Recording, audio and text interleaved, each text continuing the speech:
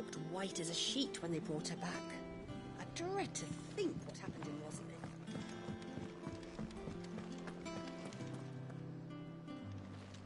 Boy soldiers with Canva right here.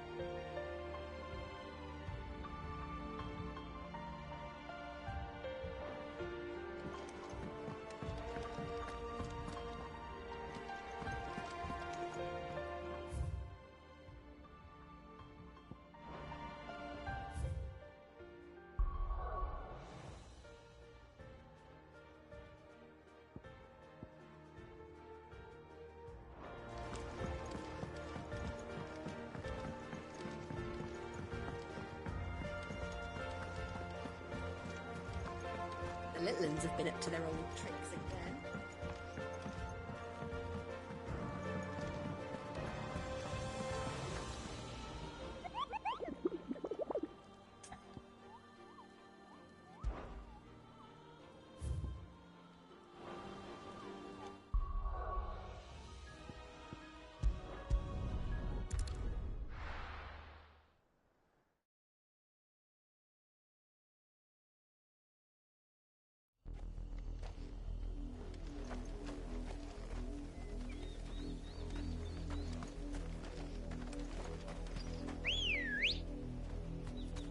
Let's go.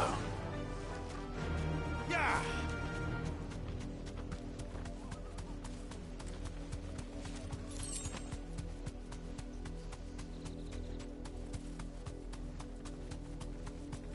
The river was easy enough to find. Now for those herbs.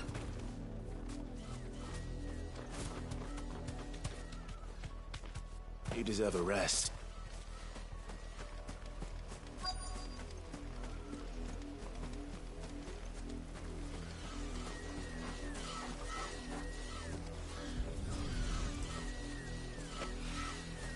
This is the only plant around here with blue flowers. I hope it's the right one.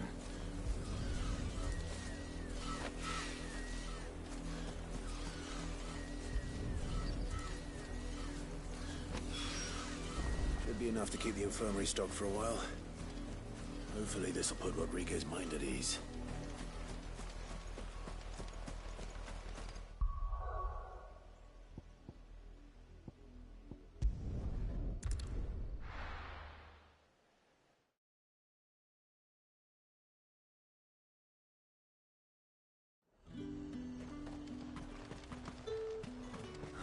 Slavers don't even... There's talk.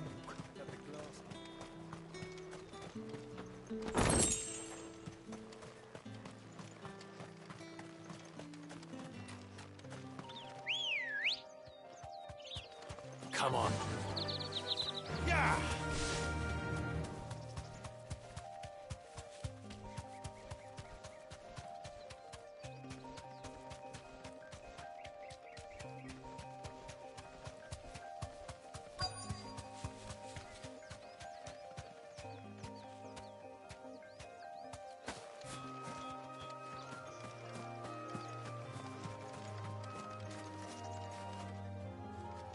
Cole, I'm glad you're in one piece. Just about. Sid, if you don't mind me asking, what are you doing here? Doris sent me to find you. She hasn't heard anything since the attack. She's been worried about you. I sent a runner to the Dame in Northreach. The hideaway should have learned of our survival yesterday. Well, I'm here now. And it looks like you freed the bearers. Only some. The rest locked themselves in the slavers' carriage rather than fleeing when they had the chance. I want to help them, Sid. But we're barely in any state to protect those few we did save.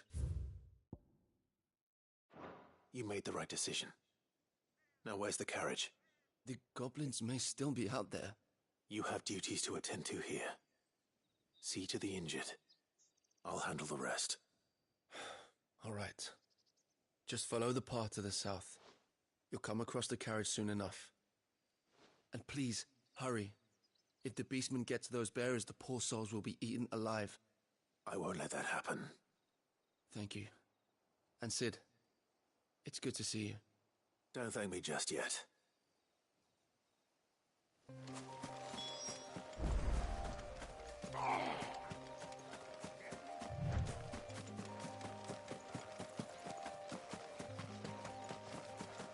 They're trying to get into the carriage.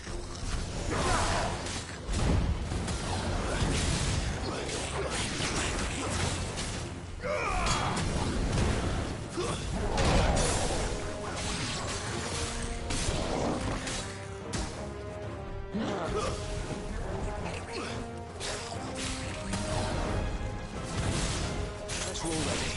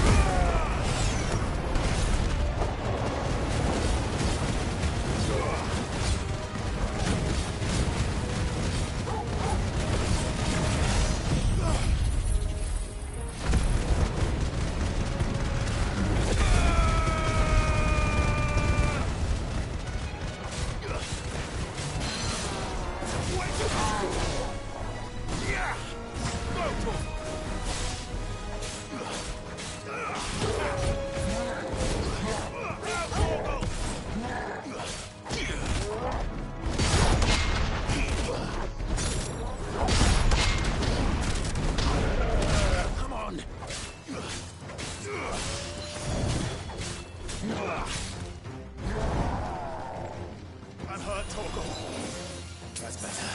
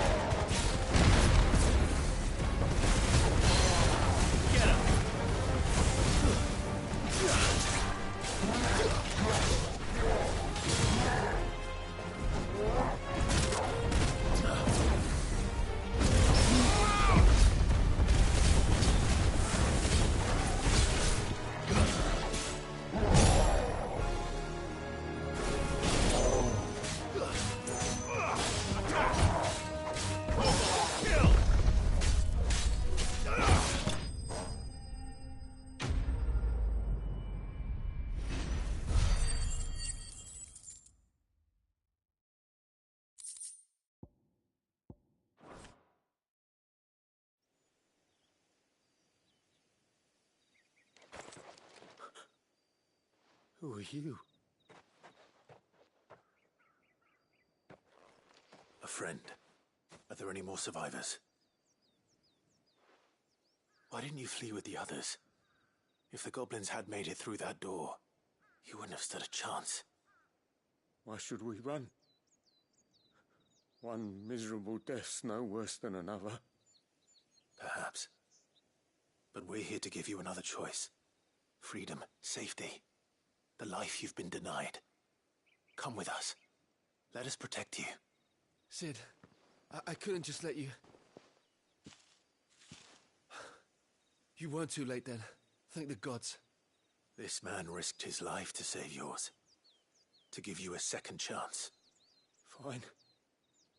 Do with us what you will. What we'll do with you is take you to safety. After that, it's up to you. Your lives are your own now. You can leave the rest to us, Sid. We'll get everyone back to the hideaway. Thank you. I'll let Doris know we're expecting new arrivals.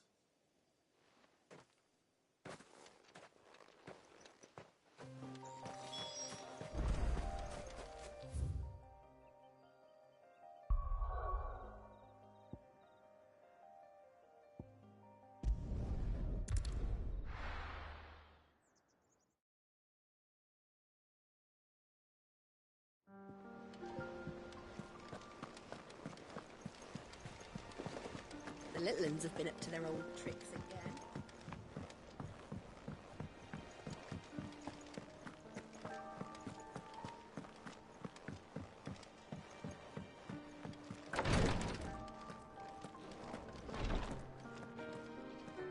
I hope you didn't have too much trouble finding the ammonia. Only the usual. Oh, yes. This is it. And more than I was expecting. I dare say the patient won't feel a thing. That is, unless I... You'll do fine. Tyre trusts you. Which means I trust you. The hideaway would be lost without skilled physicers like yourself. Thank you for the kind words. Truly. But... I'm sorry. I'm still terrified. The brand is more than just ink on flesh. It's a death sentence. Milk of the wyvern tail lurking just below the surface of the skin. One ill-conceived incision, a single slip, and the poison fouls the patient's blood. Failure means death, and even success means tremendous pain. Days of agony as the wound heals. I became a physiker to help people, not to kill them. I don't want to kill anyone. Cursebreakers lead hard lives. And the operation is only the beginning. They toil in the shadows, risking life and limb, knowing their efforts will win them neither glory nor acclaim. And yet we never won for volunteers. Why do you think that is? Conviction? They're willing to die? They're willing to fight. To give their lives to create a world where people like us can be more than mere possessions. I know your work isn't easy. But neither is going under the knife. Be a shoulder for your patients to lean on. Stay strong for them. You sound like Tyre. Do you know what she once told me? It's natural for a patient to feel like they're suffering in solitude. And it's a physiker's duty to see that they don't. Thank you for helping me remember that. I won't falter. Not again.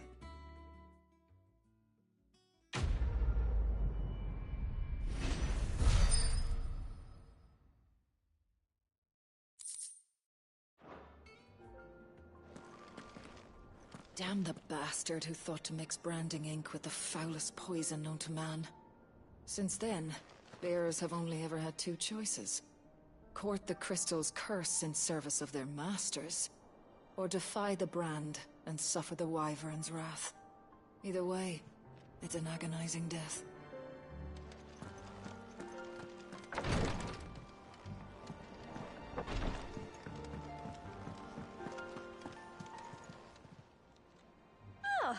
wasn't expecting you back so soon. Is everything we've received and everything promised? All yours. Come again. I may have...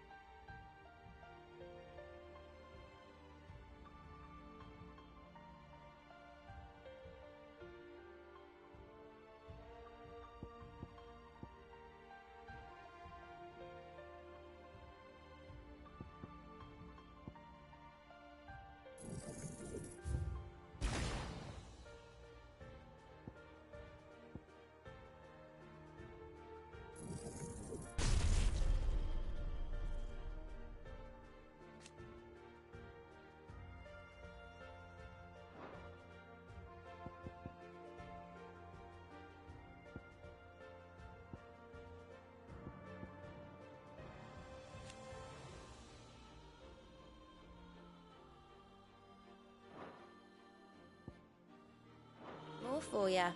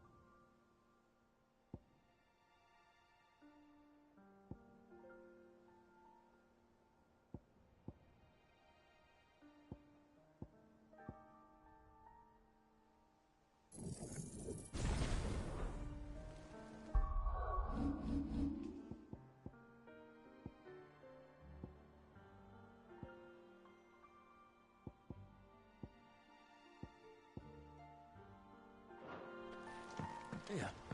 What's everyone whispering about? Sid, welcome back. A stolus from the Dame arrived not long after you left. If I'd just waited a little longer, I might have been able to deal with things myself. Or maybe I wouldn't. I keep making the wrong decisions. Cole and the others got home safely. You made exactly the right decision. No, I was lucky. I've been tracking that slaver for months, and then I sent Cole and you after them, woefully unprepared. What kind of leader sends people into danger without considering all the risks? I should have urged greater caution, told Cole to be wary, to pull back at the first sign of trouble. We swore the same oath as you, Doris.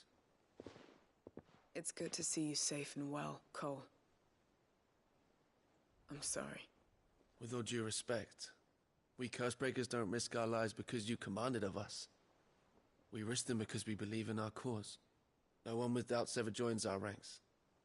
The agony of removing the brand more than sees to that. We all know how much bravery that takes. Cole,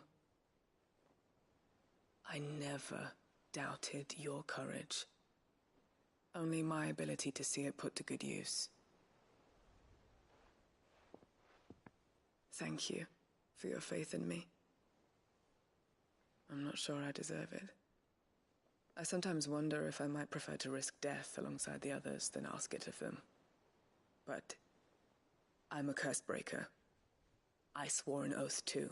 I have a role to play, and I must trust that I'm the right one to play it. You will. In time.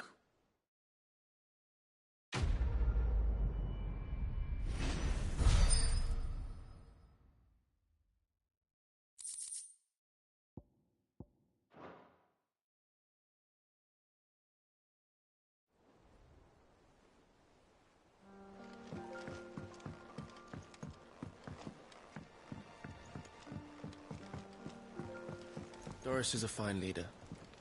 I don't think she realizes how much we all respect her. How are you doing? Here you go. Seen enough?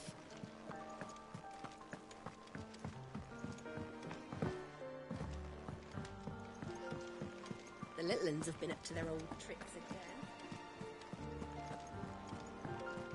Jill looked white as a sheet when we brought her.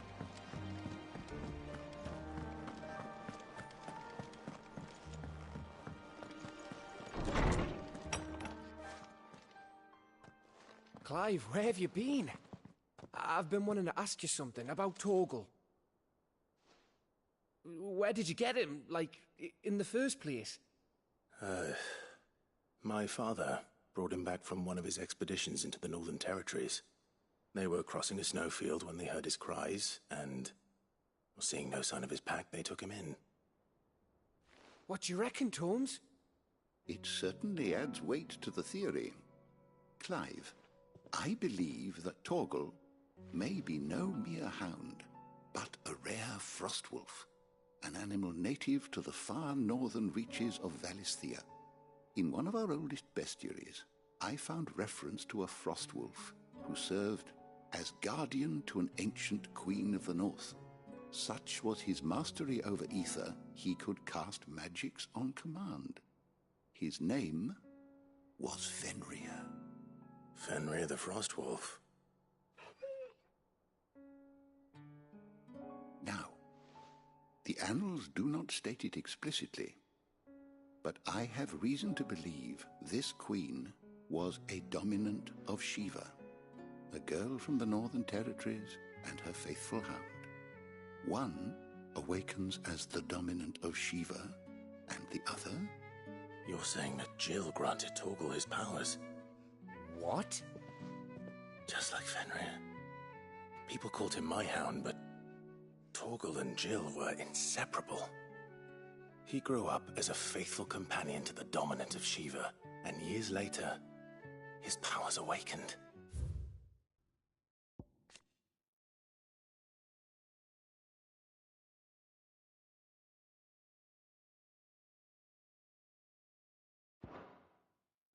Just when his master needed him the most. You're right. If it weren't for Torgal blasting those bastards to Kingdom Come, Jill would have been for it. Quite. Though Torgal's power is his own. His latent birthright as a Frostwolf. It had only to be unlocked. Oh, get you, Torgal. You're an even finer hound than we thought. And regarding your original concern, you need not fear for Torgal's health. Why, the beast has the appetite of a behemoth. Just this very morn, I found him with his nose buried in my nuts. There you are! I've been looking everywhere for you. Bernard's here. I need you to introduce us so we can get to work. I shan't be a moment.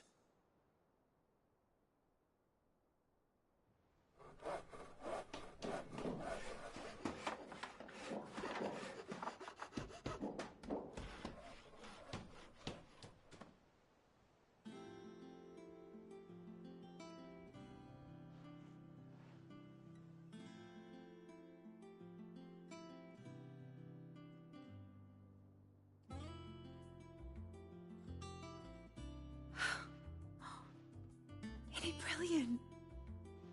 It is. Well, I couldn't have done it without you. You and everyone else.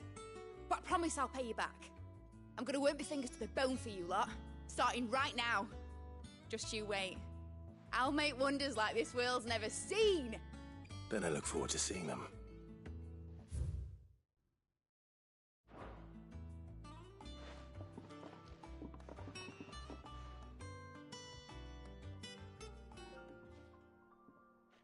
Now that that's settled, I wonder if Vivian's made any progress tracking down Kupka.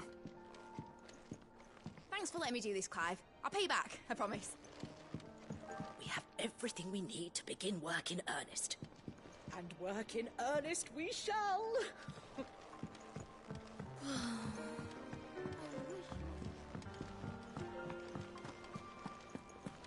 I think I'll wait till Midsome Ways take a tour of it.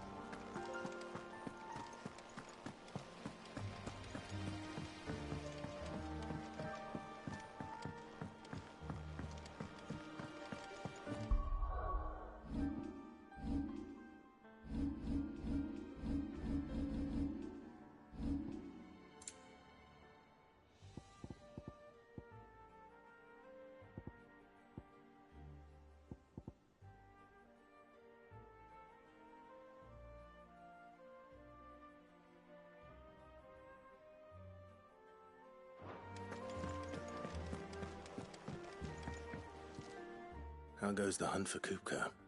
Largely in circles. We have myriad sightings of strange soldiers in unexpected places, but nothing definitive as yet. If only we knew for certain by what route he left Rosalith. Well, keep at it. If anyone can piece this puzzle together, it's you. And I'm willing to wait as long as it takes.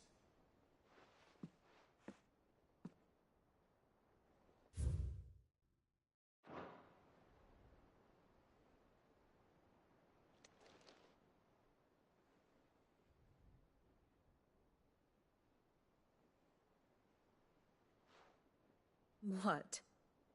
Here? Would that be a problem? Do you know, Clive, I believe it a mercy that you didn't inherit your father's throne. Your poor people would surely live in fear of you. You have nothing to worry about on that front. I won't be claiming his crown. That is a relief. Clive, have you got a minute? We, have a guest. A guest?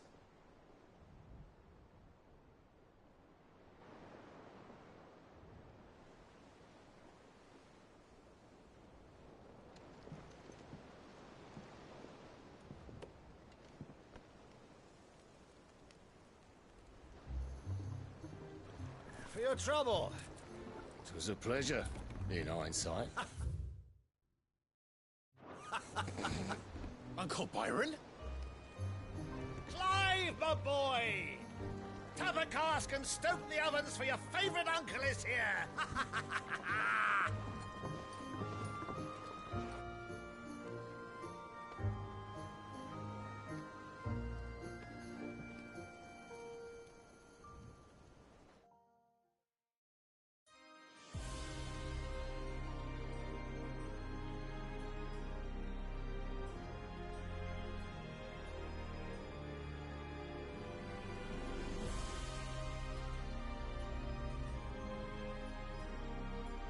Dalmekian government sues for peace.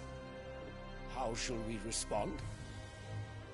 If they're willing to accept their fault in the matter, I see no reason to refuse them.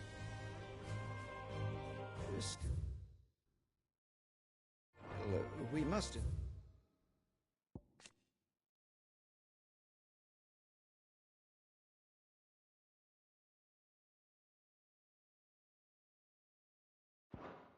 insist on substantial reparations. The Twinside stores are not as bottomless as reported. Aye, and we have many more mouths to feed. We shall just have to have the Dalmecs empty their treasuries for us.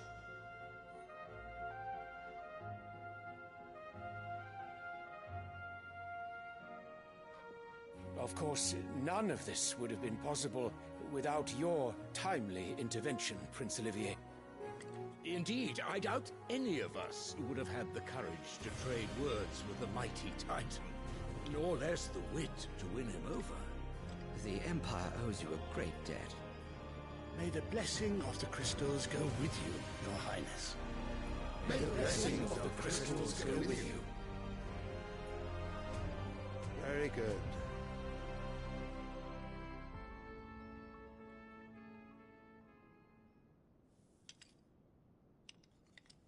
Now, let us come to the question of precisely when the Dalmecs will withdraw their troops. Dion's fire could rid us of them in mere moments.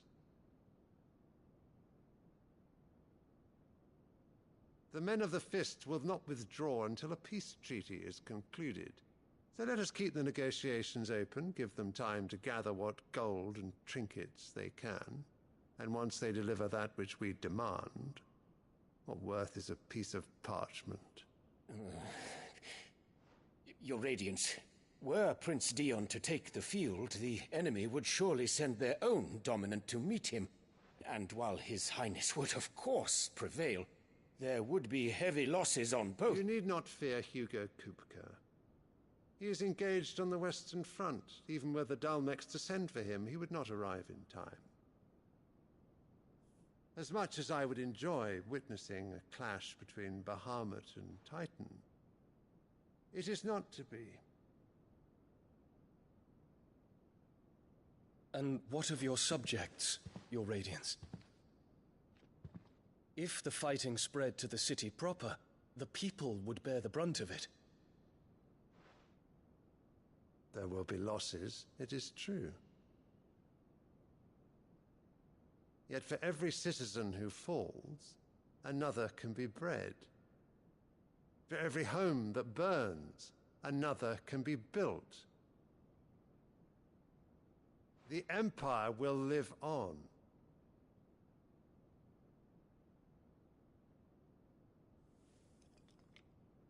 Dion? Yes, sire.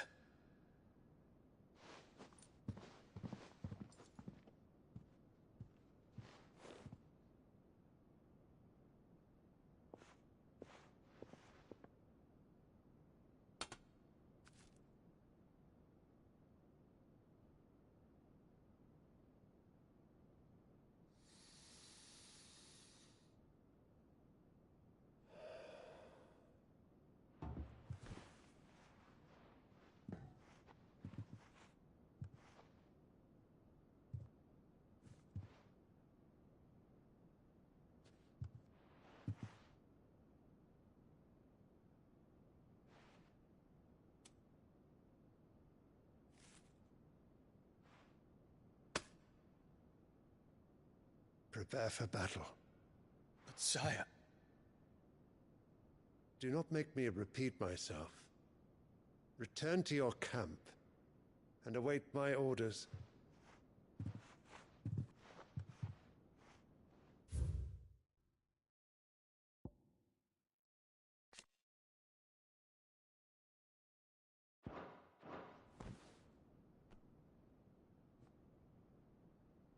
If that is your wish, Your Radiance, I shall depart at once.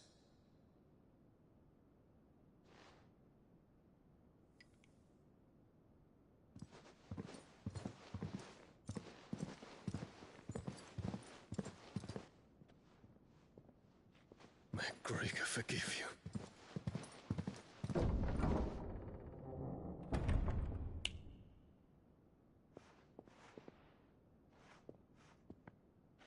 What do the astrologers augur? The stars are in agreement, Your Radiance. The shadow of treachery hangs over Prince Dion.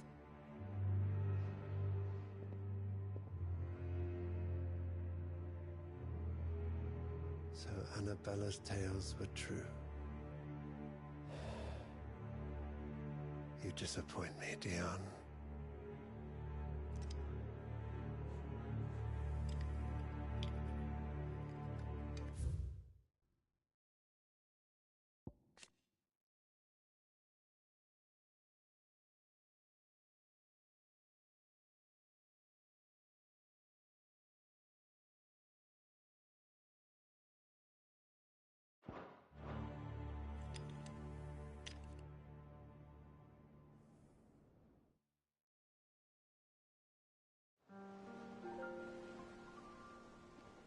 What on earth is Uncle Byron doing here?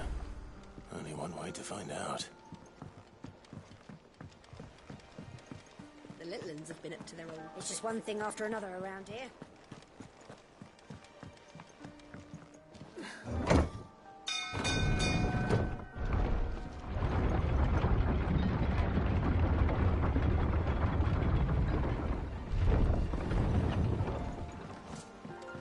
Well, fuck me. Never thought I'd see the day Lord Byron Rosfield of the Seven High Houses came to tea.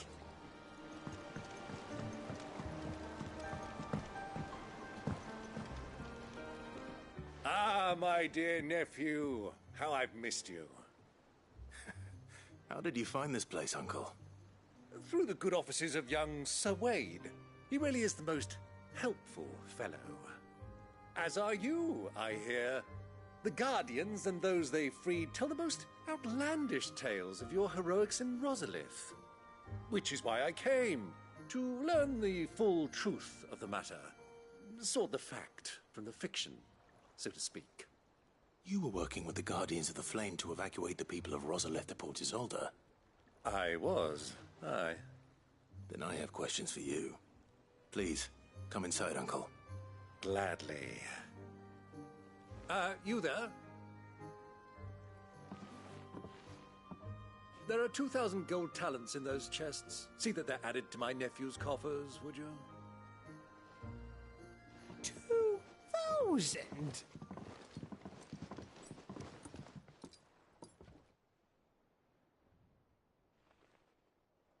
And I'm afraid that is all I know.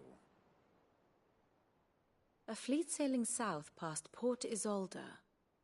Most intriguing. Forgive me for not being able to tell you more. I hadn't the faintest idea Kopko withdrew wounded from Rosalith. Still less that my own nephew dealt the decisive blow. What do you think, Vivian? I think, with this news of the Dalmekian fleet and recent reports of the Royalists' movements, that the final piece of the puzzle has fallen into place. Come here and I'll show you.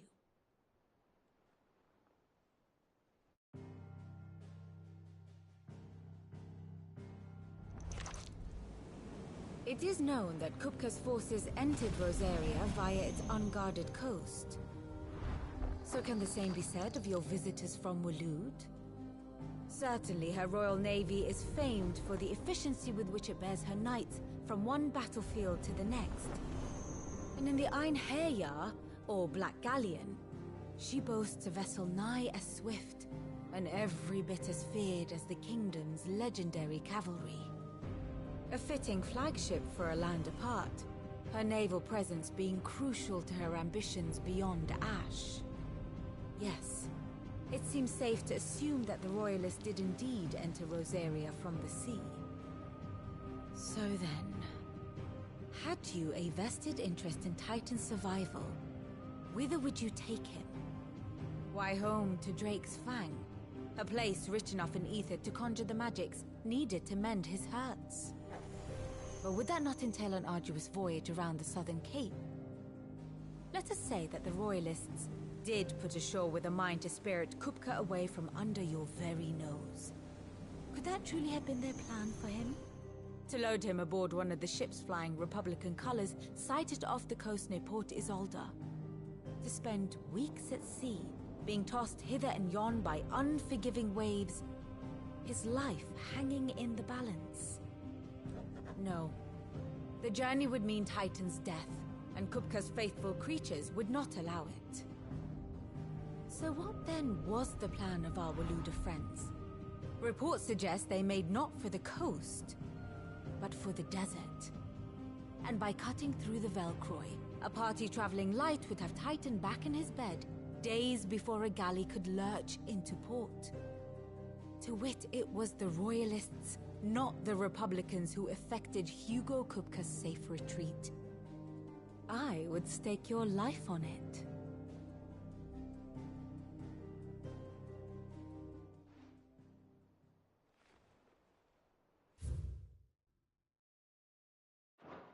So it was the Waludas who spirited the wretch away. Now I think about it, there was something a little strange about the ships I saw. The men seemed almost crestfallen, as if in mourning, as if they believed, or were made to believe, that their master was dead. You have a keen mind, Lord Rosfield. And you have your answer. To find Kupka, you have merely to follow the Royalist trail across the Velcroy. It may well have gone cold by now, but as they say in the Republic, all roads lead to Drake's Fang. Allow me to accompany you part of the way. As luck would have it, I had intended to journey Canberward on business after visiting you here. The Fang would be but a short detour. I'd be glad of the company. Give me a moment to make ready. I need to tell my friends what we've learned, and where we're going. Very well, but be quick about it, my boy. Time waits for no man.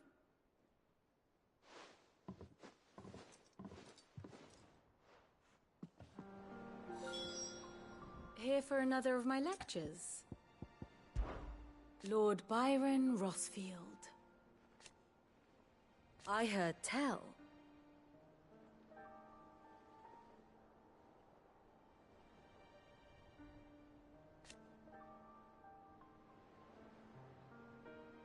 Why?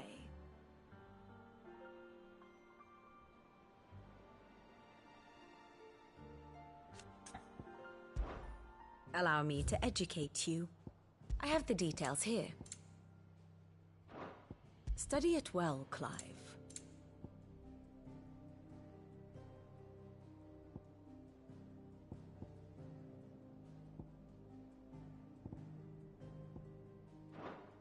Very good. Mid's finished outfitting her little workshop, I hear. Otto, Kupka's at Drake's Fang. I'll be leaving before sunset. You're not going in there alone, are you? Don't worry. I'm not going there to destroy the Mother Crystal. All I'm after is Kupka's head. I won't risk any more than I have to. I promise. The Lancer and the Fang are all Kupka's personal fiefdom. You have any trouble on the way, you ask for Rosina Dalamil. Some call her the Desert Hare. Who is she? An old associate of Sid's, and only Sid's. All I know is the name, and that they used to meet at the Dalamil Inn. We've heard nothing from her since he died. But I'm thinking maybe the new Sid might be able to bring her back into the fold. Thanks. I'll keep that in mind. So, what about your uncle? I mean, he's welcome to stay, but... Don't look so worried. He'll be coming with me. Thank fuck for that. Gav, Otto, I'm leaving you two in charge.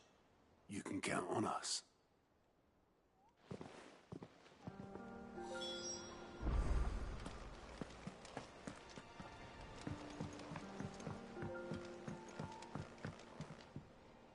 All right, Uncle.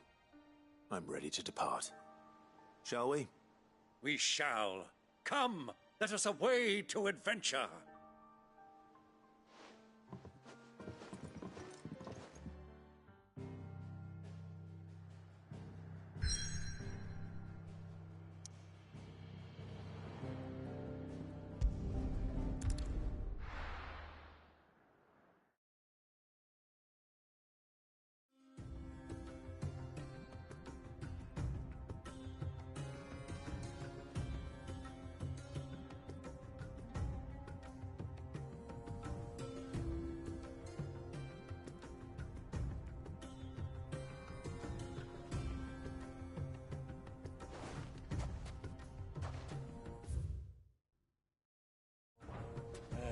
I was a young man when last I walked this path.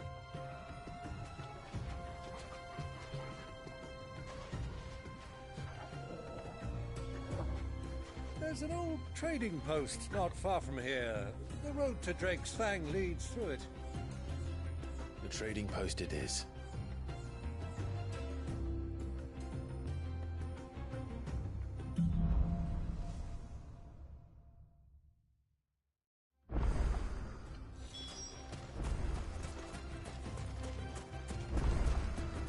Our destination lies over that dune, beyond the ruins. Mark them well, Clive. It's all too easy to lose one's bearings in the sands. Easy does it.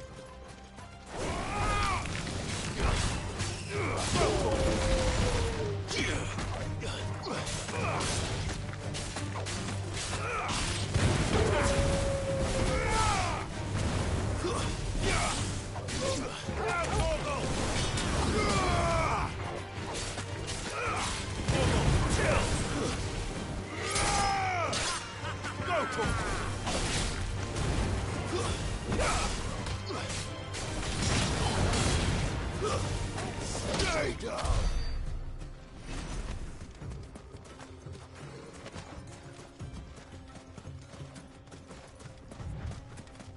Many years ago, when you were just a boy, you and I rode this way together. Accompanying your father on a scouting expedition to Drake's Fang. He let me come with you. I'm not surprised you don't remember. It was just before Joshua was born. You were so eager to be there when your brother arrived that you whipped your chocobo too hard on the journey home and fell from the saddle. I shall never forget how Elwyn fussed over you as you sat in the sand, bawling like a baby.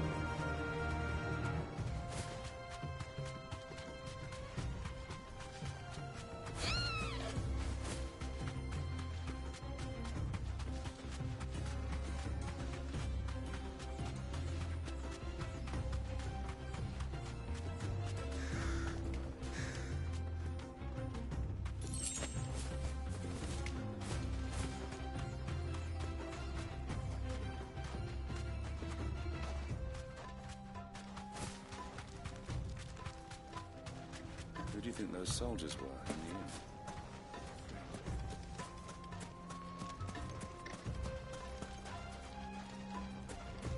So, Lord Cook has found...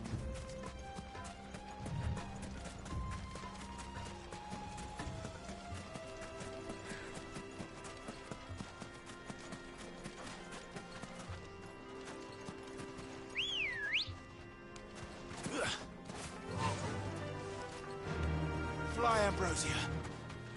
Ah, there she is. The good old Dalamil Inn. Do you know, this heat has given me quite a thirst. Quick drink before we press on?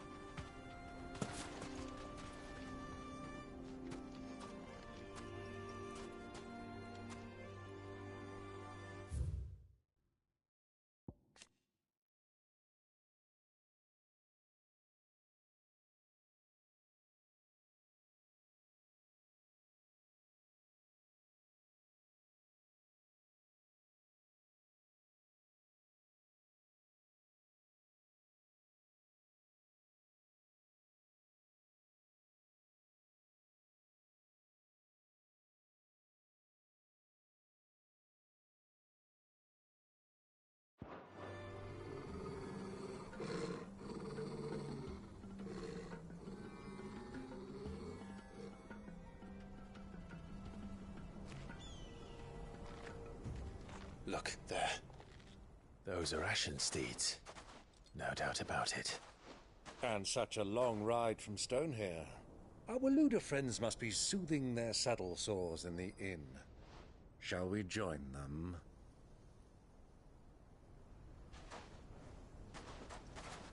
Run along and play now, Torgal. Dogs aren't allowed inside.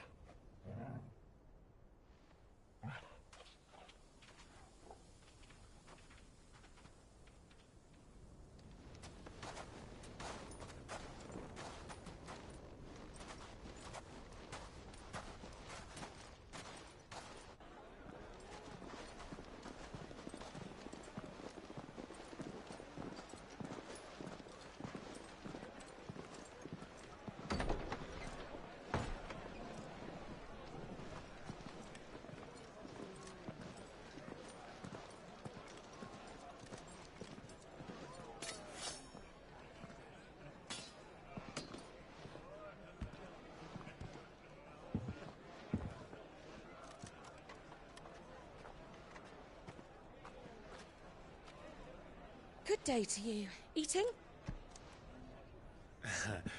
Sorry about my pal. He only talks when his mouth's full. What do you recommend? Well, if you're after something light, we do a fine chocobo soup with lentils and honey.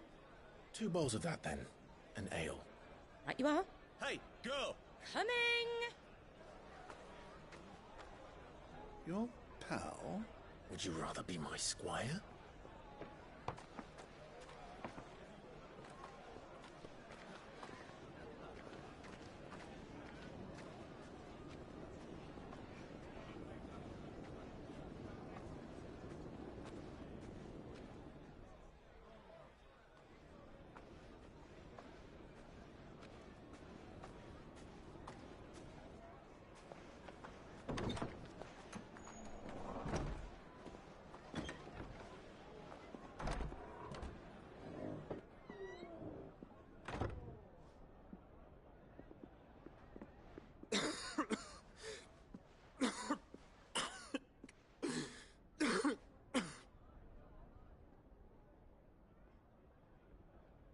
Your Grace, it is plain you are not yet well enough to travel. If you would only let me take you to someone who can better attend to your ills. No, we must press on. Prince Dion has returned to his camp and will soon depart for the front. I must speak with him at all costs. Miss this chance and I may never get another. You do understand that? Yes, Your Grace. But you must at least agree to take your medicine. I'll fetch you some water.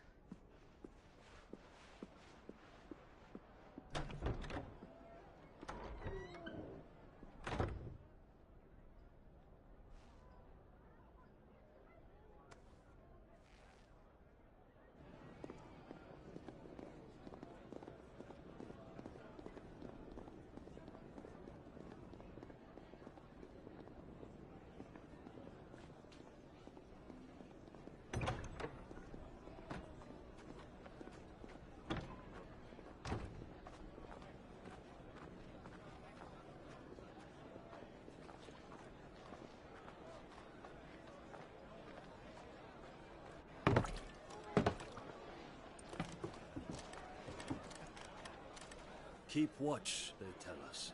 But all I see is sand. I hear they got our guest back to the Fang without any trouble. We'll be leaving soon enough. Why the Lord Commander dragged us all this way just to save that blockhead skin, I'll never know. Dominant or not, he's a bloody idiot. That'll be Kupka, then. Well, let's get this down us. We've a long way to go. Hey, you.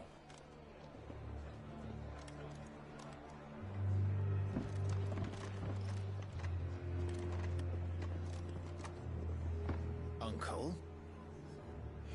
Sorry.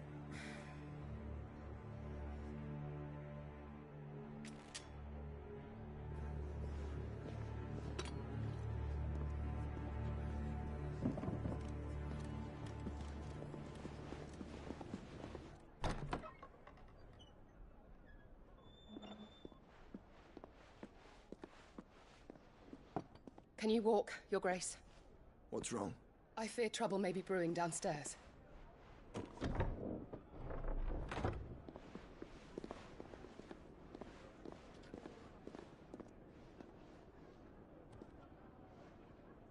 You two are travelers, are you not? Me and my companions are strangers here. Perhaps you'd be good enough to accompany us a while. Help us find our way. Sorry, lads, but we've got business in camera that can't wait. Ah, I'm sure you could spare us an hour or two. Come on. Friend.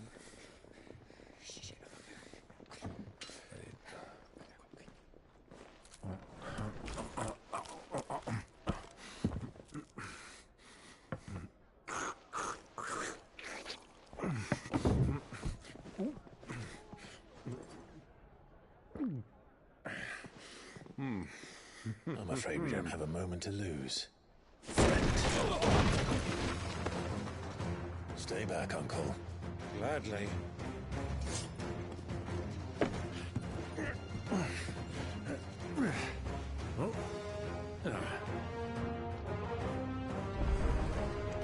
It's the outlaw.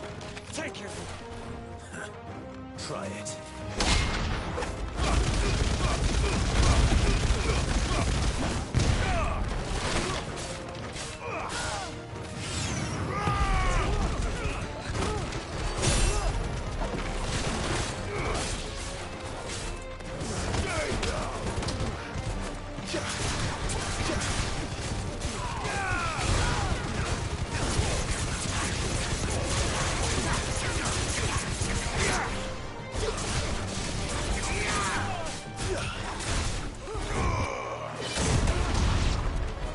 Bravo, my boy. Just like that. Far from home.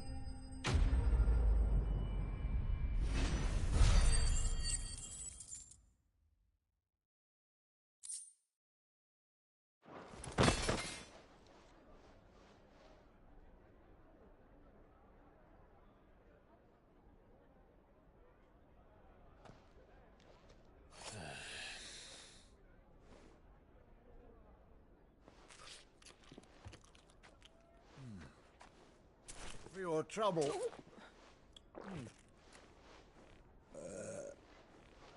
Word of advice, miss. That soup could do with a touch more salt.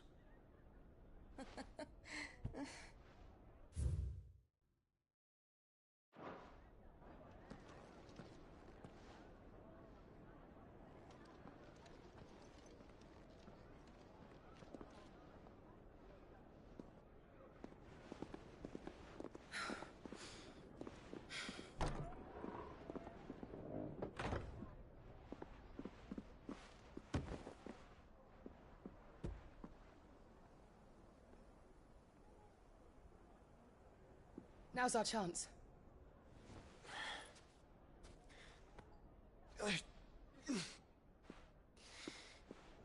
Your Grace?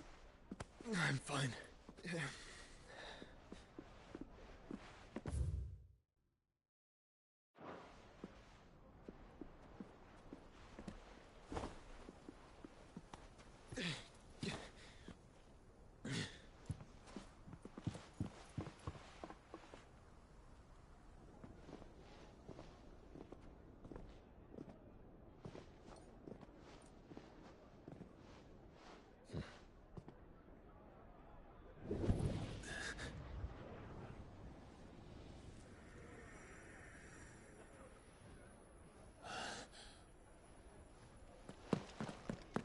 Clive?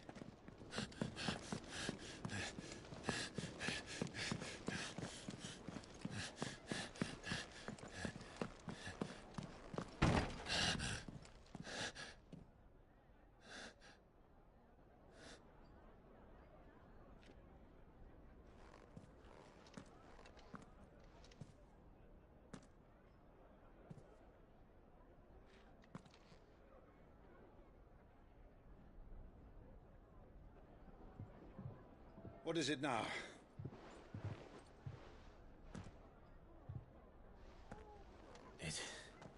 It's nothing. Let's go.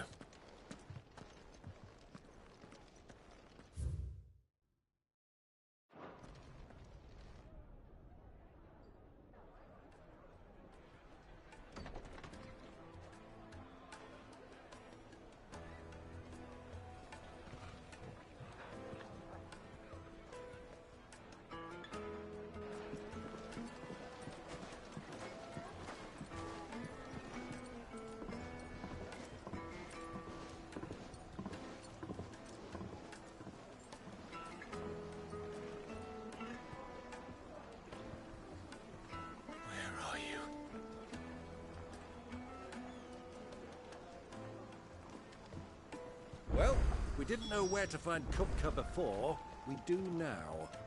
The Royalists said it themselves. Their guest is in the Fang. We should press on before any more of their friends turn up. Made from the stoutest stoneware.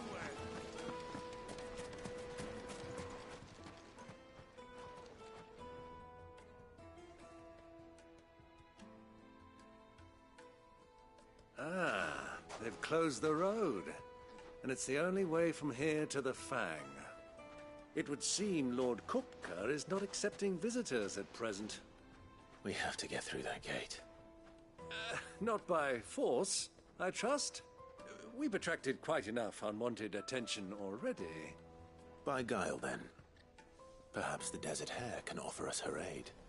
Rosina Dalamil, woman of mystery. But how will we find her? We know naught of her but her name. And that she was working with Sid.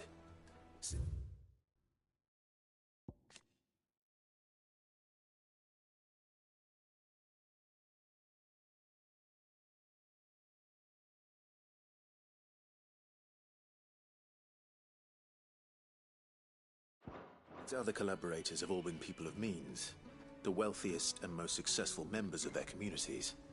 I'll wager this Rosina Dalamel is the same. That would certainly help to narrow the search. We need only inquire as to who is in charge of the town. And that's exactly what I mean to do.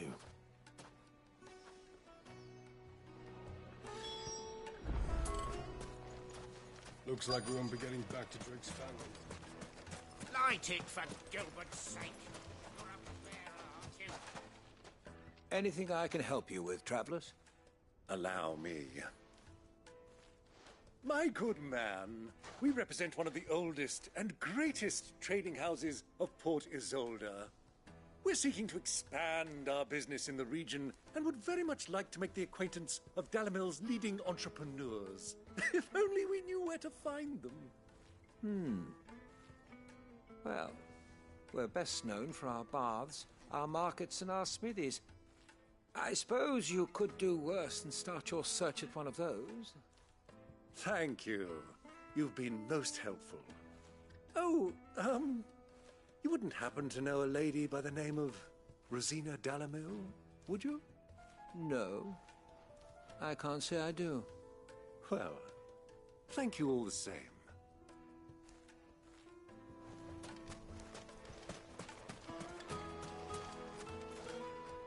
What do you want? Can't you see I'm busy? I won't keep you long. I'm looking for someone. A woman by the name of Rosina Dalamil. Do you know her? Never heard of her. Is that all? One more question. If I wanted to find the richest trader in town, where would you recommend that I look? Oh, that's easy. The Briar's Kiss. Won't find a finer smithy this side of the strait. The owner's only a young sprig, but he's got all the right ideas. The Briar's Kiss, you say? Thank you. I doubt this young sprig is the person we're looking for. You said Sid's contact was likely to be an influential sort. Influence comes with age and experience, believe you me.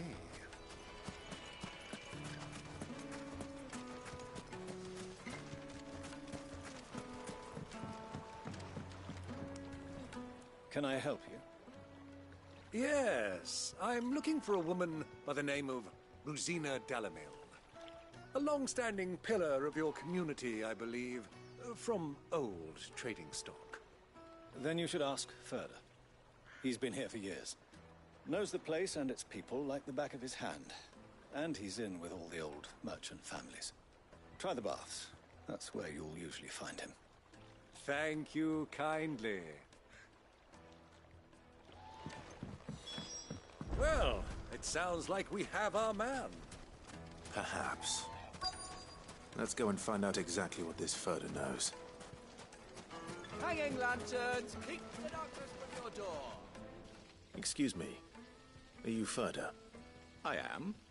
Can I help you, travelers? I hope so. You've lived here for some time, is that correct? Do you know Rosina Dalamil? We believe she may be a trader of some renown. And what business do you have with the Desert Hare? She was a close friend of mine. I was hoping she might be able to help me. Very well. Go to the Bordello. I'll arrange an introduction. Do you think we can trust him? Only as far as I think. So you're the ones who've been sniffing around? I beg your pardon? Don't play the fool. Stick your nose in our business and you're likely to lose it.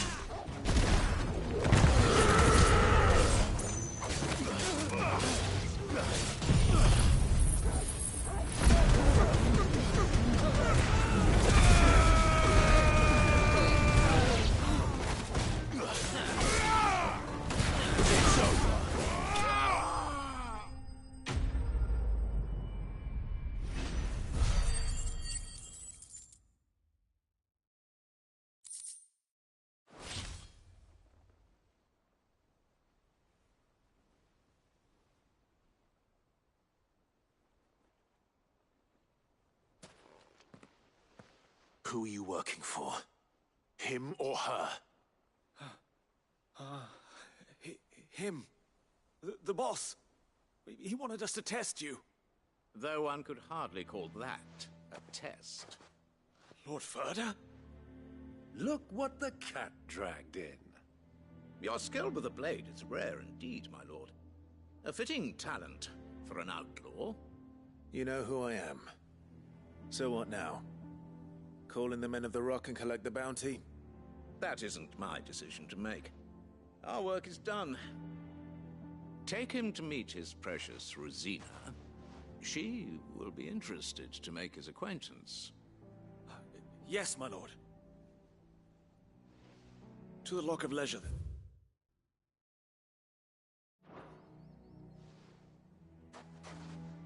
To the Lock of Leisure.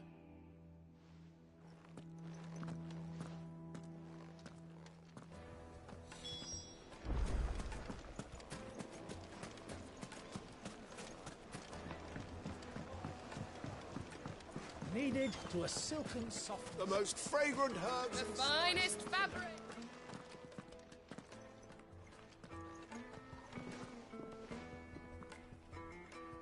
Is this the place? Ubor's Forge. The Briar's Kiss. Ah, so it was the young sprig after all. So much for Rosina Dalamil being a woman of experience. How wrong I was. It was an easy mistake to make, Uncle. After all, it must have been years since Sid last saw her. Sorry, him. Whoever this Lubor truly is, he's clearly a man of means. I'd say he deserves our respect. See that he gets it.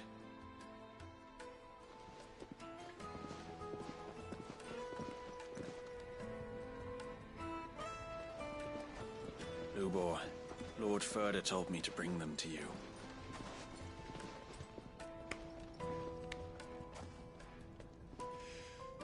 My boys tell me you're in need of assistance.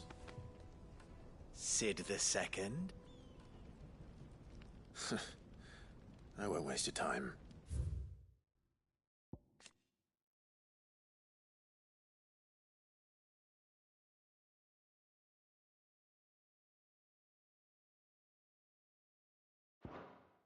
I need passage through the south gate.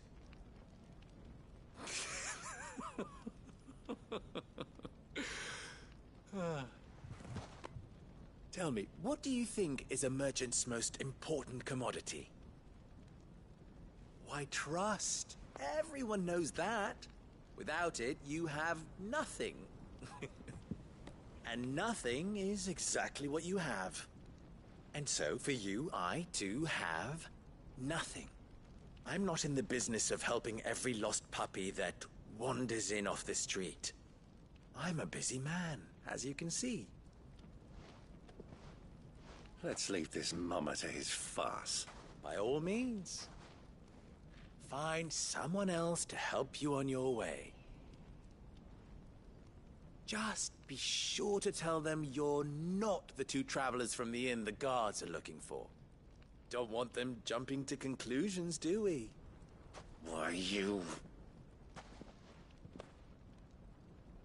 So, what do we need to do to earn your trust?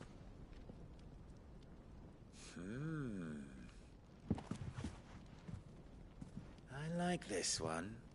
Willing to do whatever it takes to get what he wants. Ha! Men like you have a special place in my heart. Why, you ask?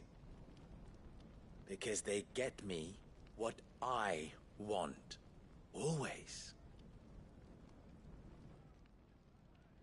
Fine. So what do you want? Don't tell me you're going to listen to this swaggering scruff! We might as well hear him out. It's only natural that an ally of Sid's would seek assurances of strangers. Assuming he is an ally, of course. 5 years ago, he would have still been a boy.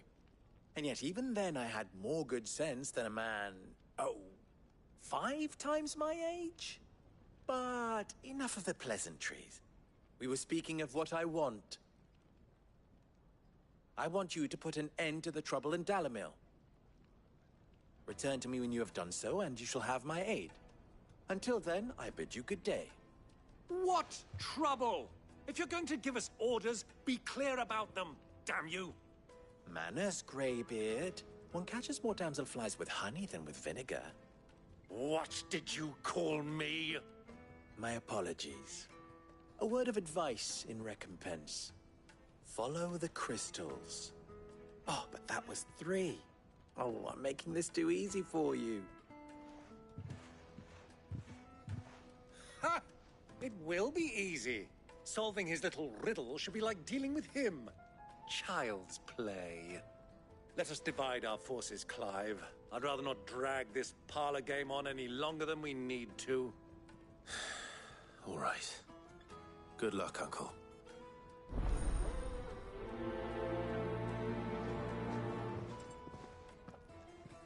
I thought we were the only ones causing trouble in Dalamil.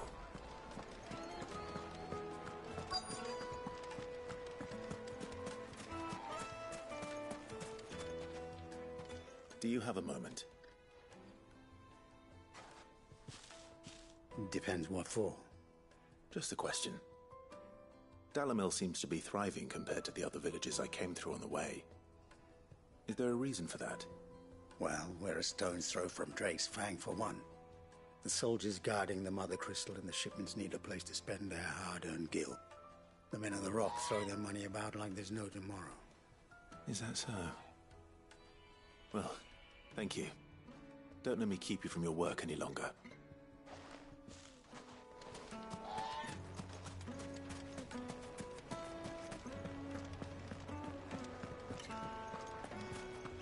Master Lubor has high expectations of you. Don't disappoint him.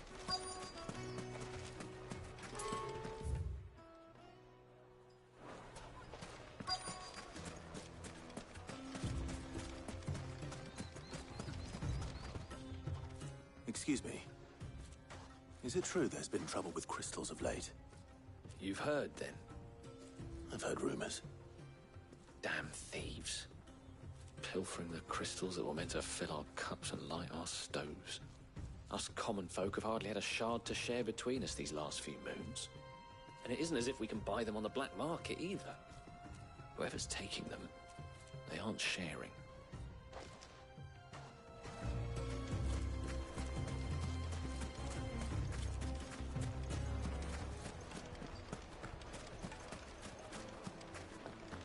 deposit? For what? The juiciest meat from Green's Fed. You wouldn't believe how much he gave me. What can I do for you, soldier? Need that sword polishing? I'm not a soldier. Ugh, then be off with you. I serve the men of the Rock and the men of the Rock only. You have an agreement with them? Don't be stupid. I just know which side my bread is buttered. Don't want to be stuck under some pauper when they come knocking. With pockets deeper than Zemeckis and an urge to empty them. No, just leave, will you? Before you scare them off. I think I'm starting to get an idea of what's been going on. I wonder if Uncle Byron's anything of use. He'll probably be back at the inn by now. The finest fabrics! What was all that crashing and banging about before? It's you, the one who broke all our furniture. What do you want? Haven't you caused enough trouble already? I'm looking for my pal. Have you seen him? The gentleman who was with you? Yes, he's upstairs, but...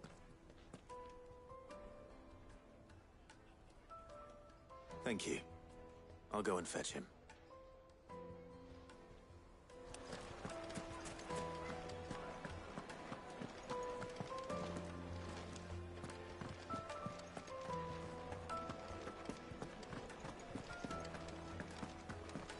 Let me treat you.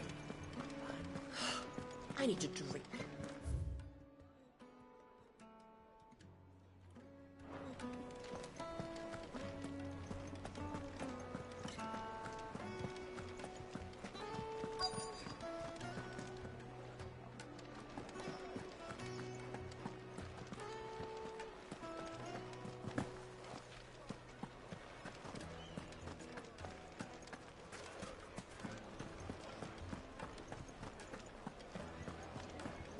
It would make a fine gift for your beloved.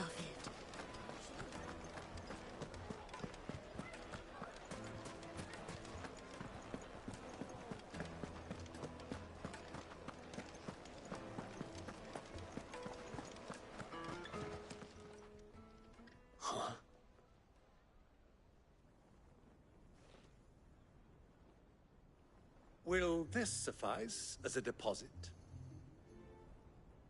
By the sands. That's a black pearl. One of the many treasures in my collection that I would be only too happy to part with, should you give me reason to do so. All right. I'm sure that we can come to an agreement, but not here. What are you doing, Uncle?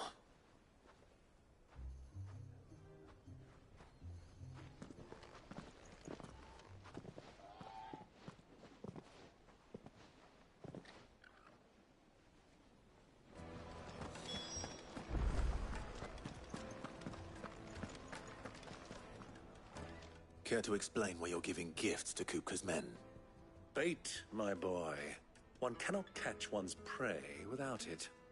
And I do believe I've snagged us quite the quarry. I started by asking around the markets as to where I might purchase crystals. I had no luck, of course. It's forbidden to trade in such things. But my uncharacteristic indiscretion just happened to attract the attention of those uniformed ruffians. They took me aside and said they could procure the crystal I sought if I proved I could pay for it. So the pearl was your proof? I thought they'd ask for more.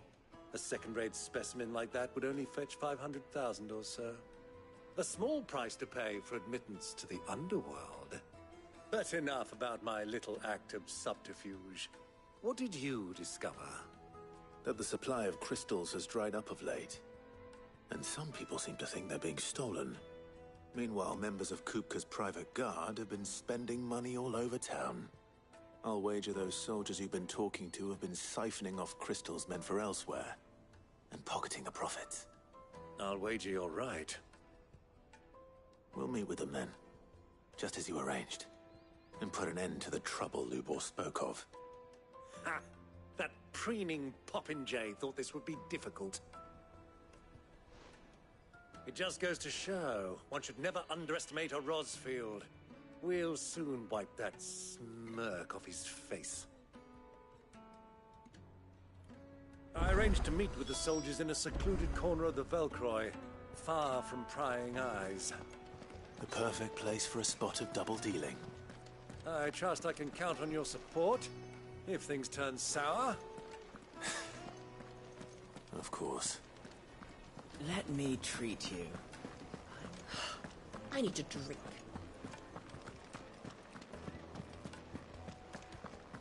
Fucking men of the wrong.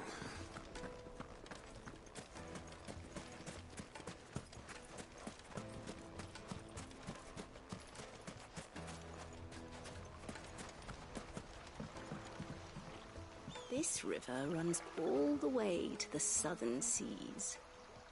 They used to load the crystal onto barges and sail it to the villages downstream. Before the canyons were lost to beasts and bandits. When I was a girl, I would wave to the boatmen as they set off on their long journey, and they would throw me sweetmeats in return. Such happy times.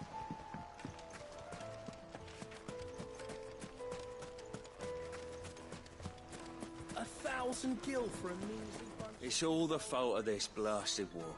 The moment they find out you're from the Empire, they flat out refuse to do business with you.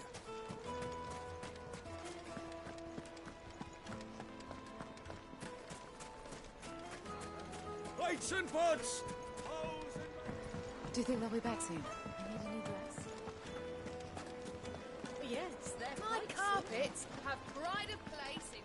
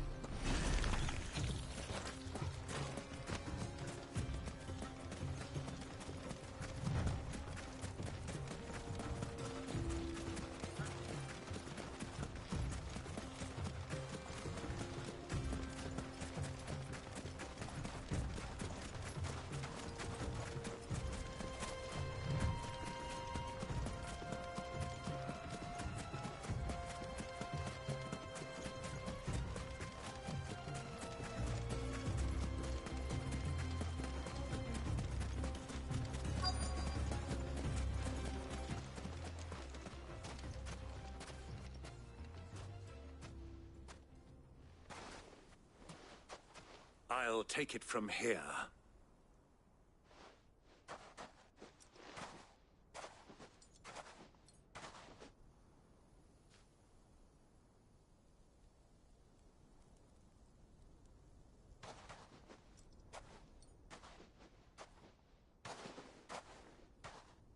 I was beginning to think you weren't coming, my lord.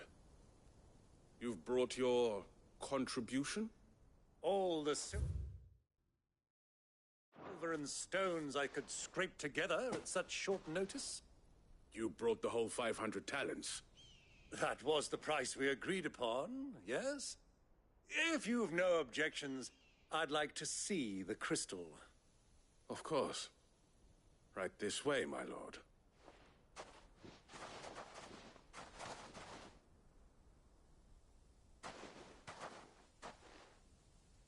Not bad at all. You weren't lying about the clarity. But what of security? If I were to be stopped on the road, What guarantee have I that it wouldn't be seized as property of the Republic? Because these crystals are no longer the property of the Republic.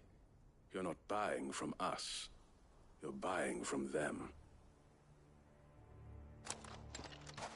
And we have no more jurisdiction here than you, my lord. But we have ships, and will gladly deliver to a port of your choosing, now that our price has been met. Royalists, eh? What brings you here?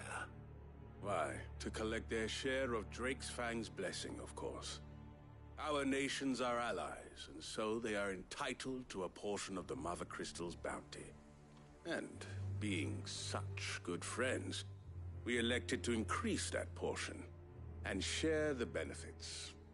And now that these crystals are officially property of the Kingdom of Waloed, we are duty-bound not to interfere, no matter where they might happen to end up next. Did you get all that? Their ink?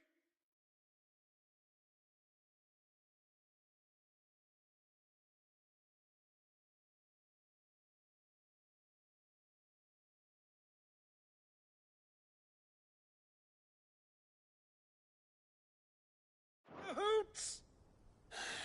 So it would seem. My lord, what is the meaning of this? Double-crossing dogs. They're not here to do business. Kill them. Kill them both!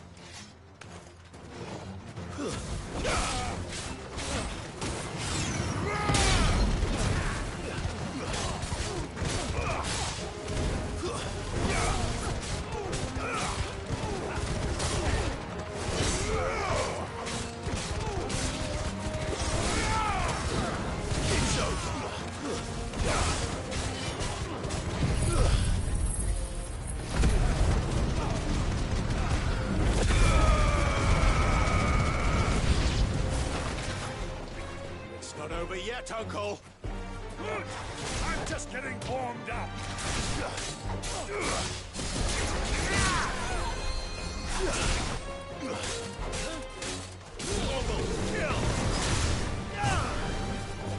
Sick!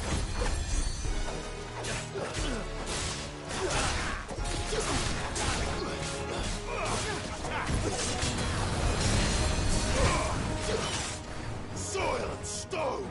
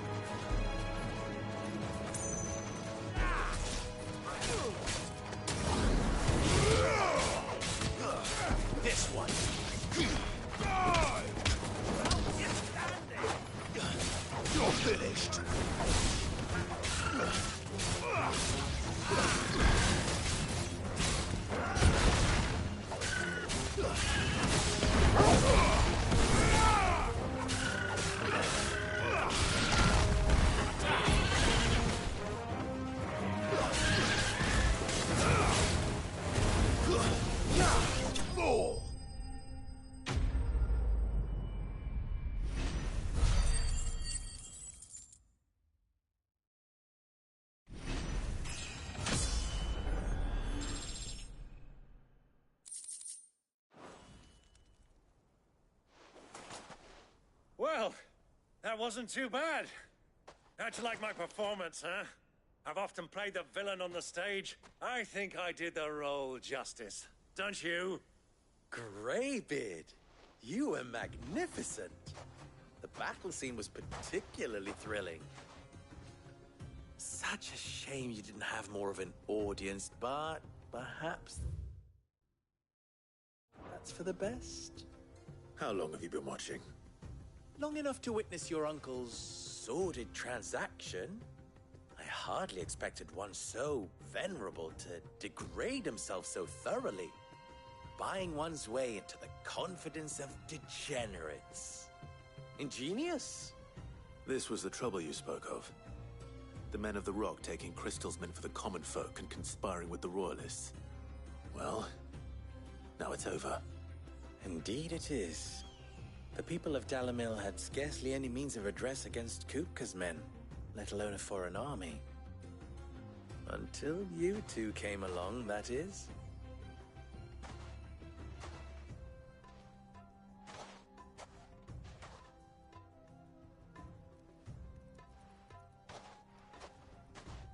Well, we'd better get these crystals back to town. You won't mind waiting with them while I fetch a wagon.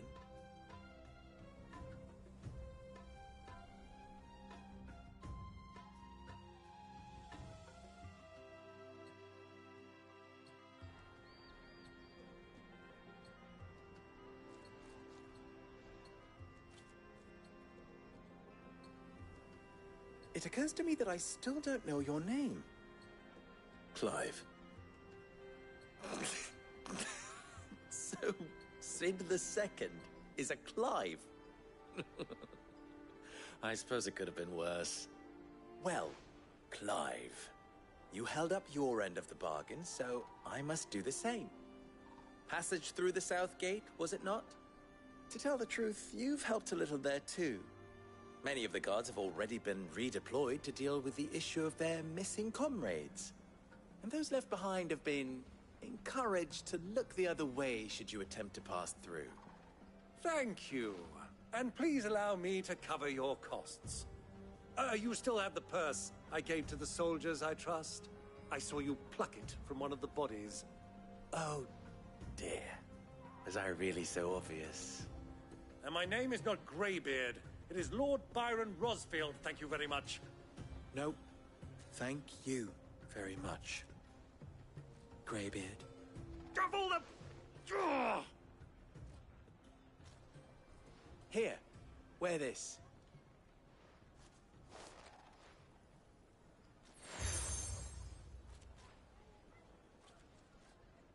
Any friend of mine who sees you with it shall be a friend of yours. Thank you, Lubor. And please, feel free to send one of my Stoluses back to your people. Tell them that Rosina Dalamil is back in bed with Sid.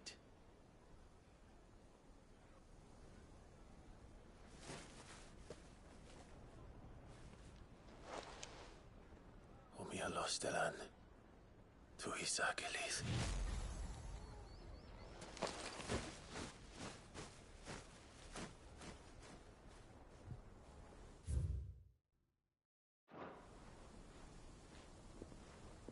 I'm trusting you, Sid. Or should I say, Clive? So be sure not to let me down. I have a reputation to uphold.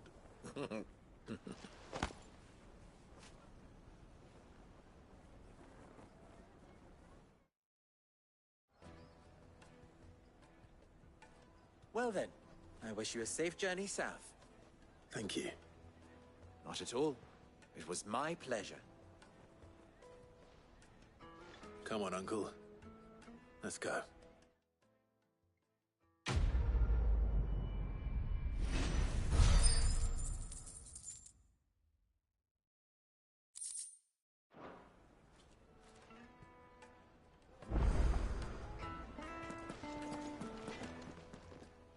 You wish to talk? I'm honored. You and I... What?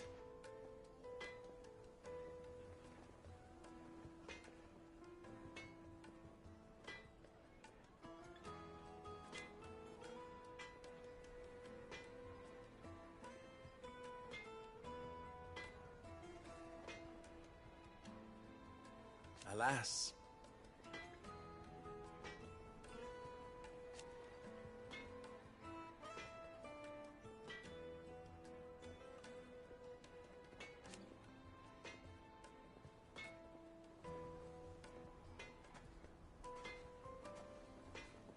Still?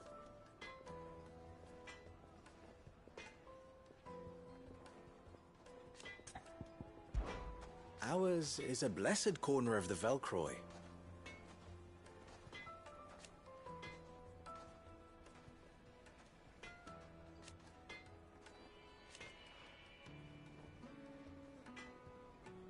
At least they did.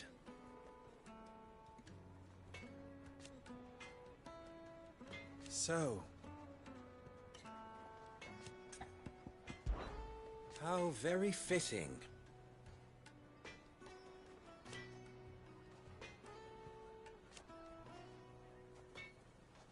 Of course,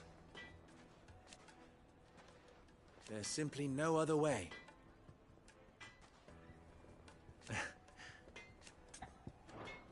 Farewell now. I've never even forged a button. Perhaps Forge Master Luber's having fun at my expense. I wouldn't put it past him. Neither would I. Oh, wait. Are you Clive? Sorry, my mind was elsewhere.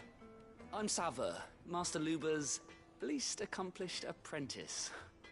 Soon to be former apprentice if I don't pass this test.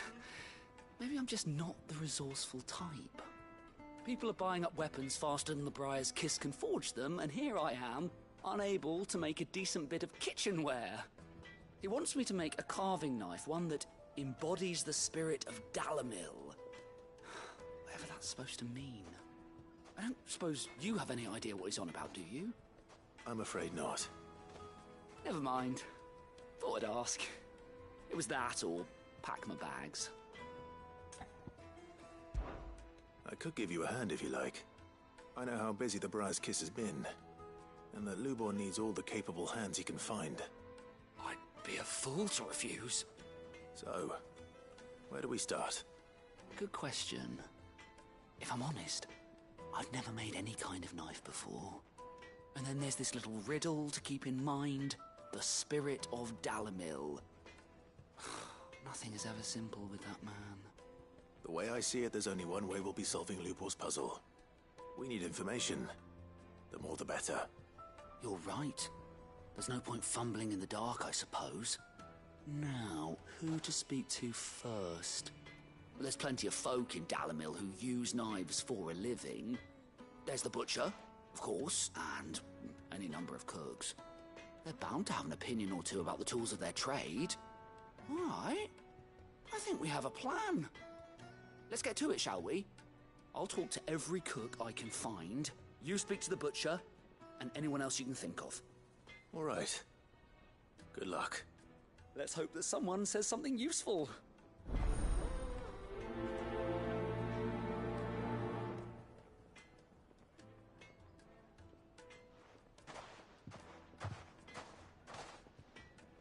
Trust Lubor to take a simple test and turn it into a riddle.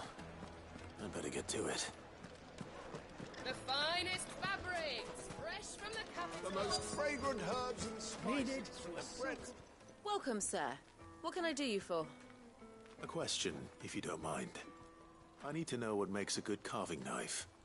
You a blacksmith or something? Something, I suppose. Fair enough. Knives, is it? First and foremost, it's got to hold an edge. Most knives will make it through fat, no problem, but sinew dulls cheap steel in no time. Give me a blade which can slice through anything that crosses my chopping block, and I'm a happy woman. So a knife that stays sharp. Makes sense.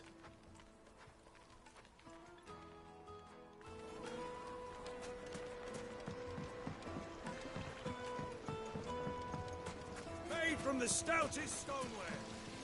The baths are, closed for scrubbing. Please bear with us a little longer. The thing I've worked for. All those years of toil. Every coin I've ever earned is tied up in this place. Are you all right? The baths are closed. Leave me be.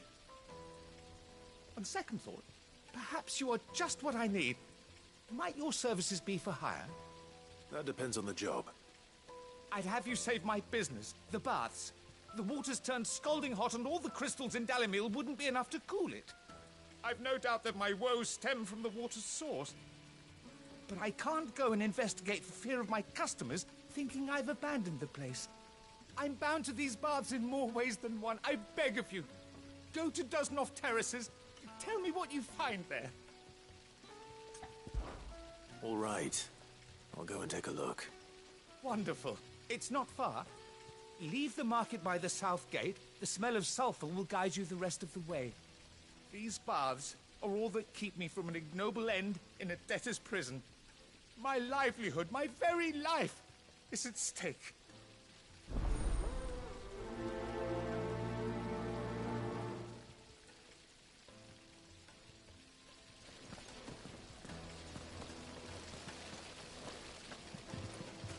Just look at the... Wait inside.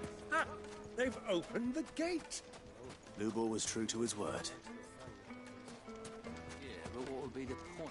What is it? I'm in no mood for chatter. Sorry. Do you mind if I ask your trade? Hunter, why? I have a question. Can you tell me what makes a good carving knife? I assume you use one out in the field. Has to be able to put up with some punishment. Can't be dealing with a brittle blade, not while I'm on the hunt. If your knife snaps every time you use it, you'll be spending coin as fast as you make it. Times are hard enough as it is. Thank you. I won't keep you any longer. All business, eh? Man after my own heart. So, a carving knife should be hard-wearing and hold an edge. Hardly a revelation. Let's hope Sava had better luck than I did. Good day, my lord.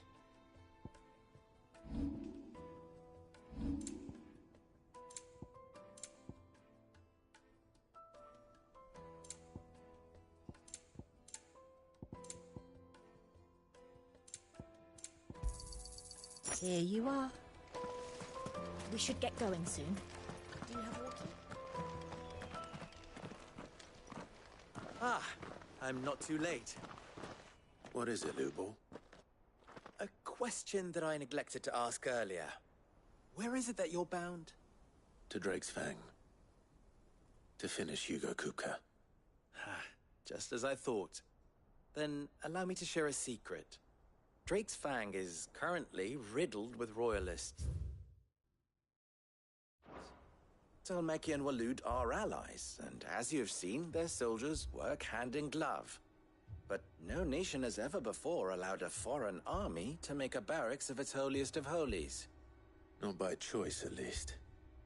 And there's more. A man on the inside of the Fang has failed to report for several days. I fear there may be more trouble lying in wait for you on the road ahead. Isn't there always? If you're determined to beard the lion's den, then promise me one thing. That you will enter via the mines, where the guard is lightest. I've lost one Cid already. If I lose another, people will start to think me careless. I don't plan on dying. Not before Kupka does, anyway. Well, so long as you have a plan.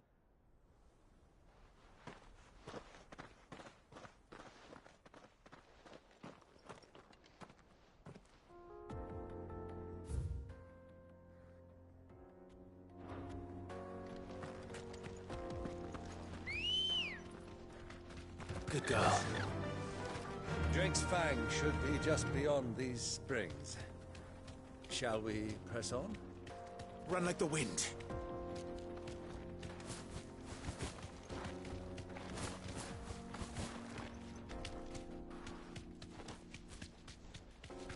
Come on, girl, the game's over.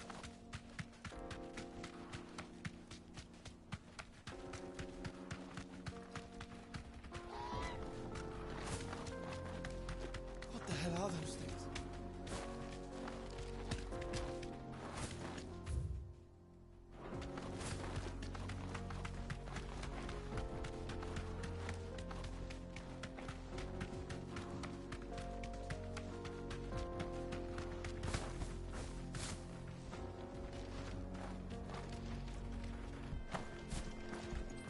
Something awful's taken up residence in the springs. We'll turn back if you know what's good for you.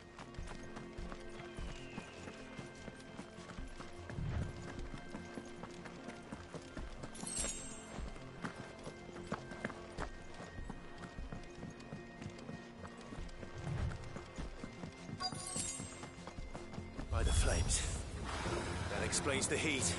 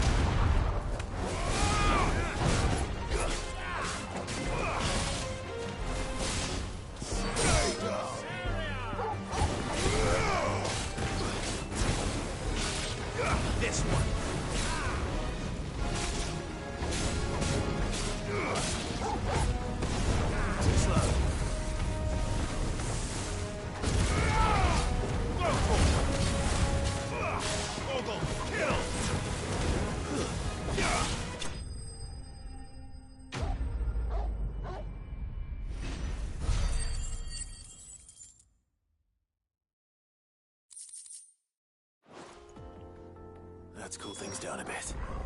Let's hope it's enough to keep the baths from boiling.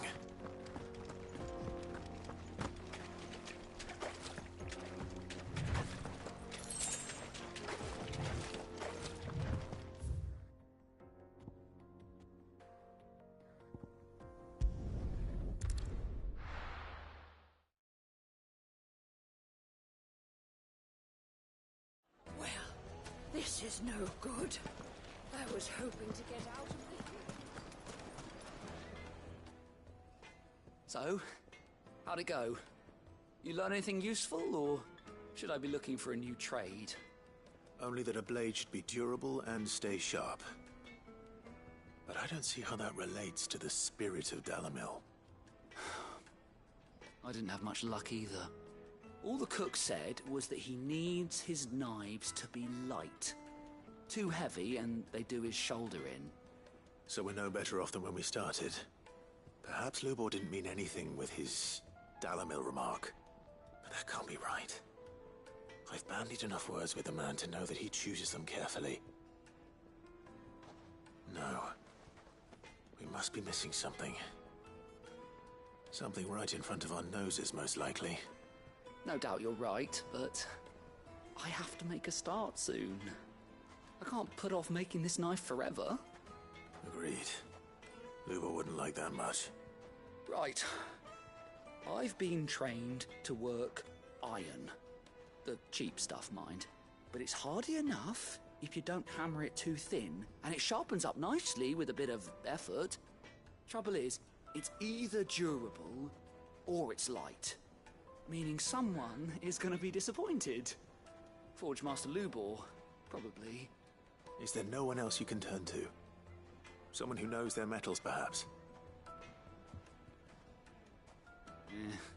The other apprentices know better than to help me with my test. But maybe there is someone I could turn to. A merchant, a favourite of Forge Master Lubor's, who sells metals to tradesmen passing through the Valcroy. I bet she'd know a thing or two.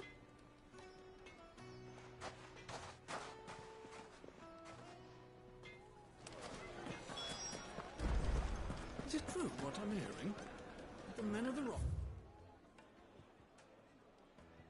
Carting off our The Christmas. finest fabrics, fresh from the... Explain why we haven't been getting our fair share of late.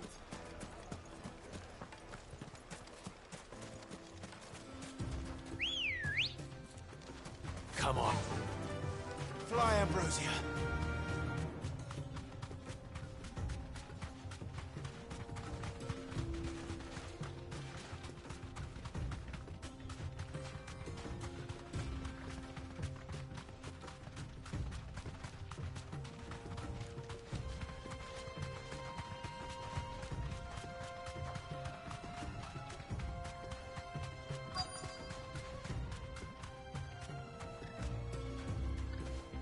Thanks, Gal.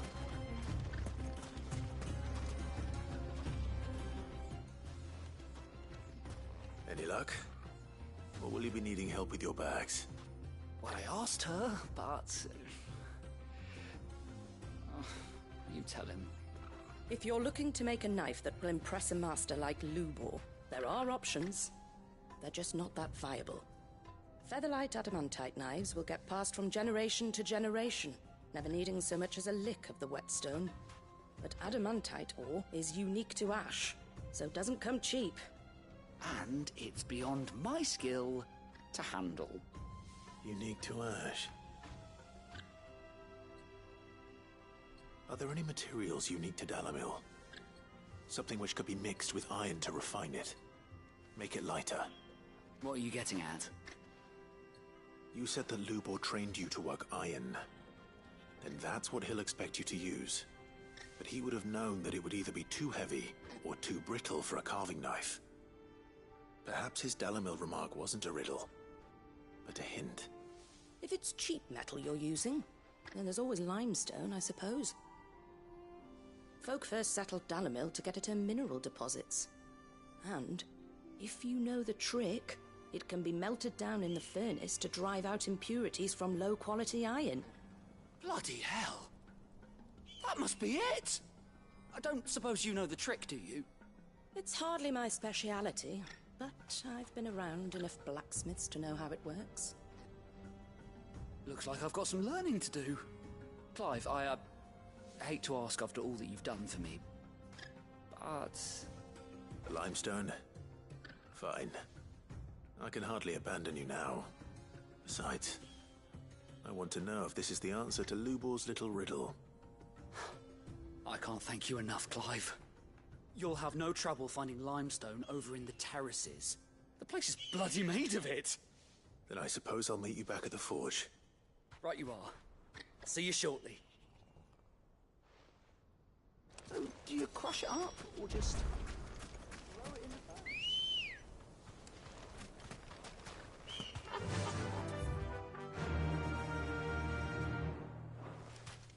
Faster!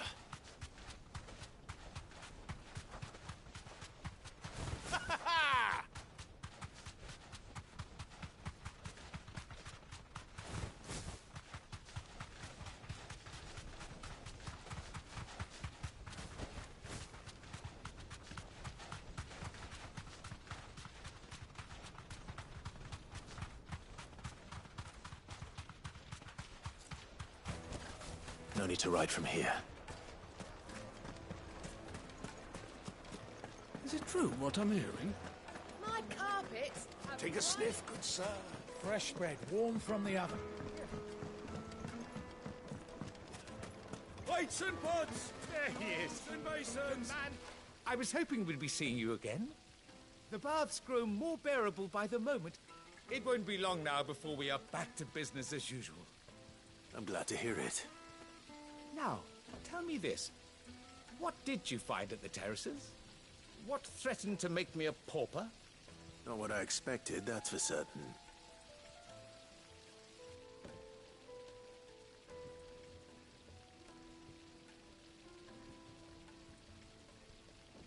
You tell a fine story. That's not to say I don't believe you, though. Creatures made of flame, eh? That's something new to worry about.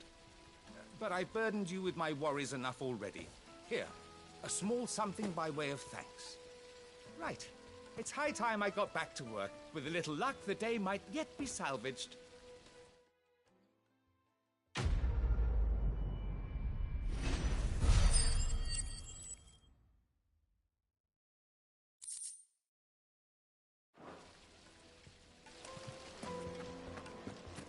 Sweet incense!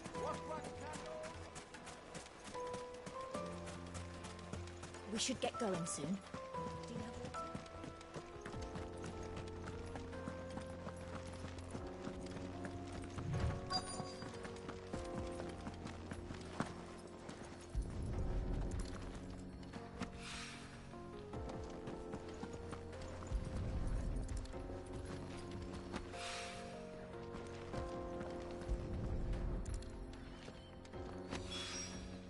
One rock looks a lot like another. But hopefully this is what Sava needs.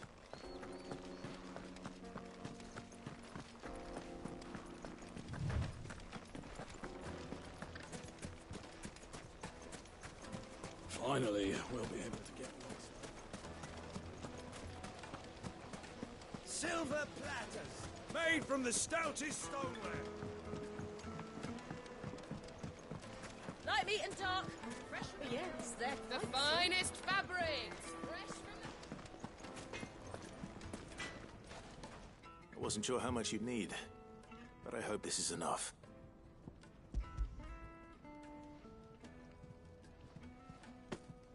You are one of the good ones, you know that? You and that merchant both, she's got quite a gift for teaching that one.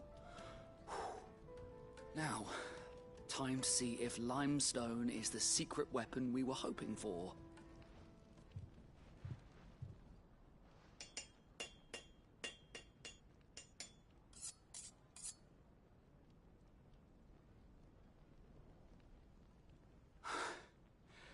That'll do, I reckon.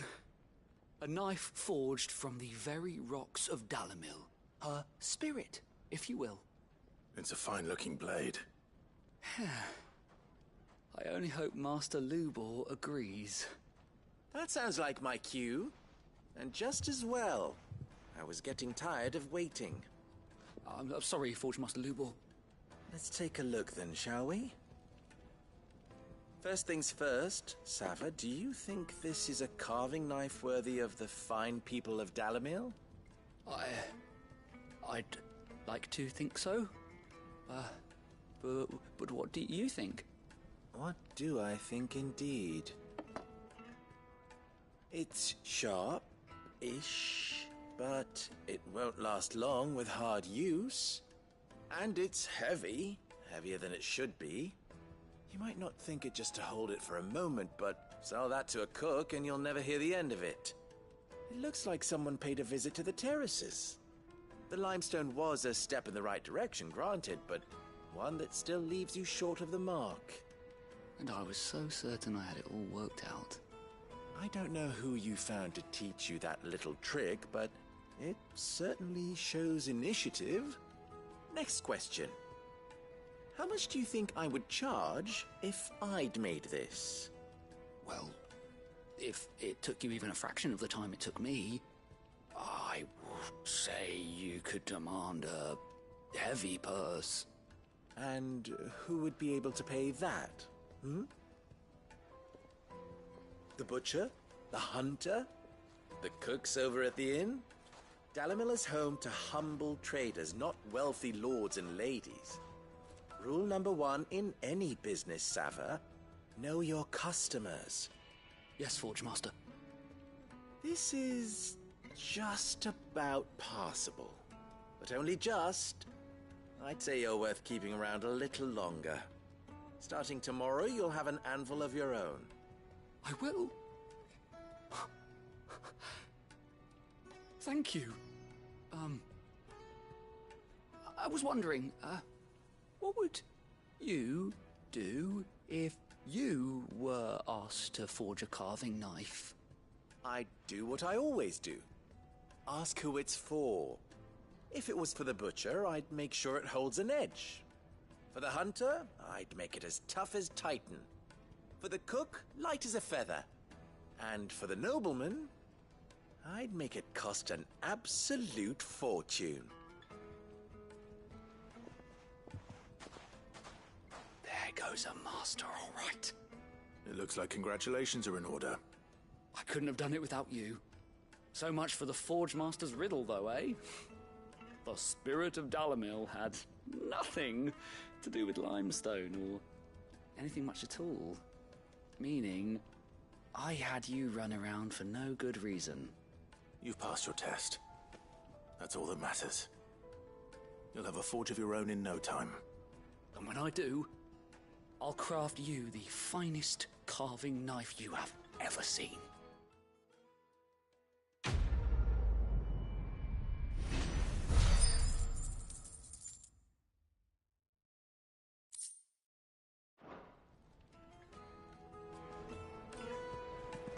I hear you and the Master are working together now. Glad to have you on board. My carpets have bright It would make the juiciest Kneaded meat. to a silken softness. Plates and pots! Hanging lanterns! Keep... Finally, we'll be able to get what's We should get going soon. What do you want? Do you have water? Directions? Either take this road to the Fang, or piss off back the way you came.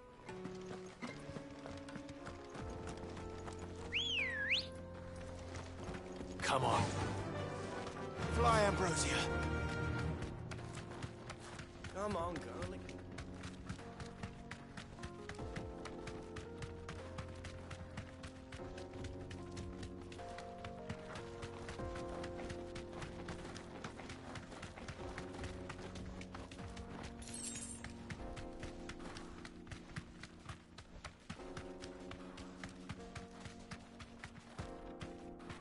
Straight home now. Broken down, you say? From the weight of its load?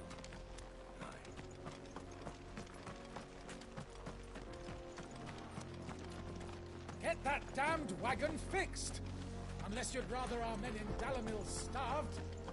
The axle's gone, Captain. There's nothing...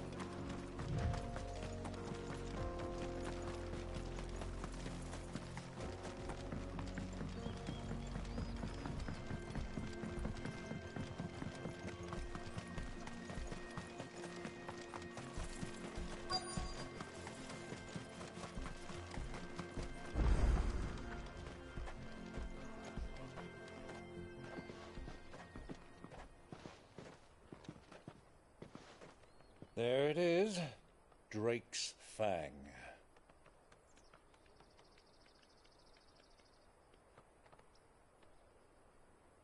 Kupka will be hiding inside.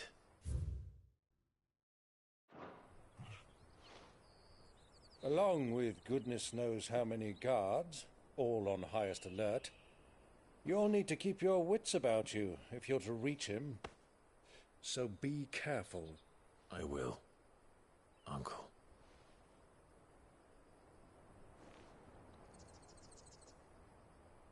Before you go, Clive, allow me to apologize.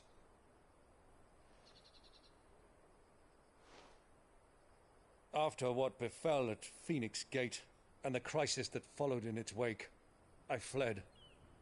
I retreated to my counting house and danced attendance upon the vicereine in the hope it would bring me favor. I betrayed my nation to save my skin, like the coward I am. and I'm sorry. Uncle, please. It's not too late, Clive. Rosaria is yours by right, and there are those that would help you to take it back. Had I the courage of my brother, I might already have done so. But that ship has sailed. You, however... No. Forgive me, but I cannot. I fight to build a new world now. A better world. Where men can live and die on their own terms. I was raised in a nation that strove to improve the plight of bearers.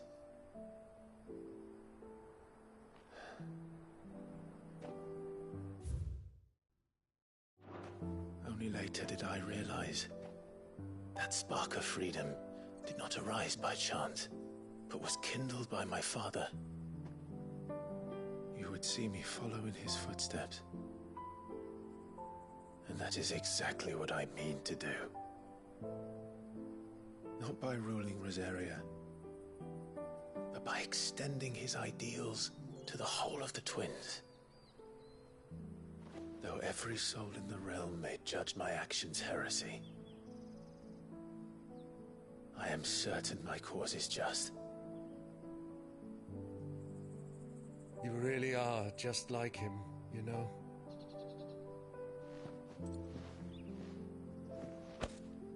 Thank you, Clive, for coming back to me.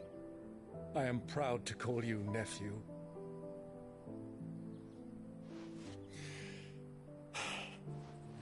Well then, this is where we must part ways. Wish me luck in convincing my Canvarian friend to share his considerable talents. I mean to plunder his coffers and prove myself worthy of a place in your merry band. Till then, my boy. Till then, go safely, Uncle. And you, nephew. We have much to catch up on, you and I. I shall expect you to regale me with the tales of all your adventures when next we meet. You can regale me too, Torgal.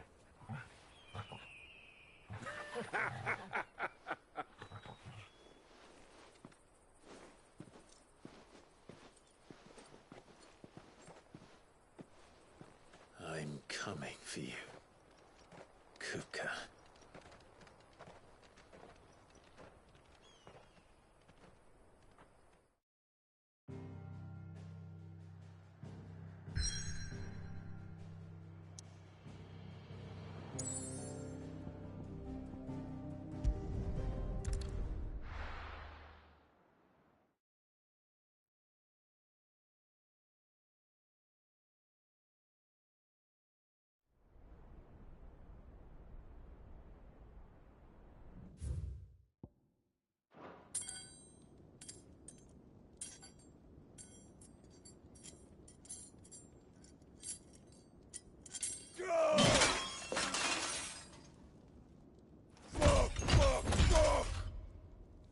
What have they stored?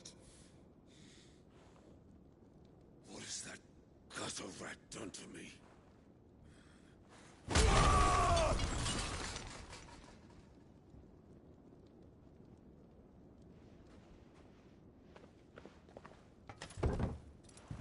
Out of my sight, witch! I'll kill you, Roskilde! I'll rip out your heart! I'll tear you limb from limb! Peace, Hugo. The table shan't hurt you any longer. He sought to humiliate me. Me! If you hadn't interfered, he would be dead! You truly believe you would have triumphed had the battle continued? Titan would have ground him into dust! And how would he have done that without his head? Shut up! You weren't strong enough, and you call yourself a dominant. Or rather, you did. You mock me, Harbert.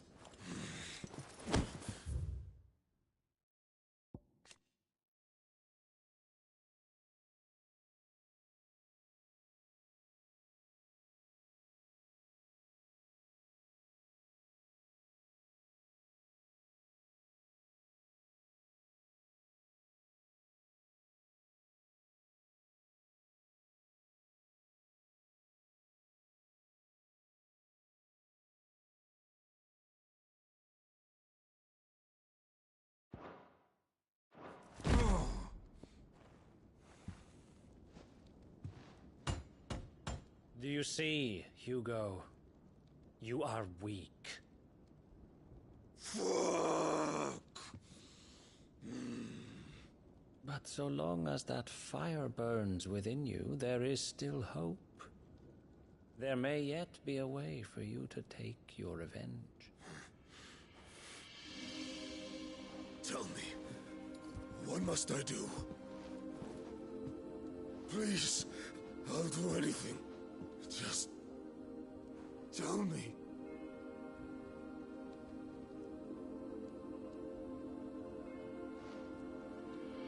The heart. What of it? A Mother Crystal's heart is the most concentrated source of ether in all creation. Perhaps you could take advantage of that. Of course, the crystal would not yield her blessing to any ordinary man. But then, you are no ordinary man, are you, Hugo? Clive Rossfield stole your power, but others have suffered a similar fate, and still managed to find the strength to conjure their icon. Like Benedicta Harmon. She too drank of the ether and gained a power beyond human understanding. She did.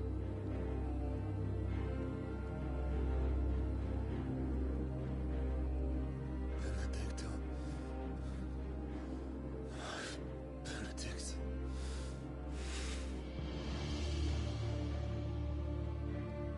I'll do it. My love. I'll avenge you.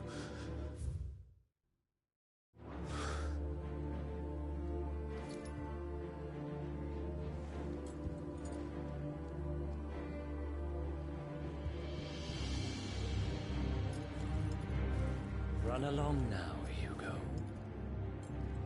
You need only follow the light.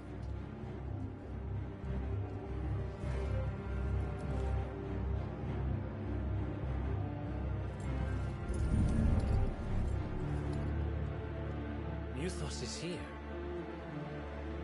Very well, it shall be so. You may leave everything to me, Your Majesty.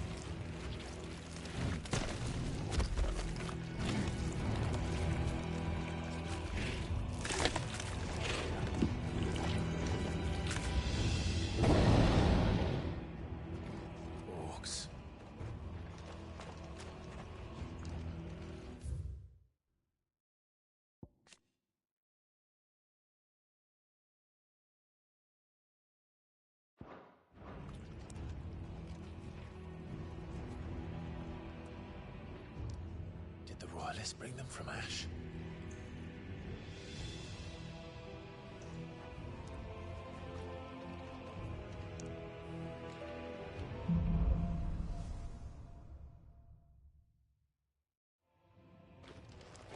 Are the beastmen part of the Waluda army now?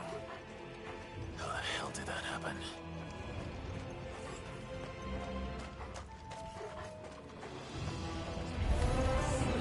They spotted us.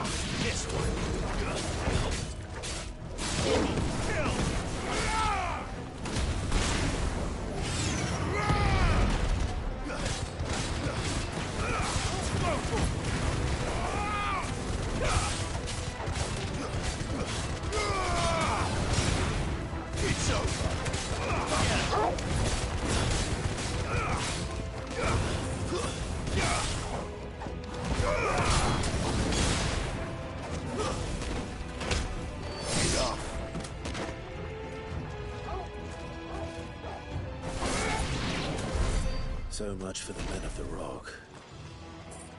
Dalmekia's finest.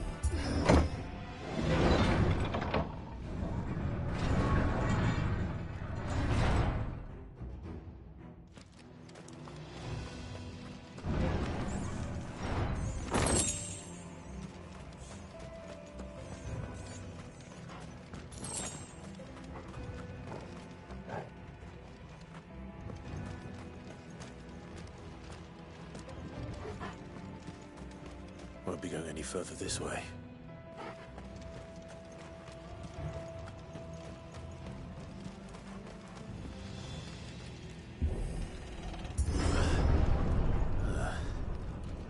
Stairs. This must be the way out.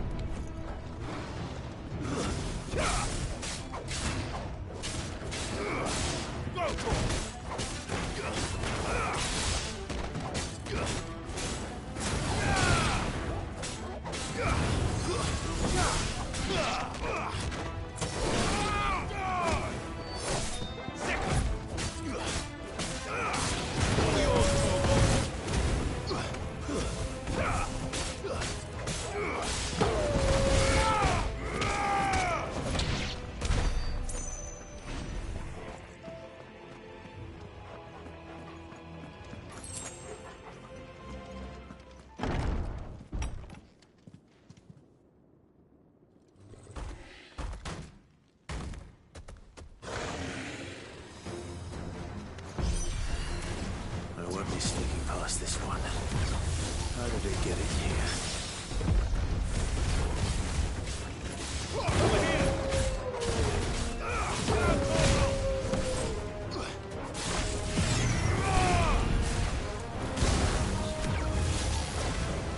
Let's try.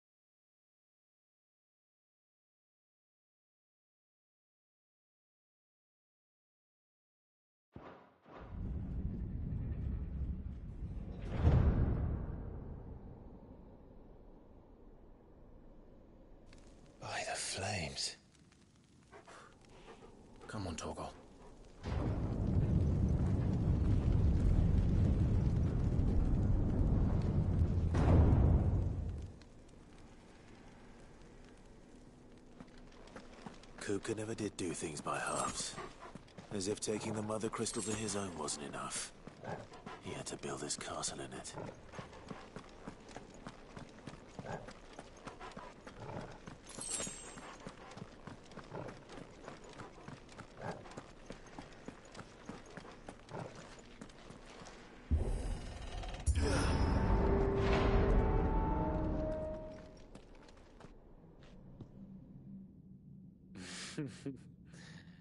Let the trial begin.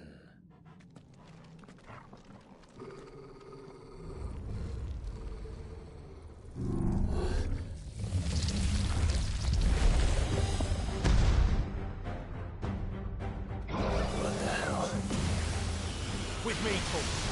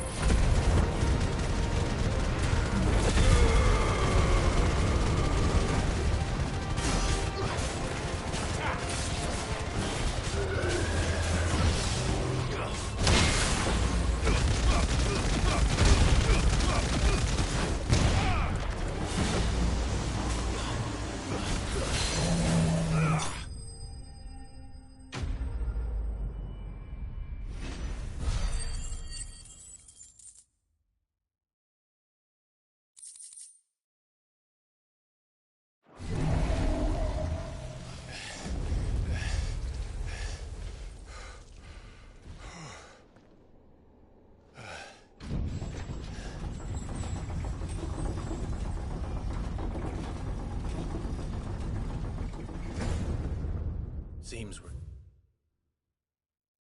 expected.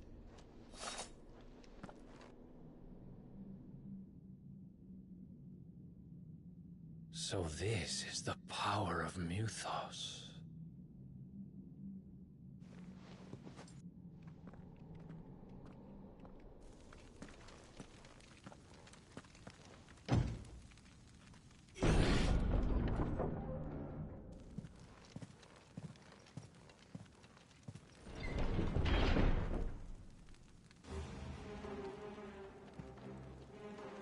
Did the orcs do this too?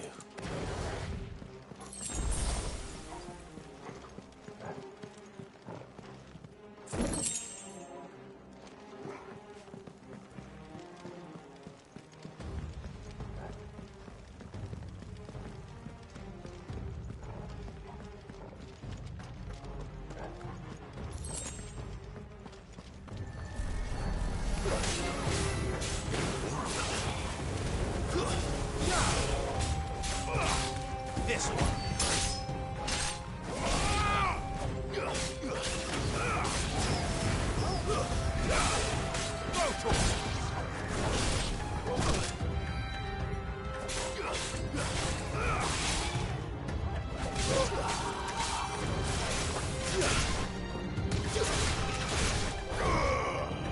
It's over. You're finished.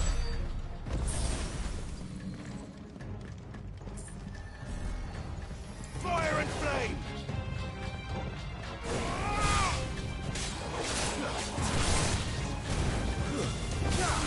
Get him.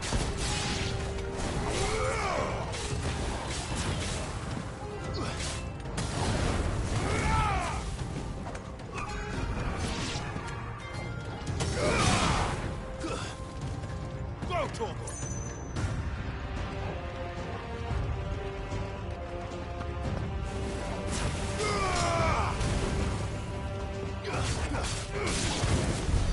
What the hell is going on? Are these things here for me? Or for him?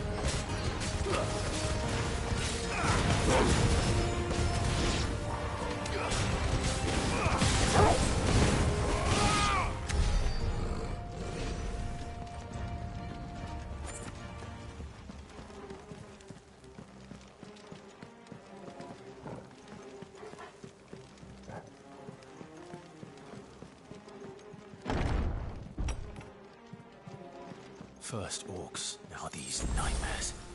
Is this your doing, Ultima?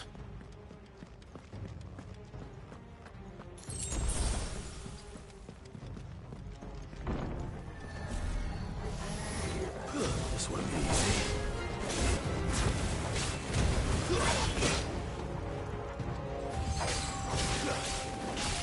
Over here! Farewell!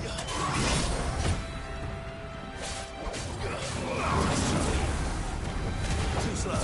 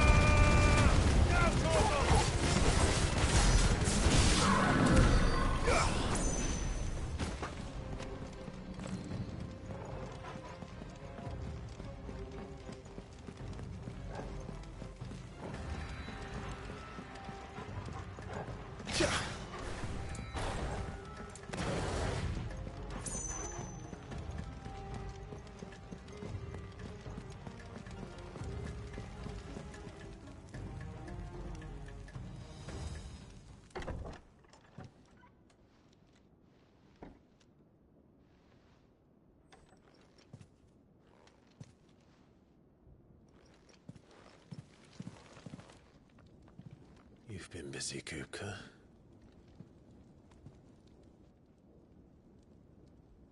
But where did you go?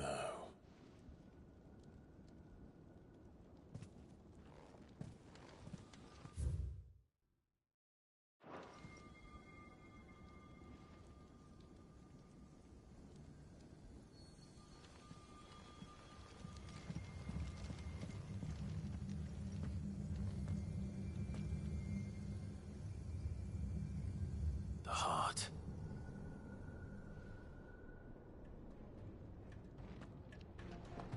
He's in the sanctuary. I can feel it. Come on, Torgal.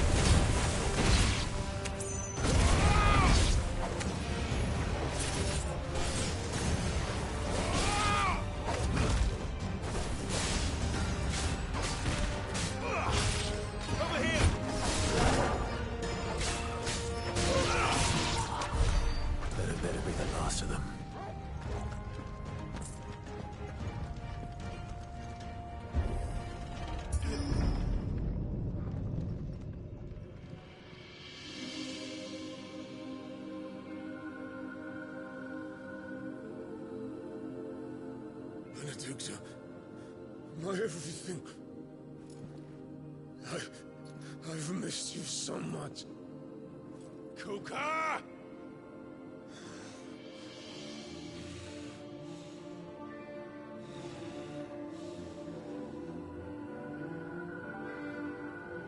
I swear to you, my love, we will never be parted again. What's wrong with him?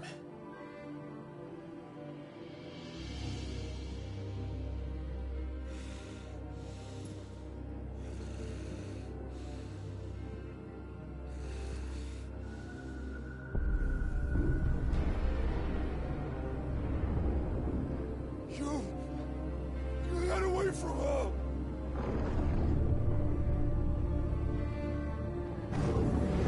Benedicta!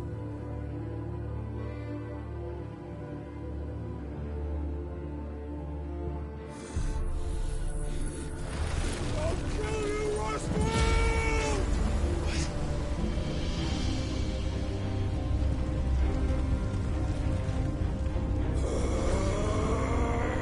Oh shit, he's priming.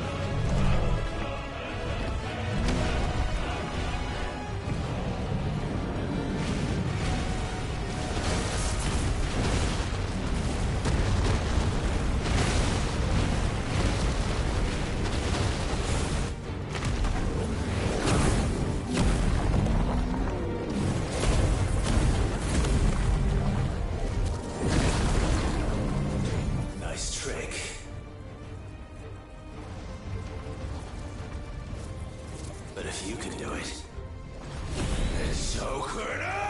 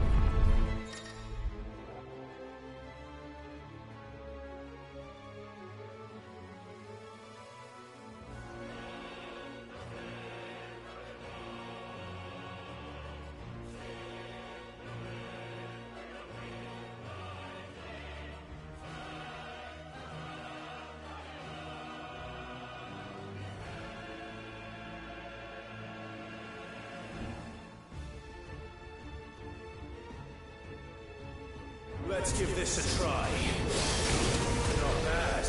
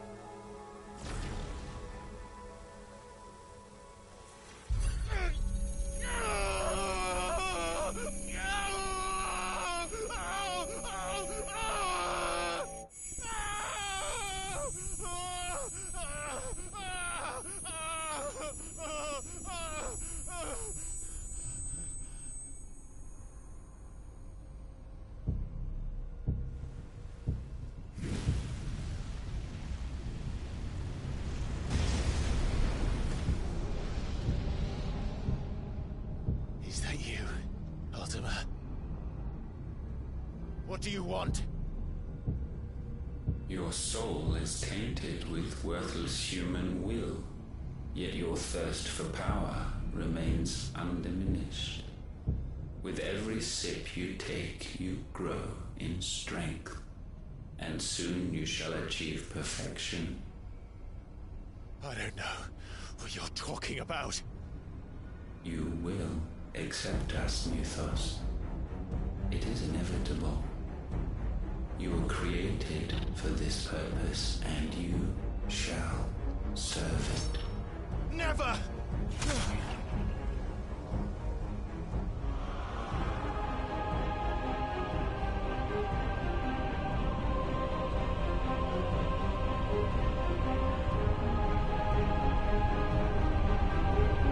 Fight it, Clive! Don't let him in! Consciousness. We see now. Human will is so insubstantial it cannot exist in isolation. You mitigate its weakness by interweaving it with your consciousness. We believed we had merely to purge you of your will to claim our vessel. It appears we first have to sever every thread of the consciousness that supports it. No matter. The time to build a new world is not yet upon us. We will contemplate.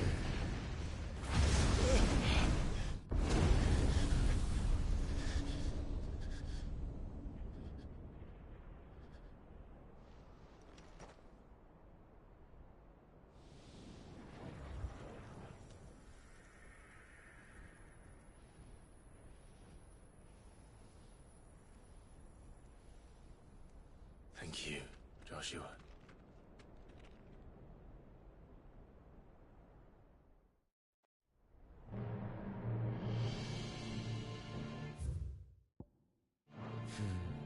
One can no more command the power of ether by drowning in its flood than one can constrain the tides by standing in the sea. I had thought Hugo wiser than this, but it seems his head was full of rocks after all. Titan was strong. Your Majesty. But Mythos is stronger.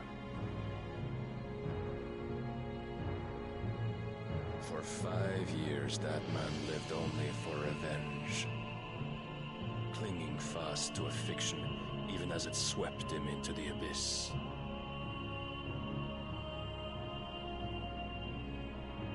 One cannot change one's nature through force of will alone. Only the Almighty can do that.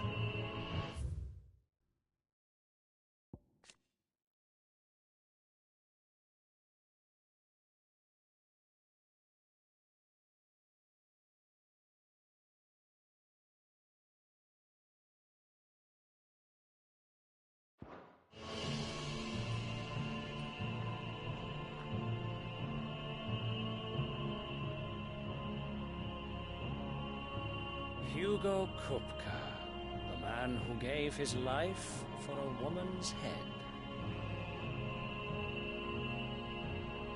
A fool like all the rest.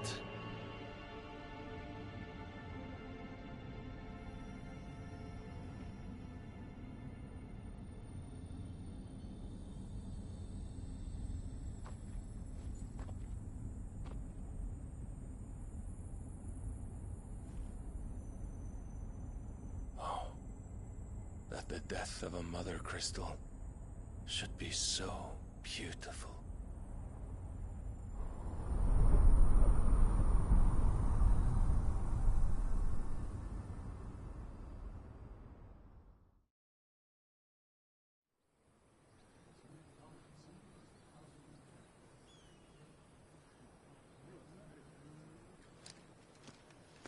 Some medicine, my lord?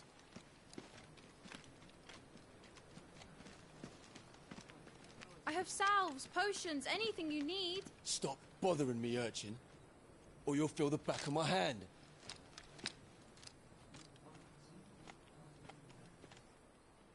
must consider your health, my prince. If a show of force is needed to keep the Dalmex at bay, you may trust in your dragoons. I beg you to call on Bahamut only as a last resort. His strength comes at too great a cost. The Empire agreed to an armistice with the Republic, and yet the Emperor still plots its ruin. For now, the Dalmex suspect nothing, and as long as I can hold their gaze, war need not be inevitable. But more than that, Bahamut is the champion of the Empire. When our people look to the heavens, the sight of him gives them hope.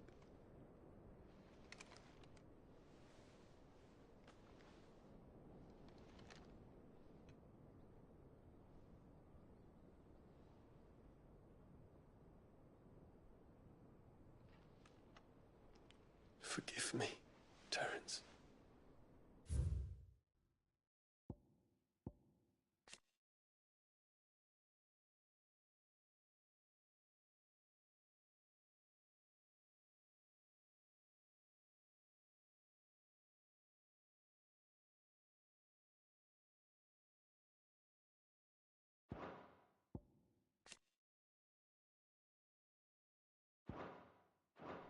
Would that you were my master. But alas. I will always be your loyal servant.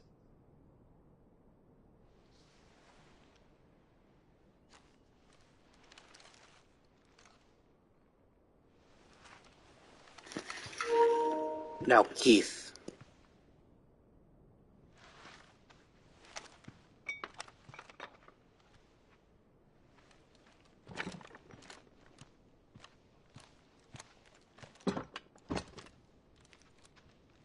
Should the Council's brazen maneuvering prompt the Republic to tear up their own treaty and launch a new assault, our soldiers would advance to meet them, cutting across the Central Isles, but not in time to prevent their forces from breaching the southern defenses and storming Twinside.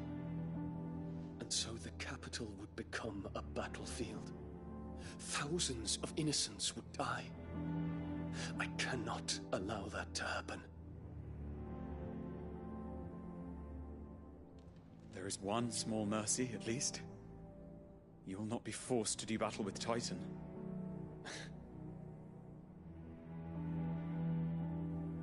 Would that I could avoid doing battle at all. 1,000 pardons, Your Highness. What is it?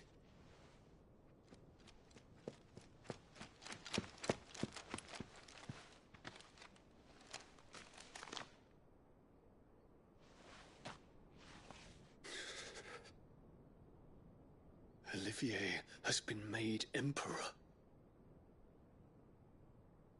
What is the meaning of this?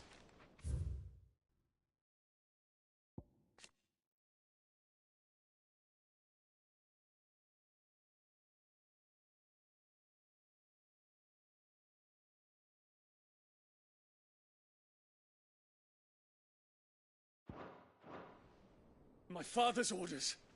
What were they? Quickly! Yes, Your Highness. His Radiance requests that Your Highness maintain position here and... Gah!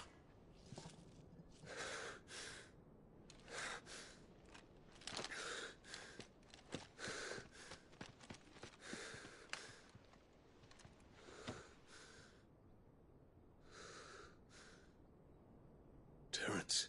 Yes, my prince. I must go to the palace. I'll ready your steed.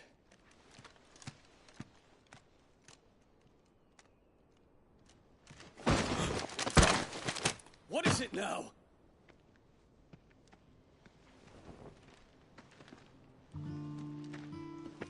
Forgive the intrusion, Your Highness.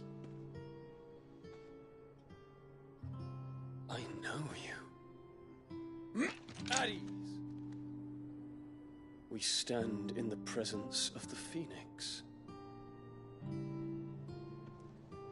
You wouldn't want to get your fingers burned. I hope I'm not interrupting. Not at all. though I admit I did not expect such a distinguished guest. How many years has it been since the Remembrance ceremony? 20? I thought you long dead. Do I address a ghost? Many have told me that I look like one. But no. I'm alive. Just. Prince Dion of the House Lesage, I have a tale to tell you.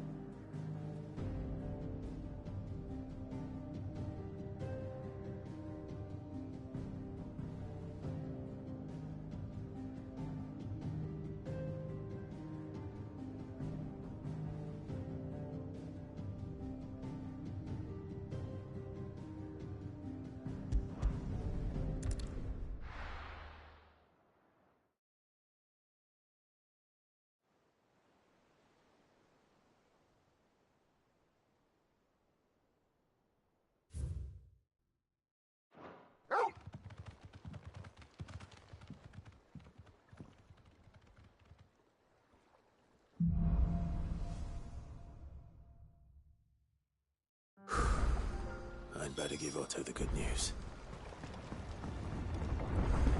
Always need catching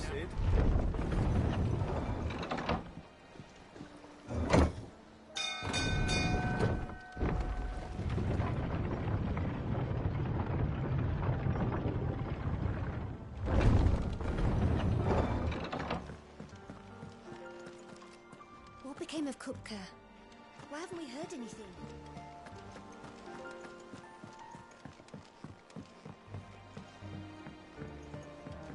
We're seeing troops amassing at every border crossing. Clive, you're back. I am. And with glad tidings for once. Hugo Kupka is no more. Well, I'll be. All of our comrades who lost their lives back at Sid's place be smiling down at you right now. Had stole us from Lubor saying Drake's fang had fallen. I expect that was your doing as well, was it? It's a long story. One for the history books, I'll bet. Welcome home, Clive. It's good to be back. You look better. I feel it.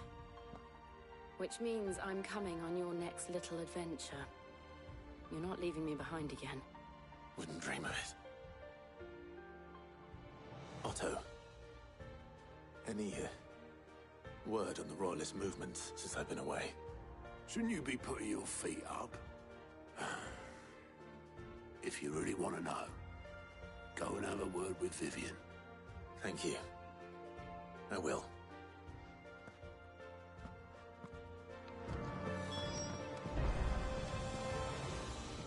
Ah, the conquering hero returns. And with hardly a scratch on him. I may have picked up one or two. Well, the fact that you came straight to me instead of visiting our resident physiker suggests that you picked up something more important. A scent. The scent of Waludas. The very same. But whatever plans Kupka was hatching with the Royalists, he took them to his grave. As did his men. Slaughtered by the orcs who'd taken over the Fang. Orcs, Vivian. I've never seen such creatures in Storm before. The Waludas must have ferried them over from Ash, but why? Why work to rescue Kupka only to invade his home, the mother crystal of an allied nation, and let both fall? It makes no sense. Do you know the tale of the blind men and the Adamantus? One can often be led astray by focusing too closely on individual details. One must instead see the bigger picture. And what bigger picture is there than my map?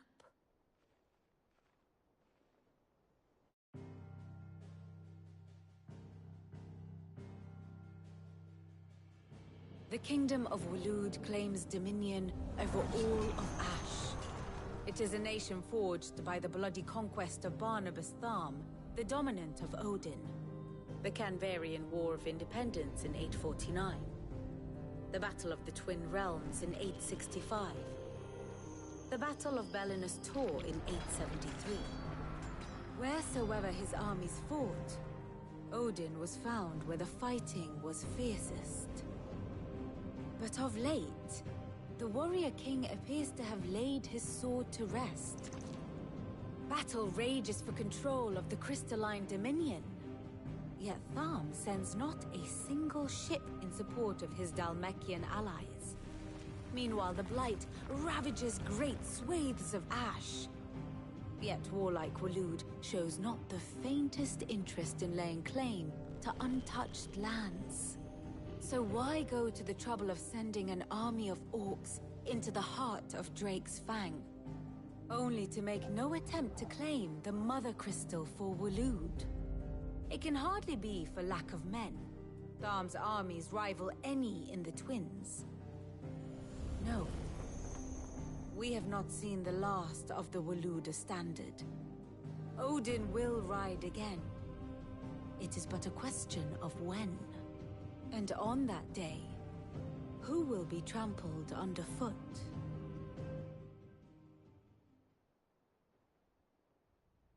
In summary, I know not to what end the Royalists betrayed Kupka.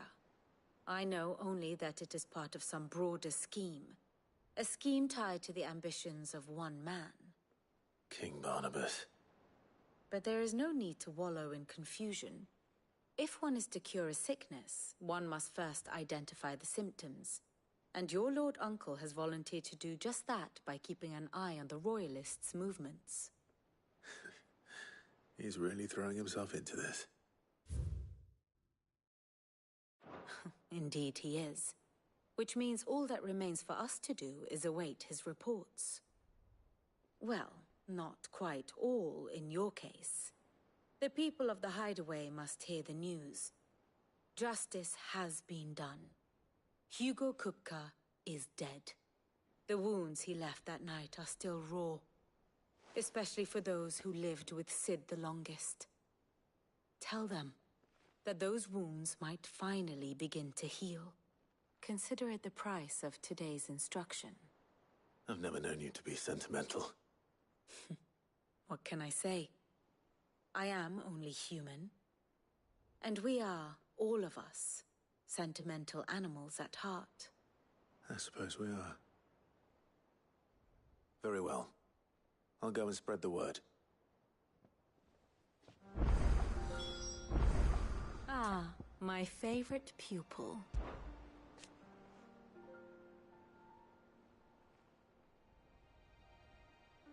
So what of its parliament?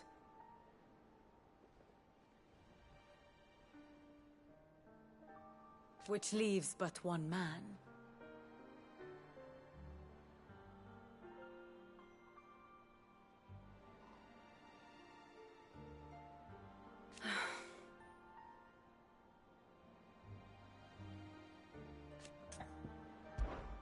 Allow me to educate you. Study it well, Clive. I have the details here. Very good.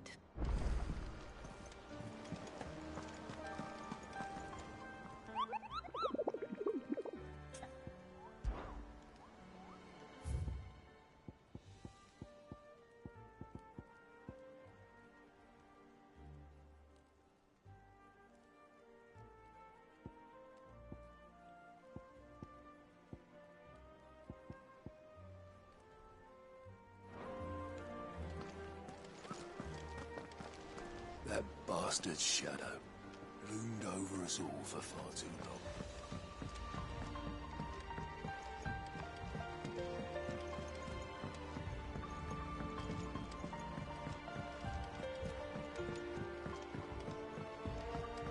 It's good to have you back. I was worried.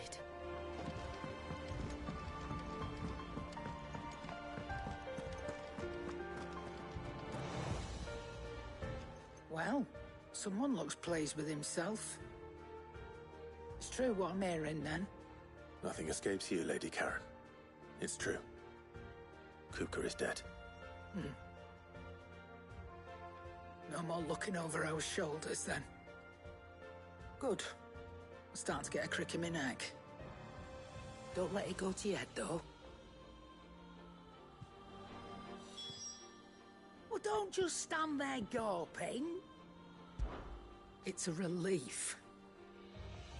Thank you, Clive.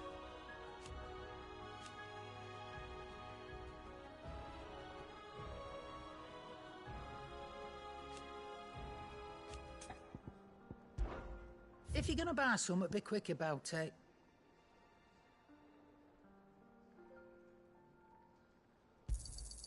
It'd better all be here.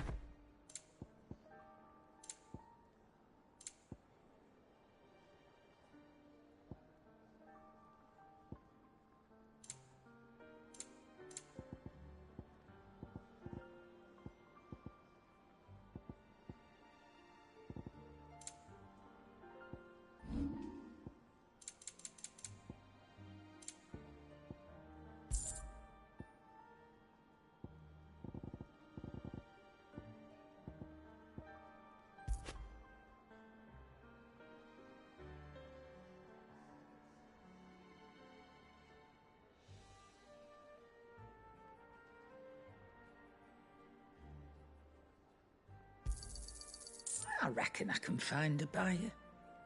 Finished, are you? Welcome home, Clive. I was hoping you'd be back soon. Blackthorn, do you have a moment? What is it? I'm busy. I wanted to tell you that Hugo Kupka is dead.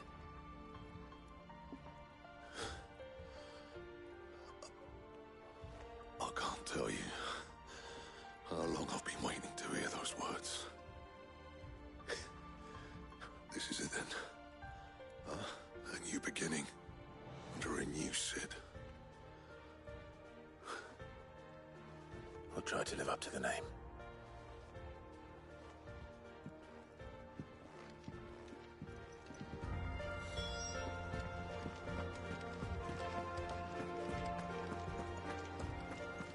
The sun hath taught the mountain, the dawn hath kissed the sky.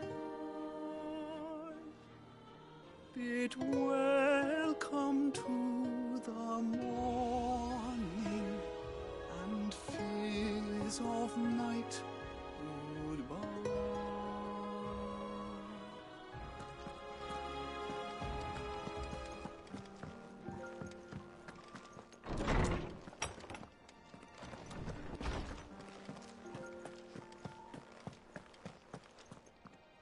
Ah, Clive. Have you come seeking the gift of knowledge? No. To share mine, actually. Hugo Kupka is dead. Oh my. Can it really be true? Look, he's crying.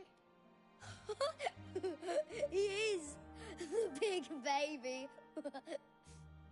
And with good reason, children. These are tears of joy. We must offer up a prayer to your parents that the heavens might weep with us. There shall be no lessons today, only thanksgiving and merrymaking. Go, put away your things. All right. Brilliant.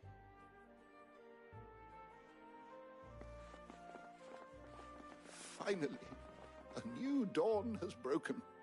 It has. Thank you, Clive. I cannot wait to share the good news. Hippocrates. After Kupka fell, Ultima came to me. I need to know what he is. Have you learned anything? Alas, no. And not for want of trying. I have scoured nigh every historical tome in our collection and found nothing. Not even the sort of conspicuous absence that might suggest a concealment of fact. One is almost tempted to conclude that such a creature never existed. But I saw him. With my own eyes. I don't doubt that you did. Alas, it seems you are the only one who has. To others, he reveals naught. We see only that which he leaves in his wake, like some terrible force of nature beyond the ken of mortal man. A bringer of death. Whether the Ultima you met with was the being itself, or merely another projection of its power, I know not. But until I do, my investigations shall continue. Thank you. It means a lot. Right. Let's see if Otto has anything else for me.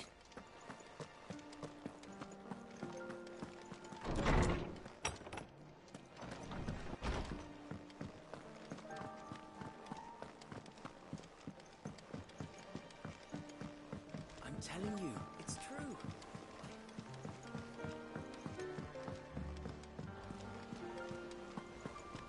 Hugo Kupka's dead, isn't he? We don't have to live in fear of him anymore.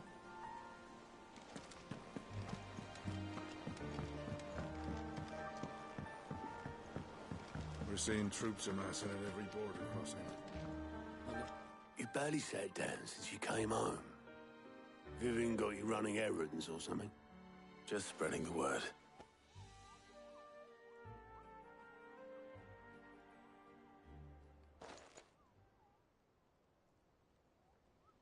So, the Professor's got a soft side, has she?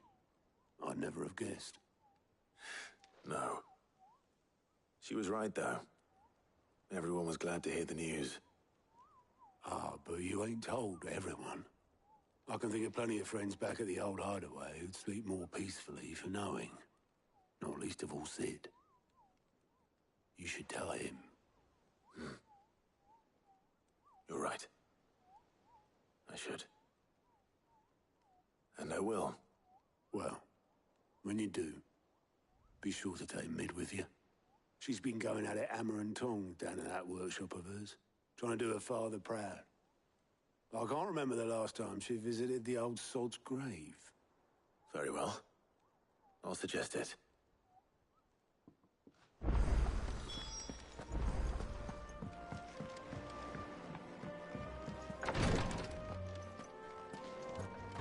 I know what you're going to tell me. Thank you, Clive. Thank you.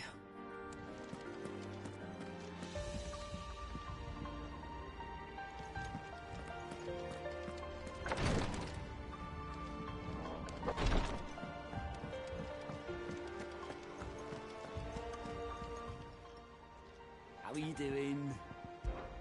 It was luck, and luck alone.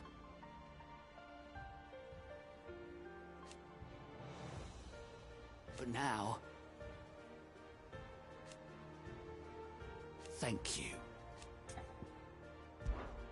Anything catch your eye?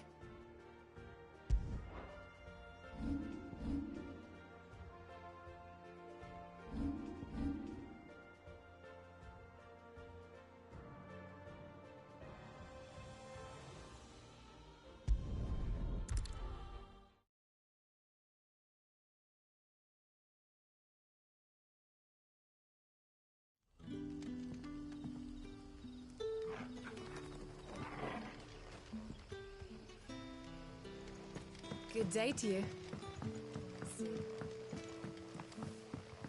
It's all but spent. The crystals we get from it. If you ever need a room, Sid, just say the word.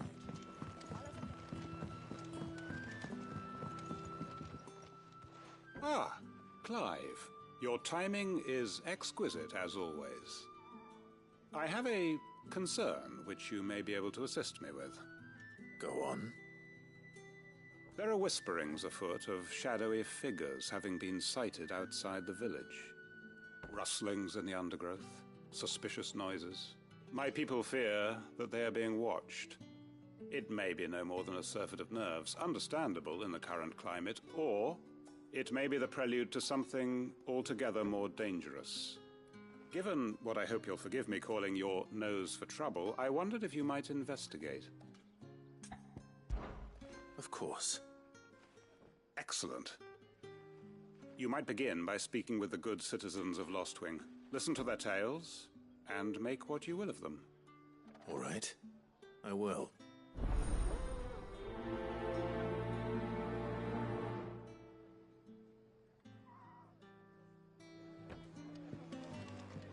Hello, Sid. Right. Let's see what the people of the village have to say. I'd better find out if this is just nerves, or something we need to take more seriously.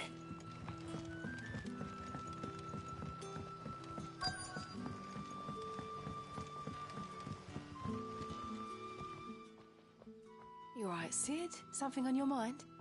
There is, actually. Can I ask you something? Quentin tells me people have mentioned shadowy figures out in the woods. Have you noticed anything unusual? Oh, that. No, sorry, can't help you. I heard the rumours, mind, from the lads working over at the vineyard, but none of them has seen anything either.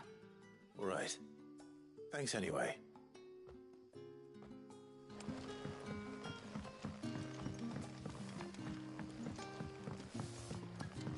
The crystals we get from the tailor all but...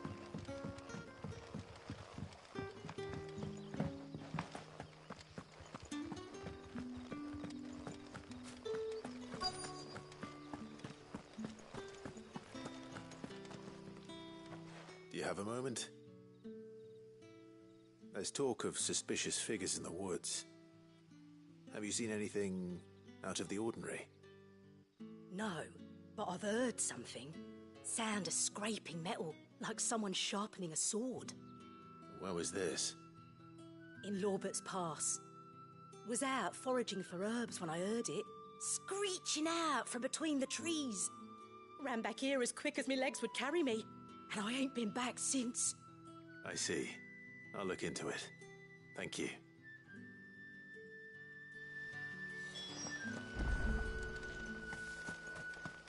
Seems Lorbert's Pass is our best bet then. What do you say, Torgal? Shall we go and investigate?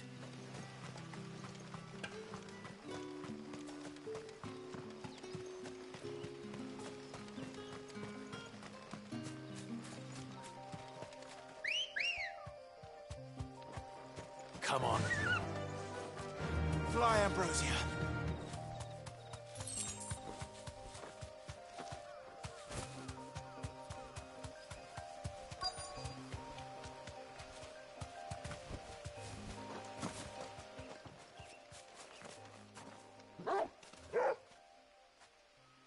You there. Fuck! He's seen us. Get them before they escape. Black Shields. Here.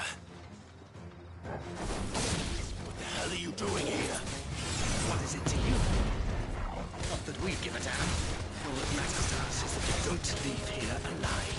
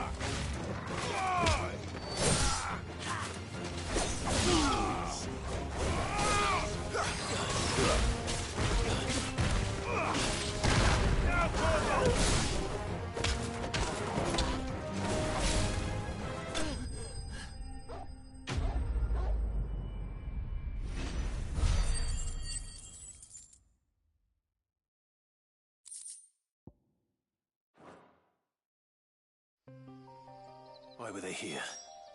Were they planning an attack on Lostwing? I need to warn Quentin.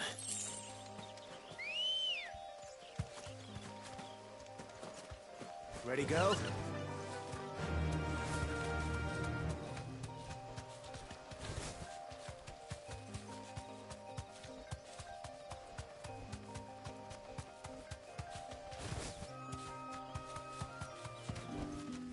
That'll do, girl.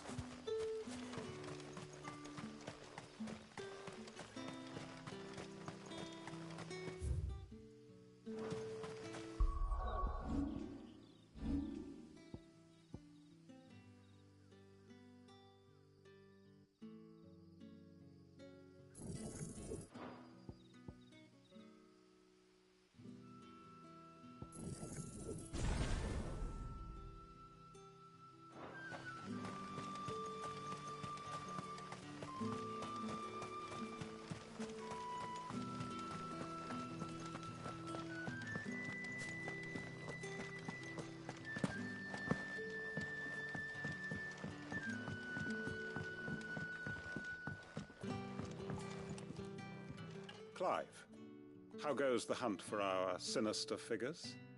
I found some black shields hiding near Lorbert's Pass. They're gone now. Black shields. The Empress's former bloodhounds.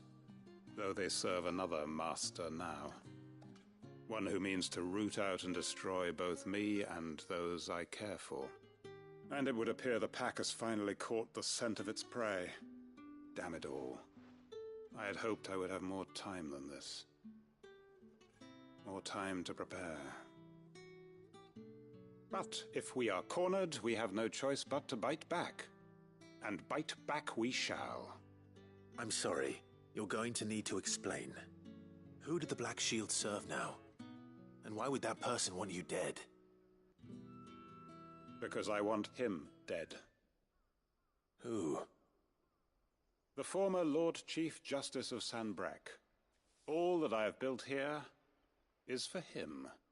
I don't understand. Why him? Why Lostwing? I suppose it is better that you know the truth. I was a member of the judiciary once. So sickened was I by the injustice of this world, I swore to fight it. And fight it I did in my own small way. I saw more than a few corrupt officials condemned to the very cells into which they had thrown blameless innocents.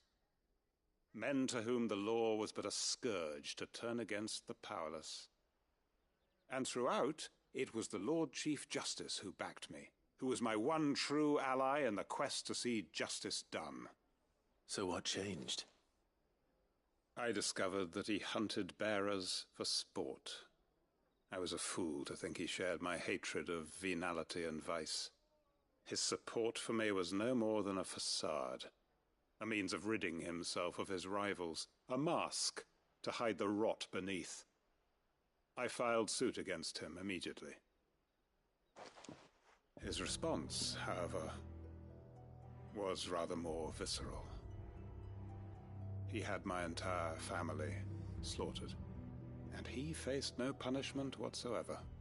I lost everything. My loved ones, my livelihood, my position, the faith I had once held that any modicum of justice might be achieved through the courts. So I set about enacting my own. I tracked down every soul who served him, and slit their throats myself. But the man himself proved an altogether more difficult target. With money and power come protection. And so I saw that I would need an army of my own. I came here to Lostwing and began recruiting like-minded individuals. And everyone here knows this is why you do what you do. Of course. They too have lost loved ones to the bearer hunts.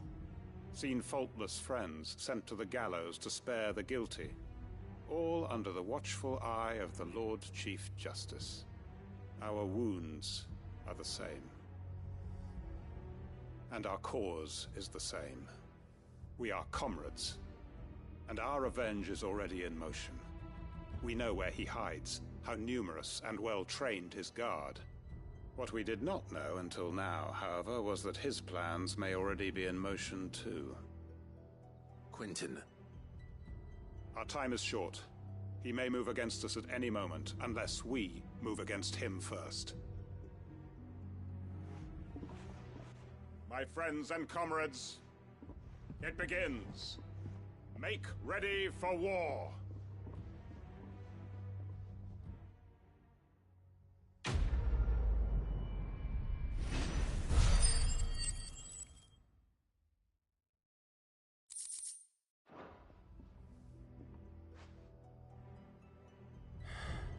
I'm not going to change his mind.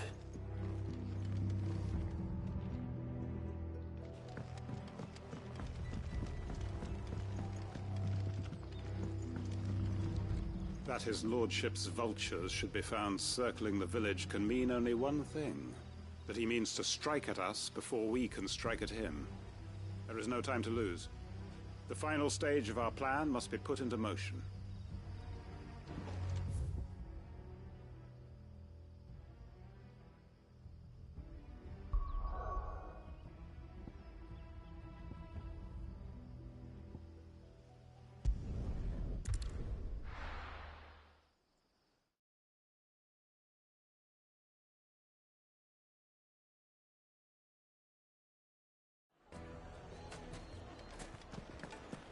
I take it Drake's Fang was your doing, Sid. You really are quite the outlaw. It's only a matter of time. Our hero returns. That was your doing, was it not?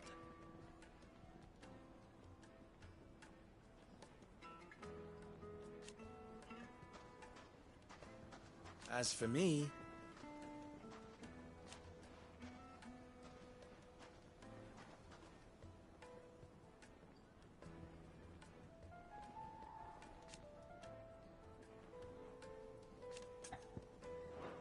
stay safe out there. Master Lubor says Drake's fangs. The finest fabric! The most fragrant herbs and spices from them. Gone, just like that. Now without so much as a by your leave. What's the matter? It's my apprentice. He up and vanished while my back was turned. I'd go and look for him myself, but I've got a bakery to run. A bakery that's now short one pair of hands. Loath though I am to rely on the kindness of strangers, I'm at a loss. Please, will you see if you can find him? I'll see what I can do. Do you know where he might have gone? I wouldn't be surprised if he was off somewhere mooning at Drake's Fang. He used to work there, you see. Poor fool left his heart in its hollow. All right.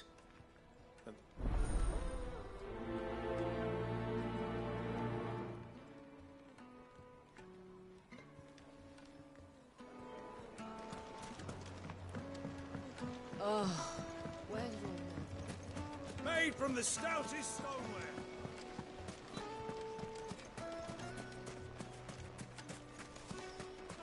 No, I'm telling you, it's gone.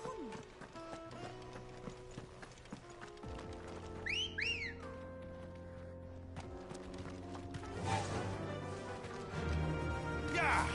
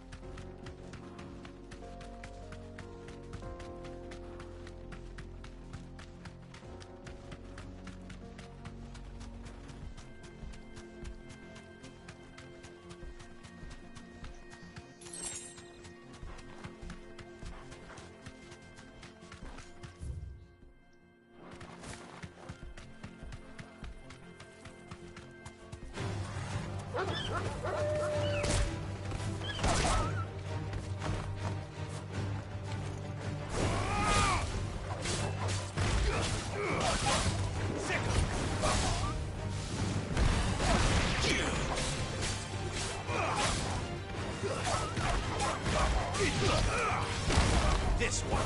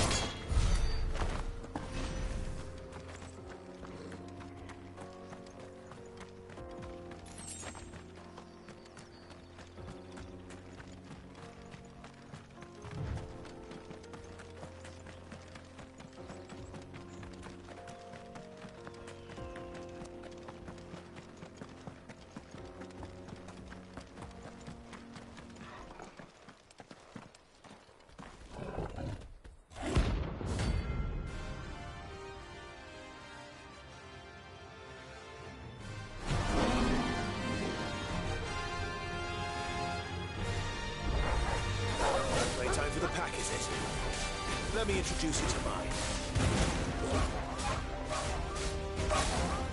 All yours,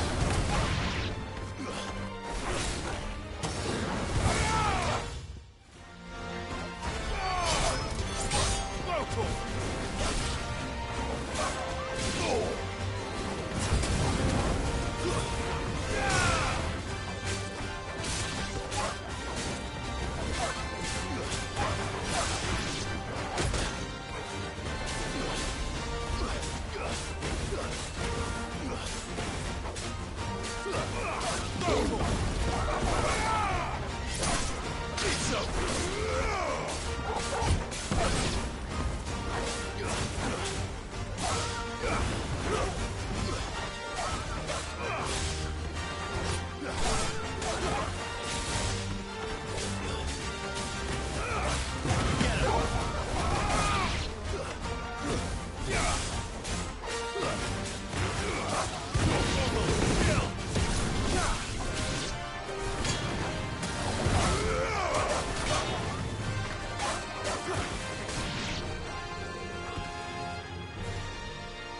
And then there was one.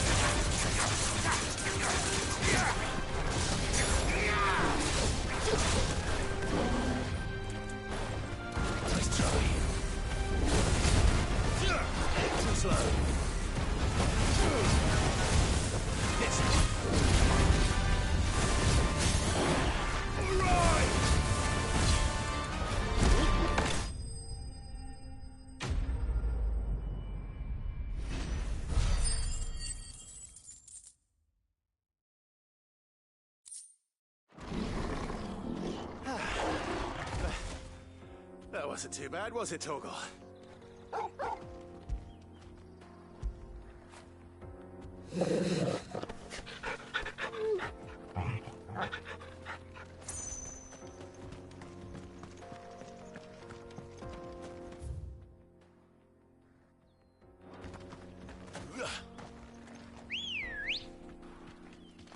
Good girl. Faster!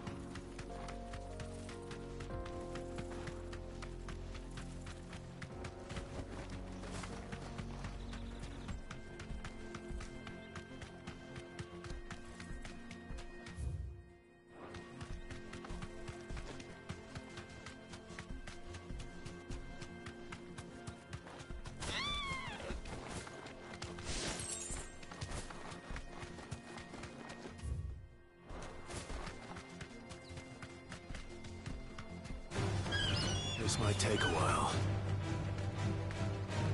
Be safe.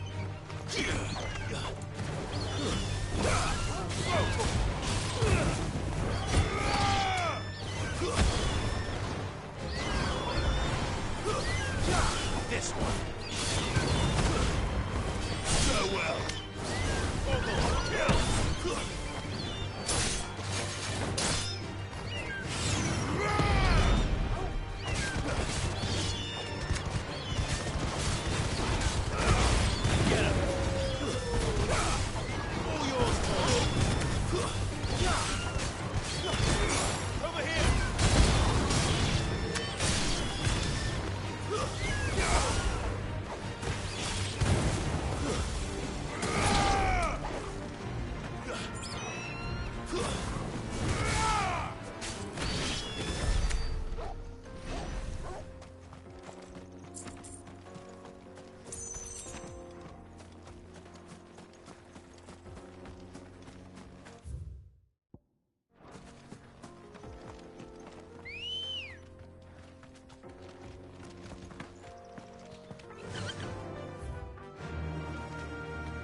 Fly, Ambrosia.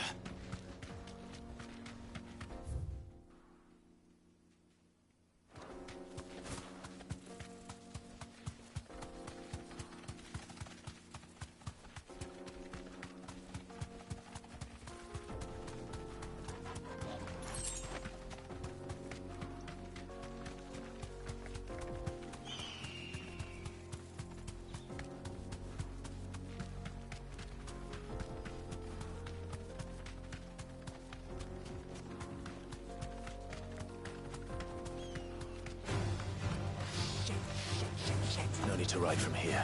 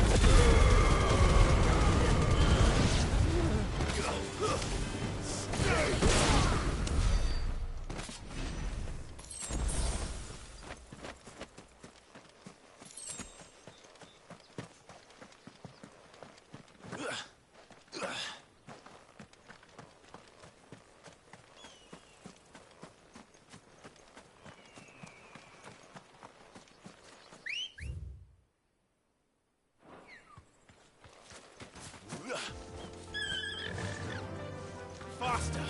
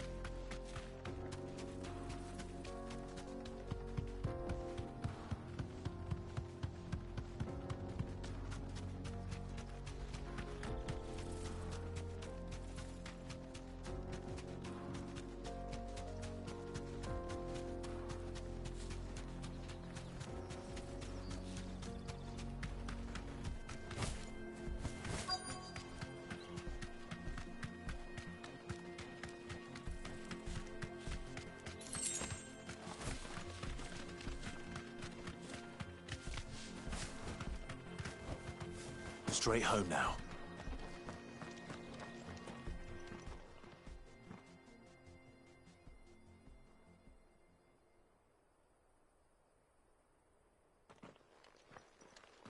Excuse me. What do you want?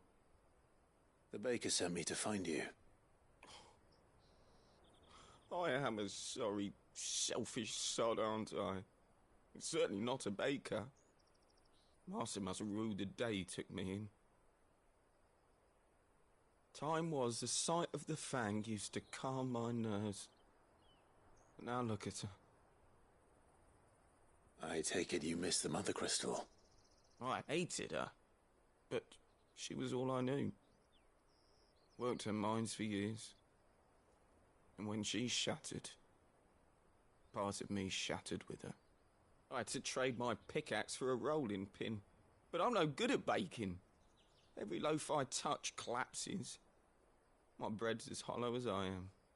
She was the only thing that could fill the hole inside me. Oh, I loved her, damn it.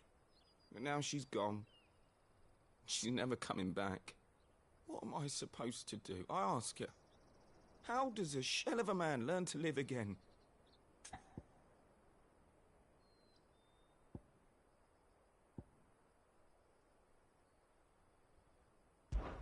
Perhaps you could express yourself in your work. If you missed the fang, maybe you could recapture it somehow. Recapture it? I'm a baker, not a... You know, you might just be right. What a fool I've been! I have to get back to the bakery right away. Thank you. Thank you, my friend. You've opened my eyes. Wait.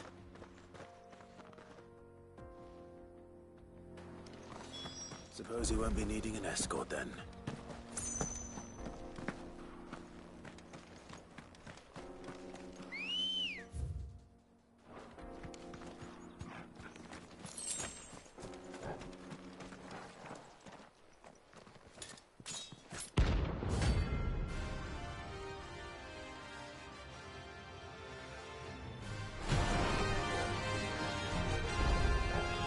My blade yet hungers, and so do I. Come, let us feast on your flesh. Your feasting days are over. Want some more?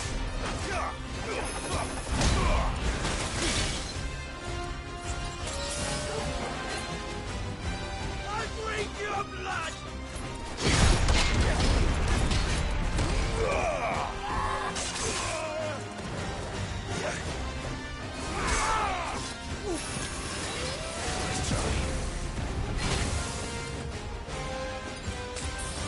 We're all ready.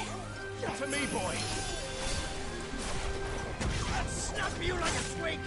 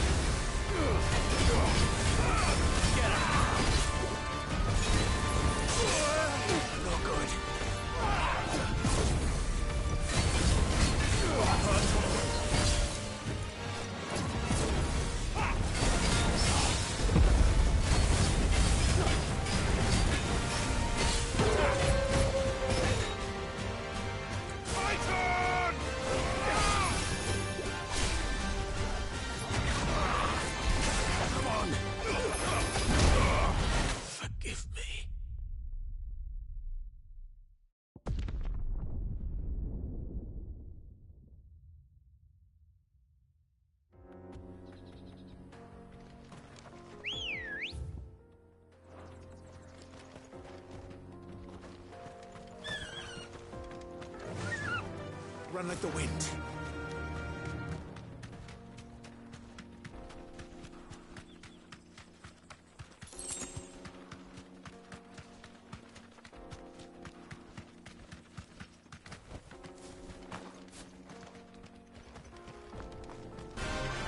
There's no turning back.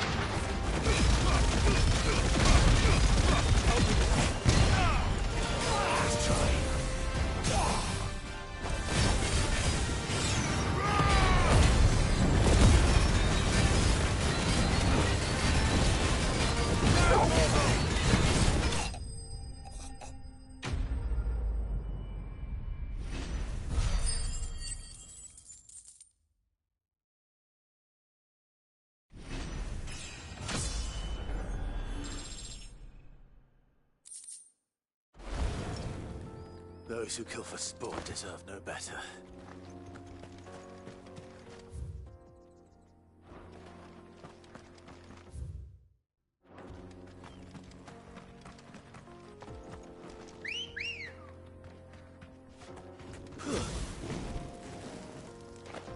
Good girl. Faster!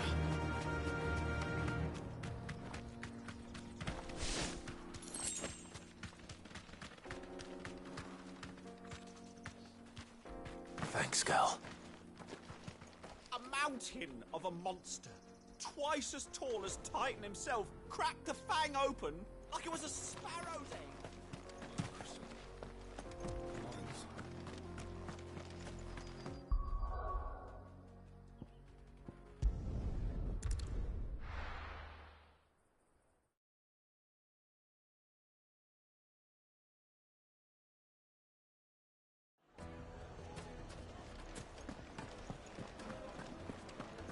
The finest. Take a sniff, good sir.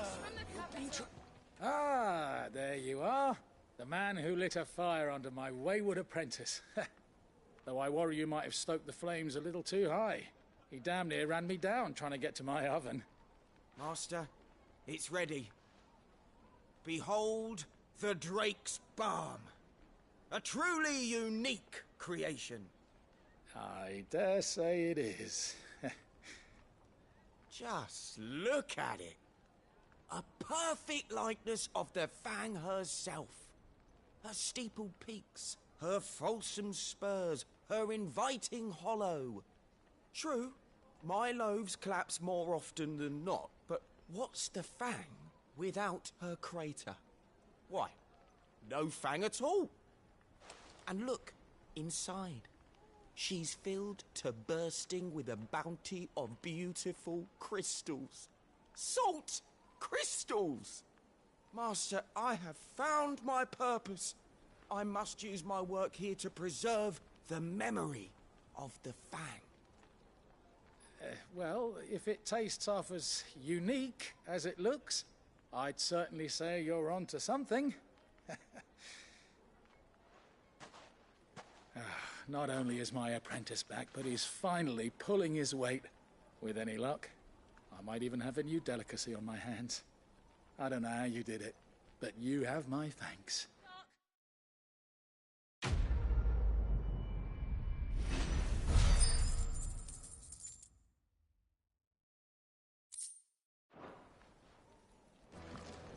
It would make a My fine carpets have bright.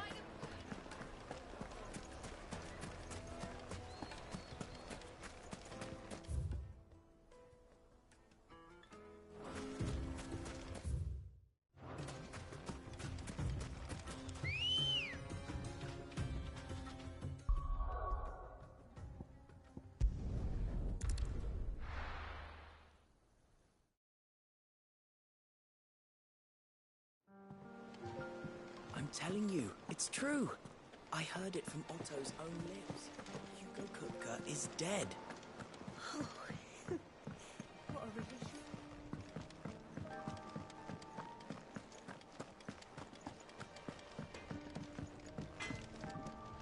What do you need?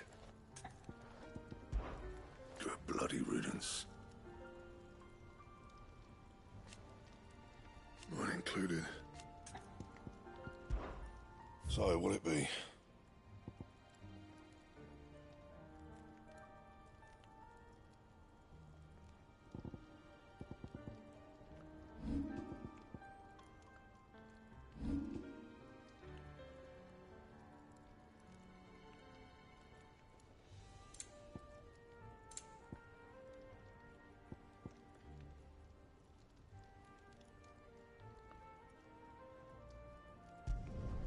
No scratches, right?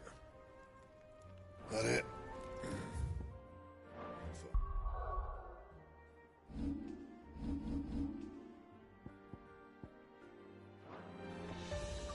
Clive? Not saying Fordian, do you?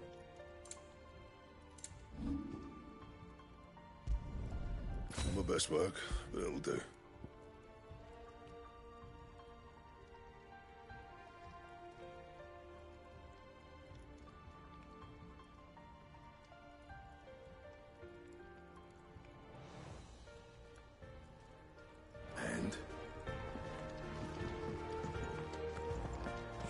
a crystal too?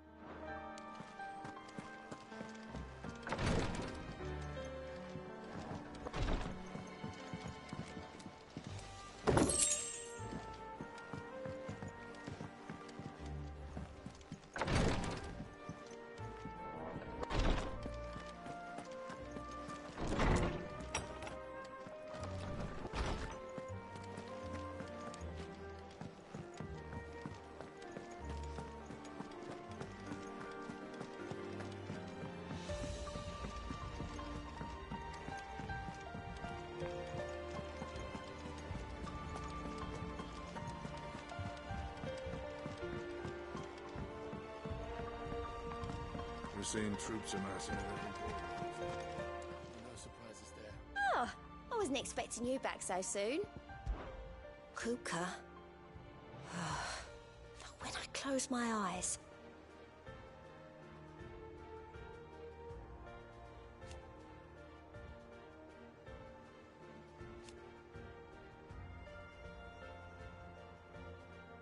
Only I don't know how. I wish you were here. Your benefactors are a generous lot.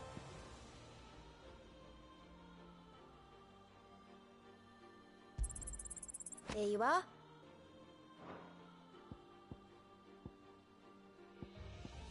Best of luck out there, Sid.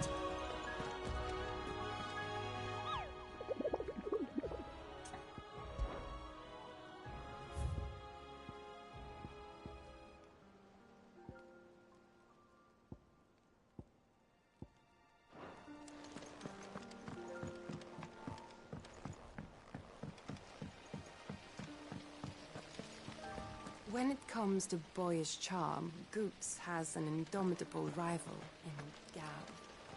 One is the sweet little babe in arms to be cooed over. The other, the naughty little boy who'd pull on my pigtails.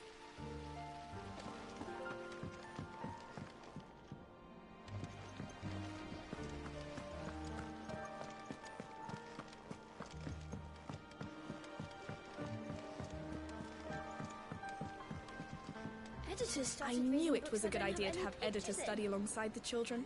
It's really stoked their competitive spirit.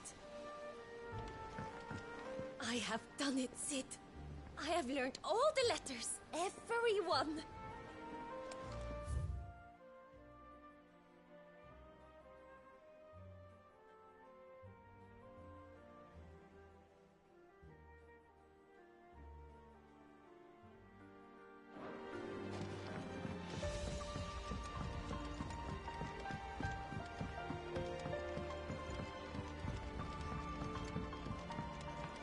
Come up with something soon. All right, Clive? What do you want? I'm going to visit Sid, and I thought you might like to come with me. Sorry, I'm too busy for all that right now. I've got to get this thermal displacement stack sorted. Thermal... displacement stack. Here. And this is for... Only the fastest, finest ship the world has ever seen. The Enterprise.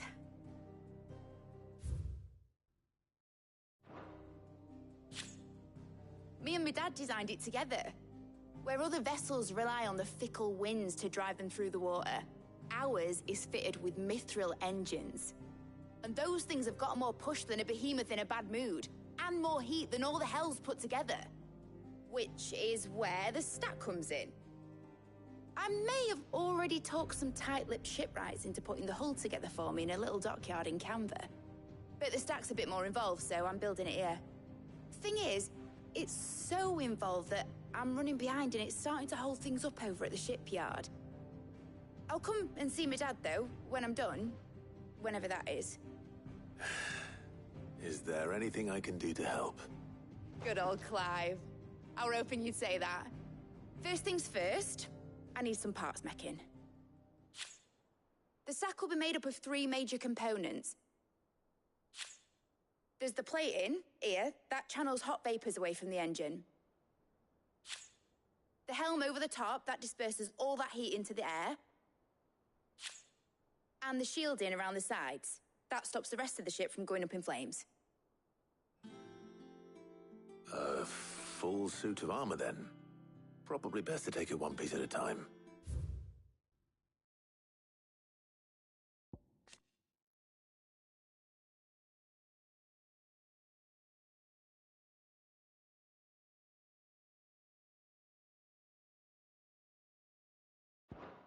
Then you'll need to start with the plating. Everything else fits onto it. I've got the designs and the list of materials here. Show these to Blackthorn. He'll know what to do. I can't make head nor tail of them.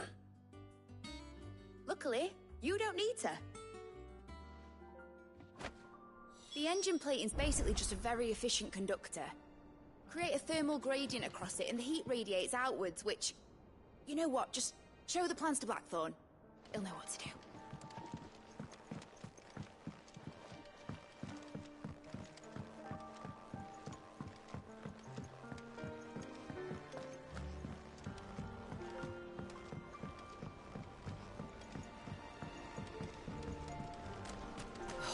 Catch your death sleeping out here.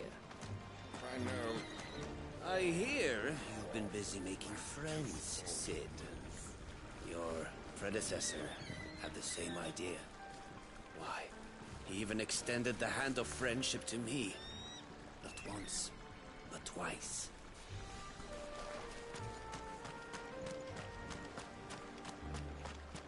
Lovely breeze, isn't it?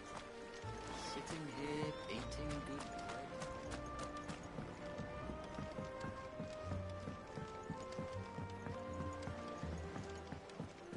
I think Mid might need some help.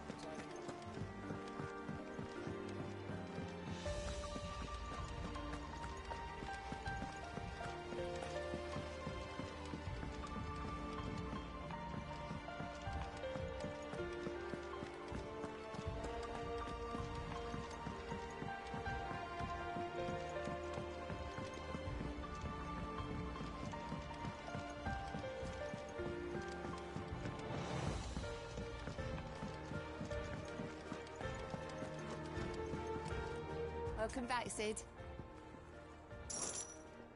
Honestly, Sid, you're too nice for your own good. Do you hear that, ladies and gents? The next round's courtesy of the realm's most benevolent outlaw.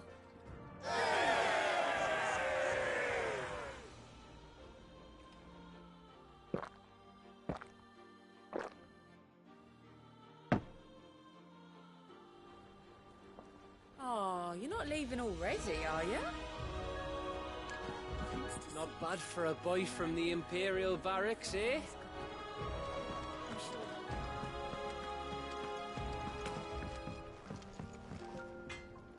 Blackthorn, can I ask a favor? Out with it. It's for Mid. This my last chance to say I'm otherwise engaged. I'd spare myself the arseache. Go on then. What is it this time? She said you would know. Here.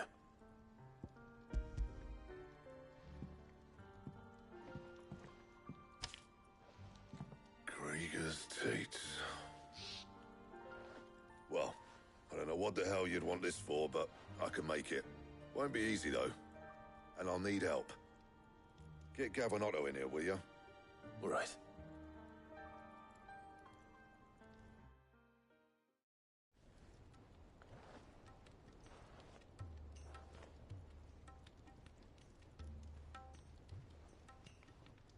So Mid's roped us all in here again, hasn't she? Typical. Still, if that's what it takes to get her to visit Sid's grave, I'll do what I can. And, what is it we need to do, exactly? Take a look at this. It's this plating. The usual sword grade steel won't work. We need something that can get very hot, very fast, and still keep its shape. That means an alloy. Something that won't break or buckle at the temperatures she's talking about. Which is where you lot come in. I need materials, and I've got my work cut out already. You'll have to fetch them. Now, there's a special kind of sand I'm after that you can only find out in the Velcroy. Stardust, they call it. As for the rest of the stuff, my usual supply should have it in stock. It just needs buying and bringing back here. Well, we'll get it done quicker if we split up. One of us should probably give you an hand coat in the sand. And the other can go and get the rest from this supplier. Right then. Well, make your minds up who's going where, and we can get this over with.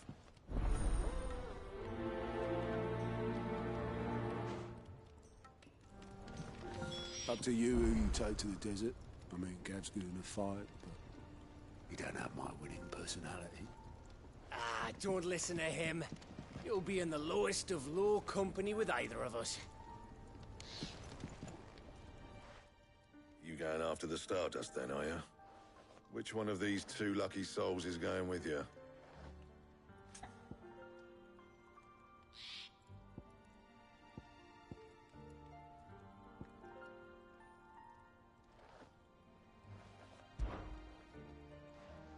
Otto, you're with me. All right, then. Where do we find this Stardust, and how will we know it when we see it? There's a river that runs through the southern reaches of the Velcroy. It's the black sand that washes up on its banks that you're after. And I'm guessing you'll be needing sack loads of the stuff. Might be worth our importers at the Dalimil Inn. I'll head down there. See about finding us a wagon. All right. I'll meet you by the river. Yous two take care, eh? I'll go and see this supplier. Just don't let the bastard fleece you, eh? Ah, he wouldn't do that. He's Blackthorn's mate. Isn't he? Best of luck.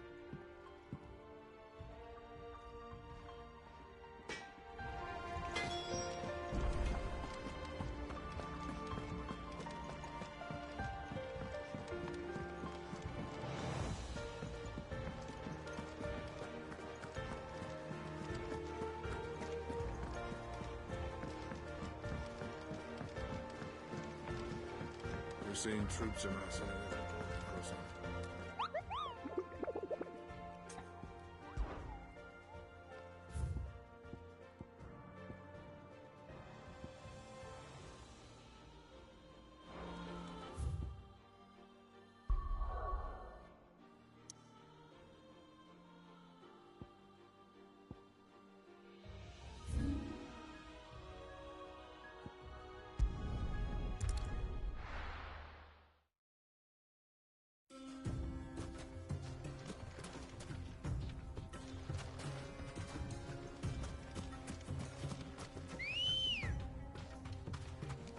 Let's go.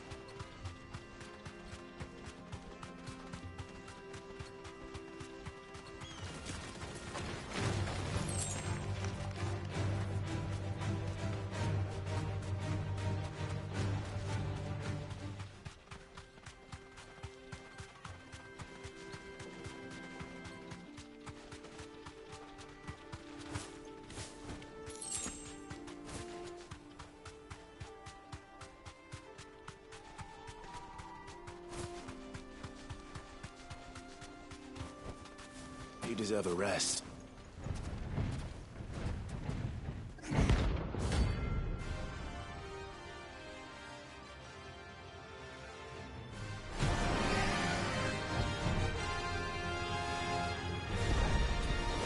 Well, Clyde. Take a sword.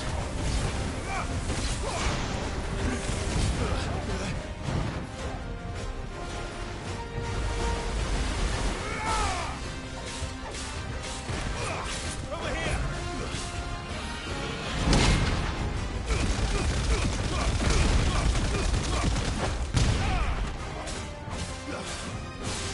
All yours,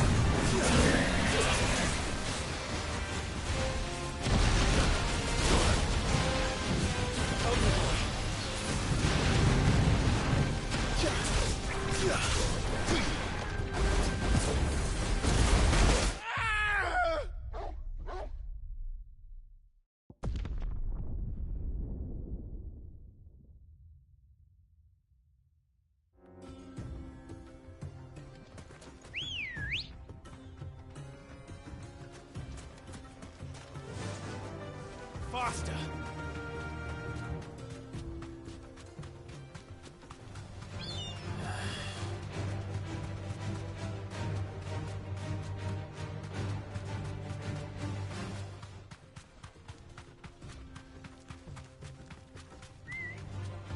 Dumb vultures, preying on the trade caravans. You've picked the wrong target.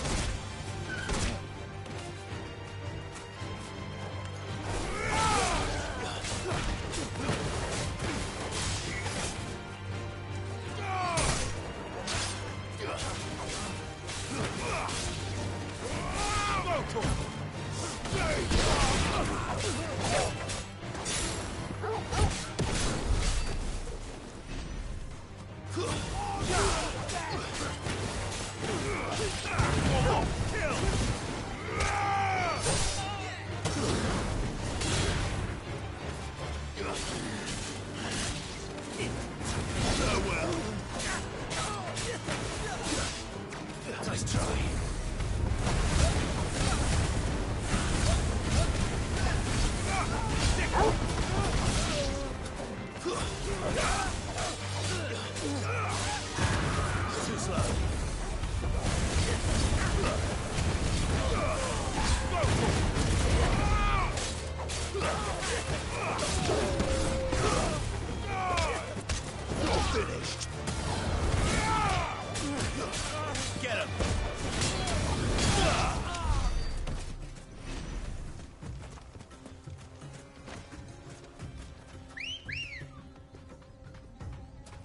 Good girl.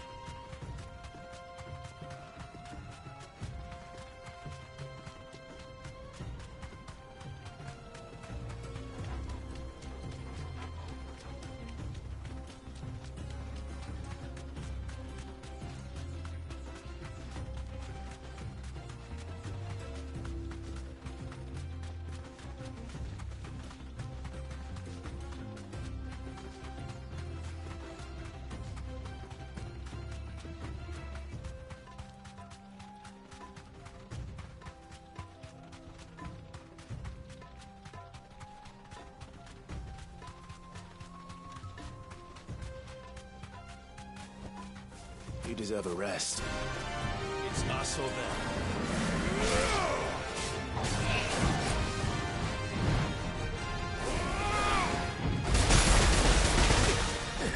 To me, boy.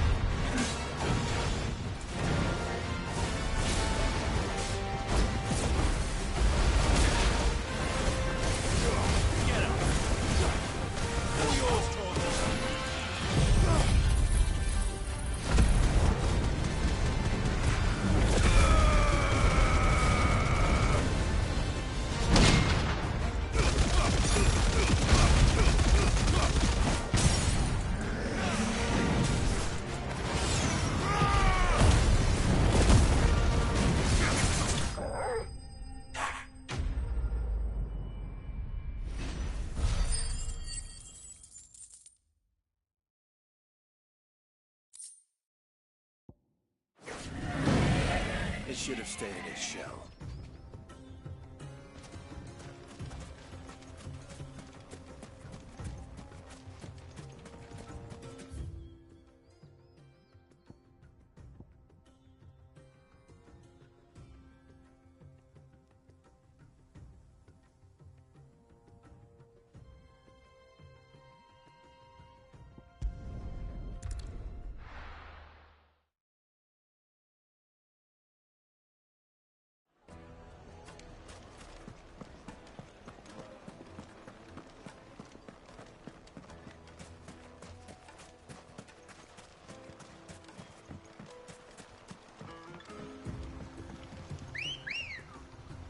Looks like I found the river.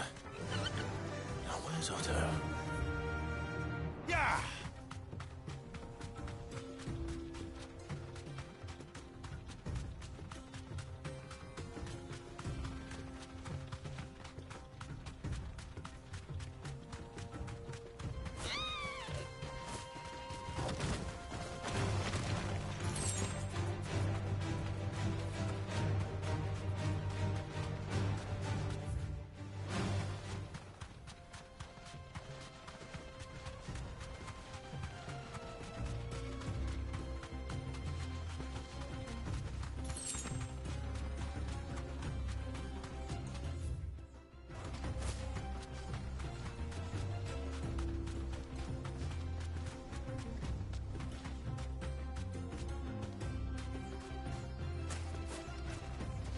There was a time this path was guarded day and night by Lord Kupka's men. But now they've gone. Back to the Fang. Leaving us lesser mortals at the mercy of whatever bloodthirsty beasts they say nested beyond.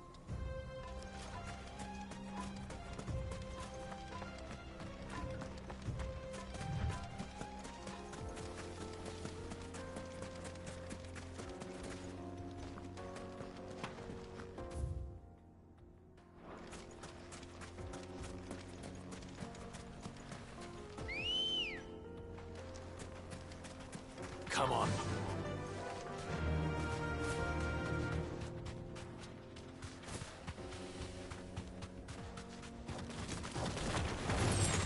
Time to fight.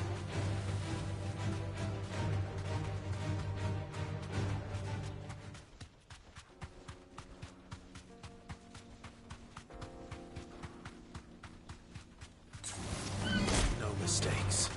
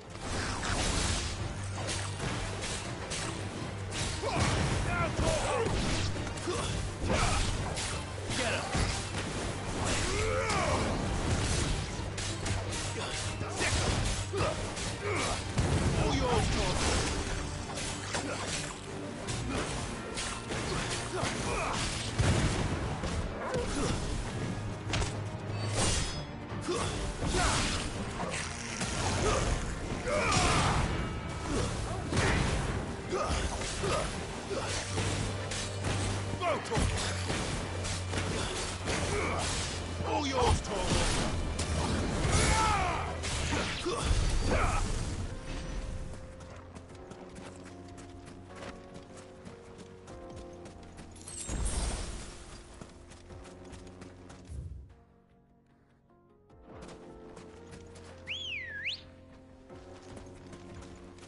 Let's go. Faster.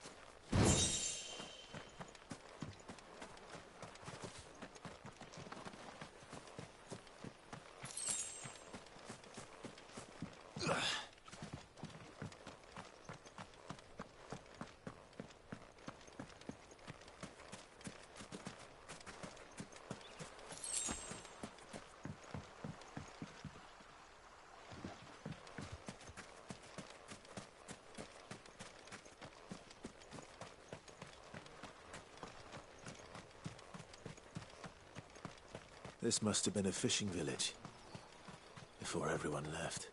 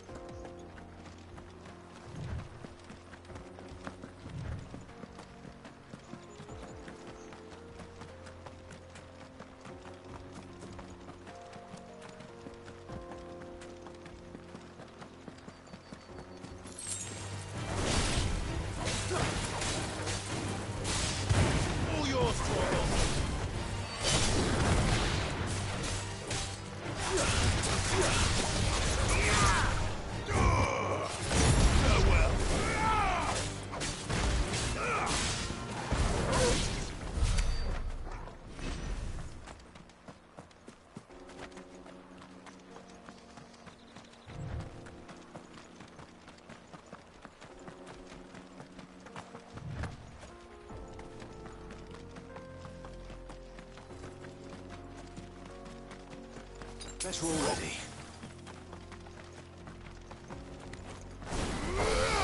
Holding back.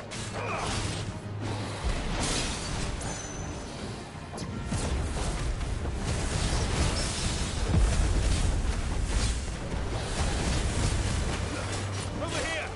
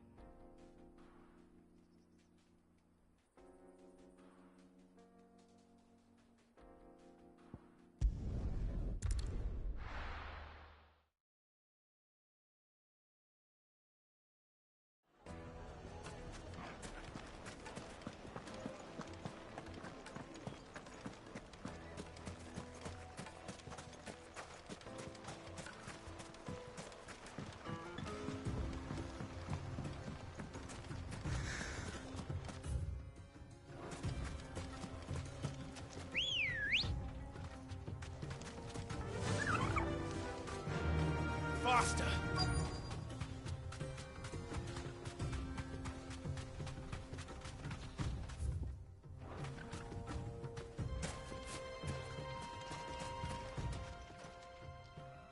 Otho, sorry I'm late. Oh, Clive. I had a quick scout about, and I reckon this area's our best bet. Seems Blackthorn's the only one who thinks smithing with his Stardust stuff's a good idea. It's just lying here, waiting for any old fool to fill his boots. But unlike any old fool, you thought to bring a wagon. Well spotted. Now get filling.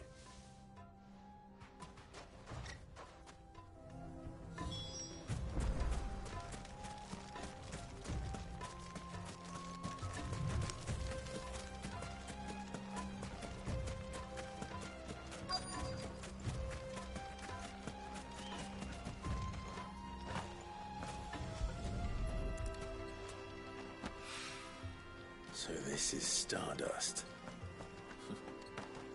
It just looks like black sand to me.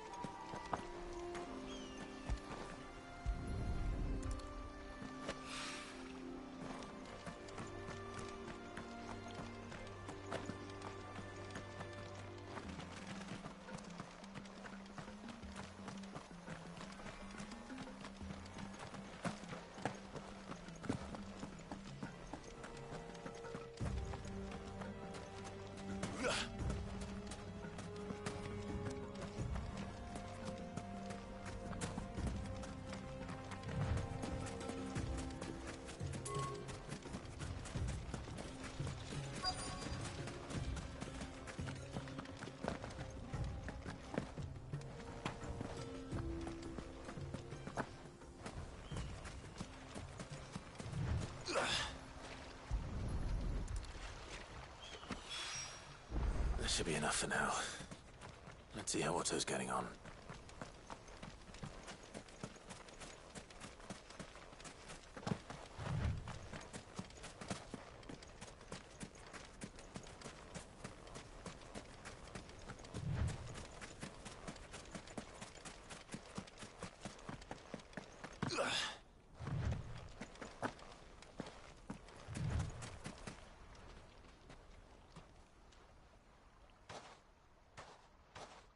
How much did you get?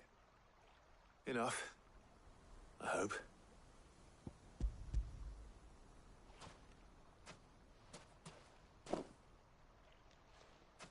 More than me. Put it all together and I can't see Blackthorn complaining. Much. Here, Clive. Do you fancy a walk?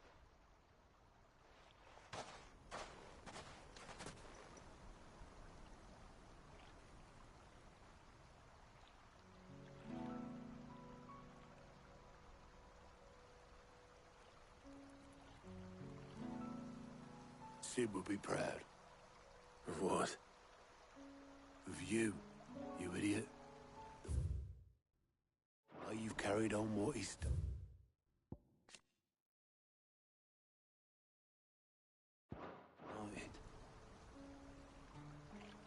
When we first met, I had you down as a spoilt little puppy who enjoyed nothing more than biting the hand that fed you.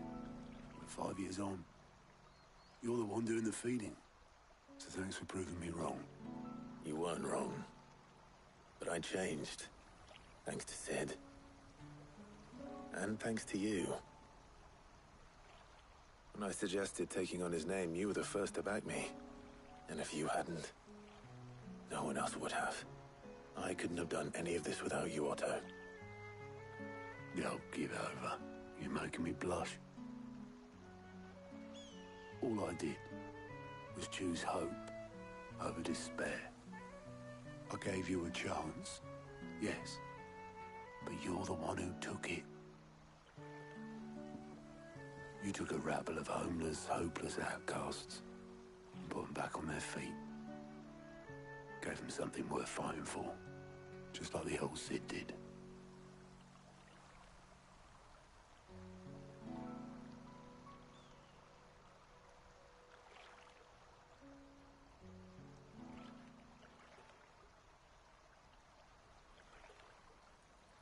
About time I was heading back, I reckon. All this scrabbling about in the sand's taken its toll on the old pins. I'll see you back at the hideaway then. You can take a well-earned rest when you get there. Oh, I plan to. Believe you me. But I'll make sure Blackthorn gets his precious black sand before I put my feet up. He'll only moan otherwise.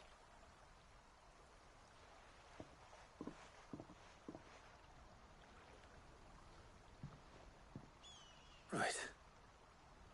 Ready to go home, boy?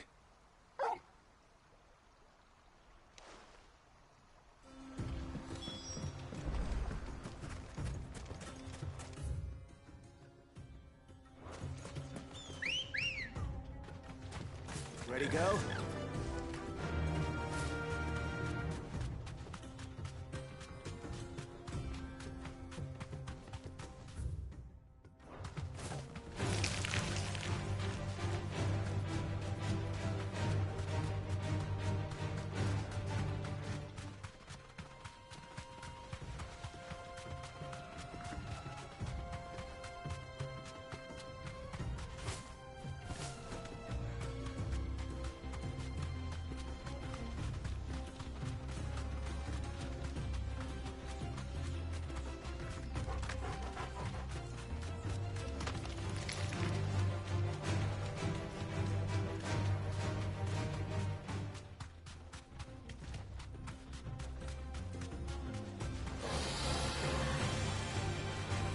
Straight home now.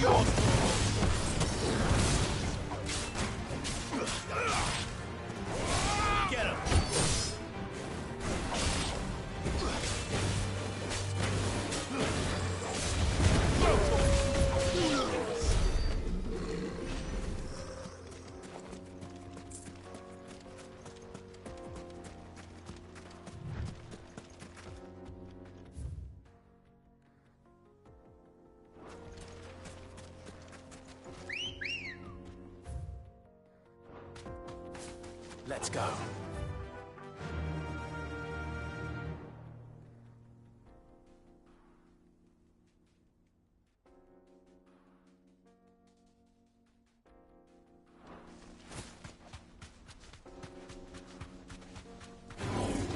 This won't be easy.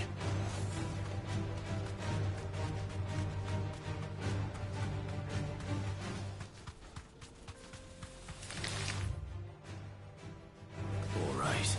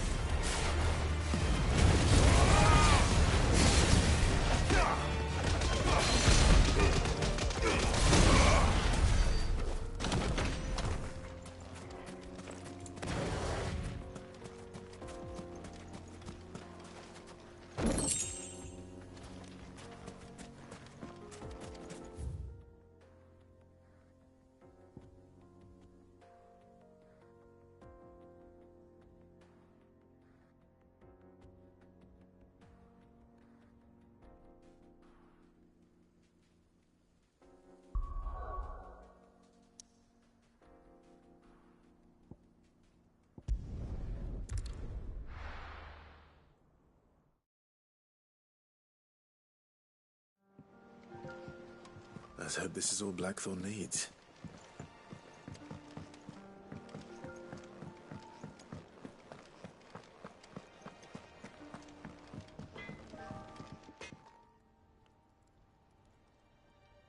Blackthorn, got everything you need? Yeah. Yeah, I do. Cheers for the stardust. Should be enough to be getting on with. Nice to get out and about for once. Let's do it again sometime, eh? I'll make a start on putting this thermal plating together then. It'll take some time, mind. So if you've got other things to be getting on with, I could do without you breathing down my neck. Thank you, Blackthorn. I'll let Mid know construction's underway.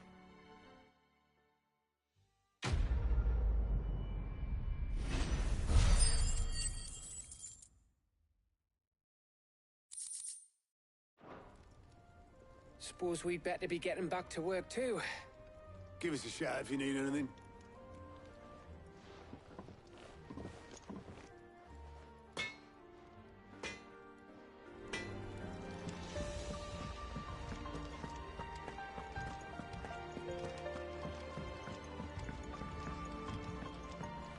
Her ship lies still in harbor, her soul sails on the main. The breath of ages at her back, adventure in her veins.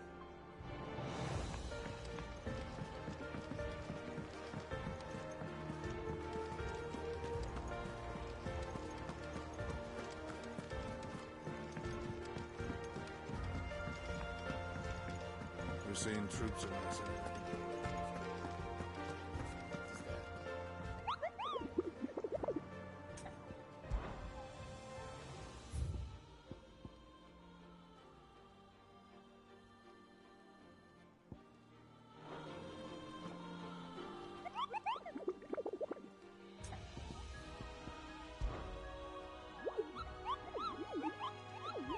You mean the Iron Kingdom?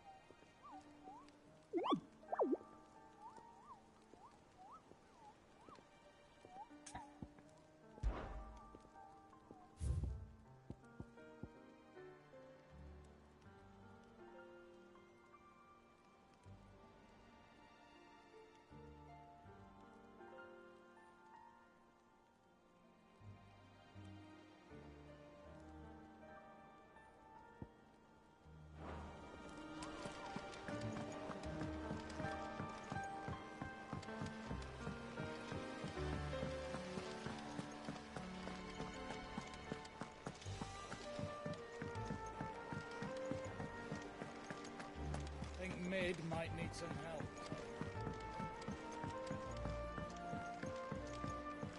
If I don't come up with something soon. You'll be pleased to hear that Blackthorn started work on the plating. Excellent. 1 down, 2 to go. So, what's next? The helm, of course. For this, we'll be repurposing fallen scrap. Salvage from the ruins? I thought that material was all but impossible to work. Ah, but we don't have to. I'm sorry. Just so happens there's one particular ruin that's broken into exactly the right shape and size pieces for what we need. What's the name back there? I'll give you all the details. What's her name? Right. Talk to her back there. You know, thingy. She'll tell you exactly which bits of which ruin we need. You just need... Oh, Sid, is this about the helm? Yes. Mid said I should speak with you. I'll show you the plans then. Here you see the mithril engine, in which mithril is burned to generate heat. That heat is then harnessed to produce motive force. Excess heat is dealt with by means of the thermal displacement stack, which disperses it into the surrounding air. Now, were we to rely on thermal plating alone to achieve this effect, The rate of excess heat buildup would far exceed the displacement coefficient of the plating. In other words, the reactor would overheat and eventually explode. This is where the helm comes in. It connects to the plating, you see, and serves as a sort of thermal sink to absorb all that excess energy. Our experiments have shown that fallen ceramics are remarkably thermophilic. They can withstand and absorb levels of heat far above anything we are able to make today. And not only that, they're also waterproof and immune to rust, making them the perfect material for our protective hood. Why, if sea or rainwater were to enter the reactor proper, it would vaporize instantly. The forces produced would tear the ship from stern to... You can stop there. I understand. Mid said we might be able to use parts of a fallen ruin. Where would I find it? Ah, yes. It's in Lorbert's Pass, near Lostwing. The thing is, well, I probably should have arranged to have the pieces we need brought here sooner. You see, a certain unwanted visitor has taken up residence there. It's no longer a matter of just walking in and taking them. It's, going to be considerably more dangerous than that. I see. Then I suppose I'd better deal with this unwanted visitor for you. Would that help? Oh, very much. Thank you, Sid. I'll gather my team and head there right away. We'll meet you outside the ruins.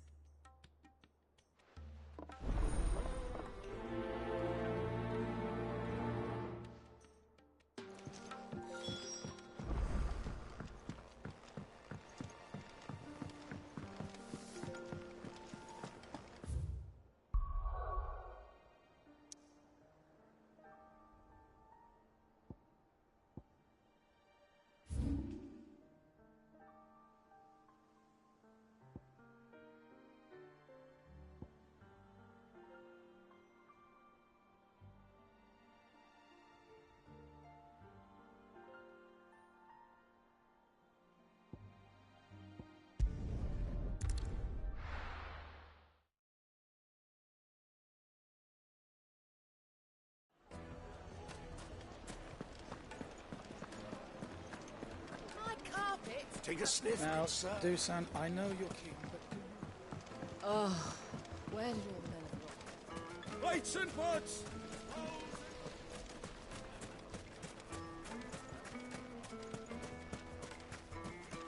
No, I'm telling you, it's gone.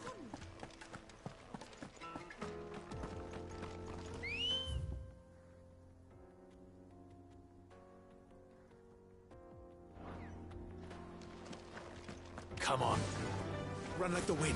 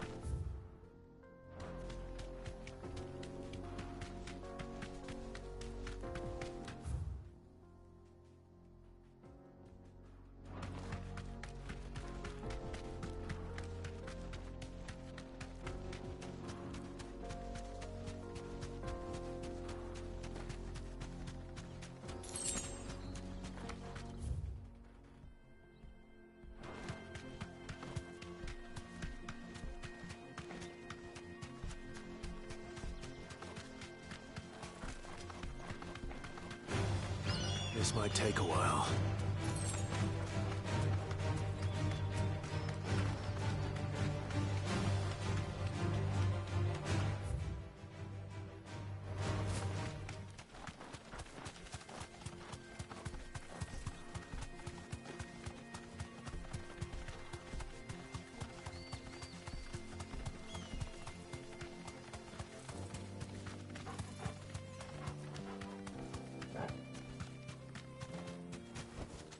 I can walk from here.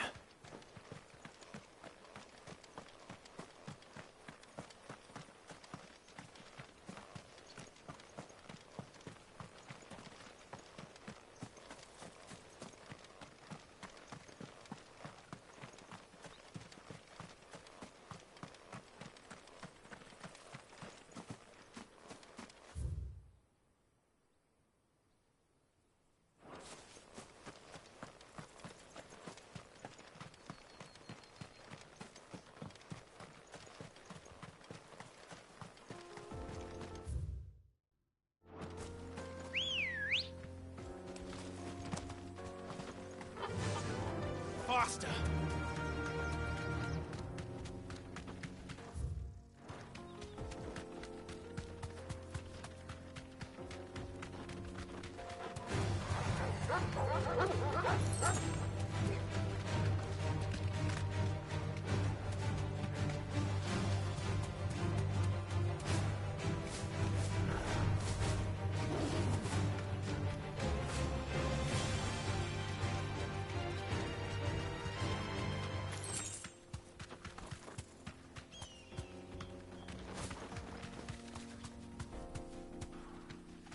You deserve a rest.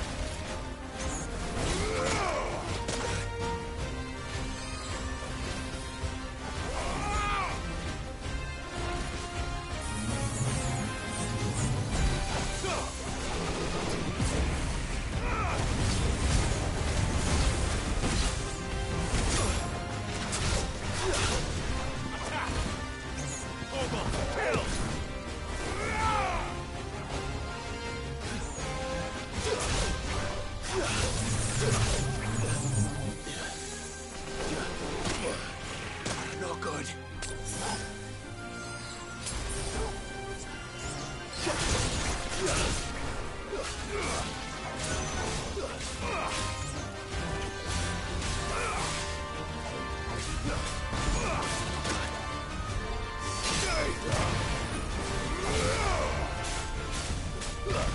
This one.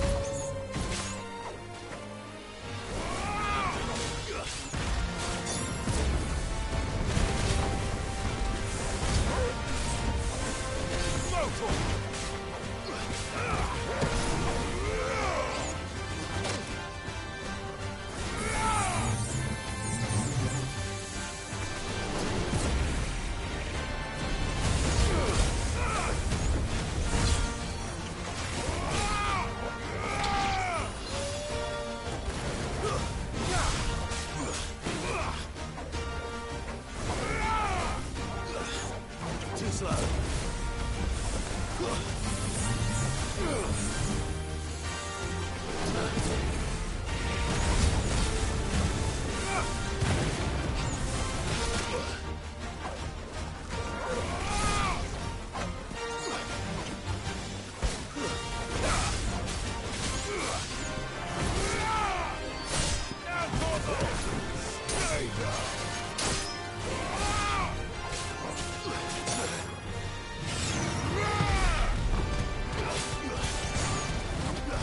Well done.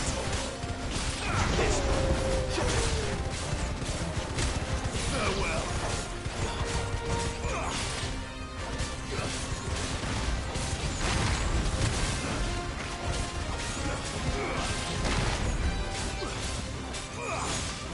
Nice try.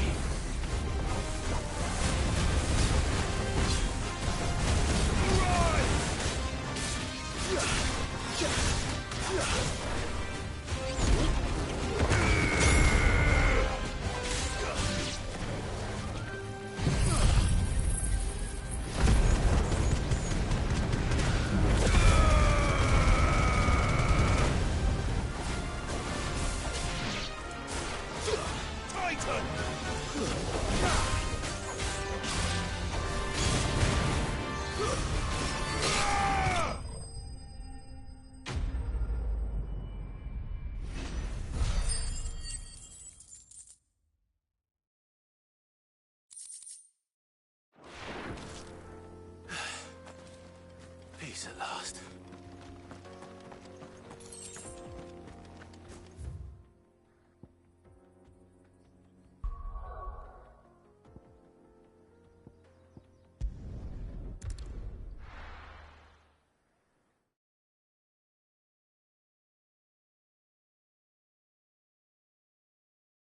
I'll be taking you all to a storehouse in the Bales. Leave anything you don't need behind.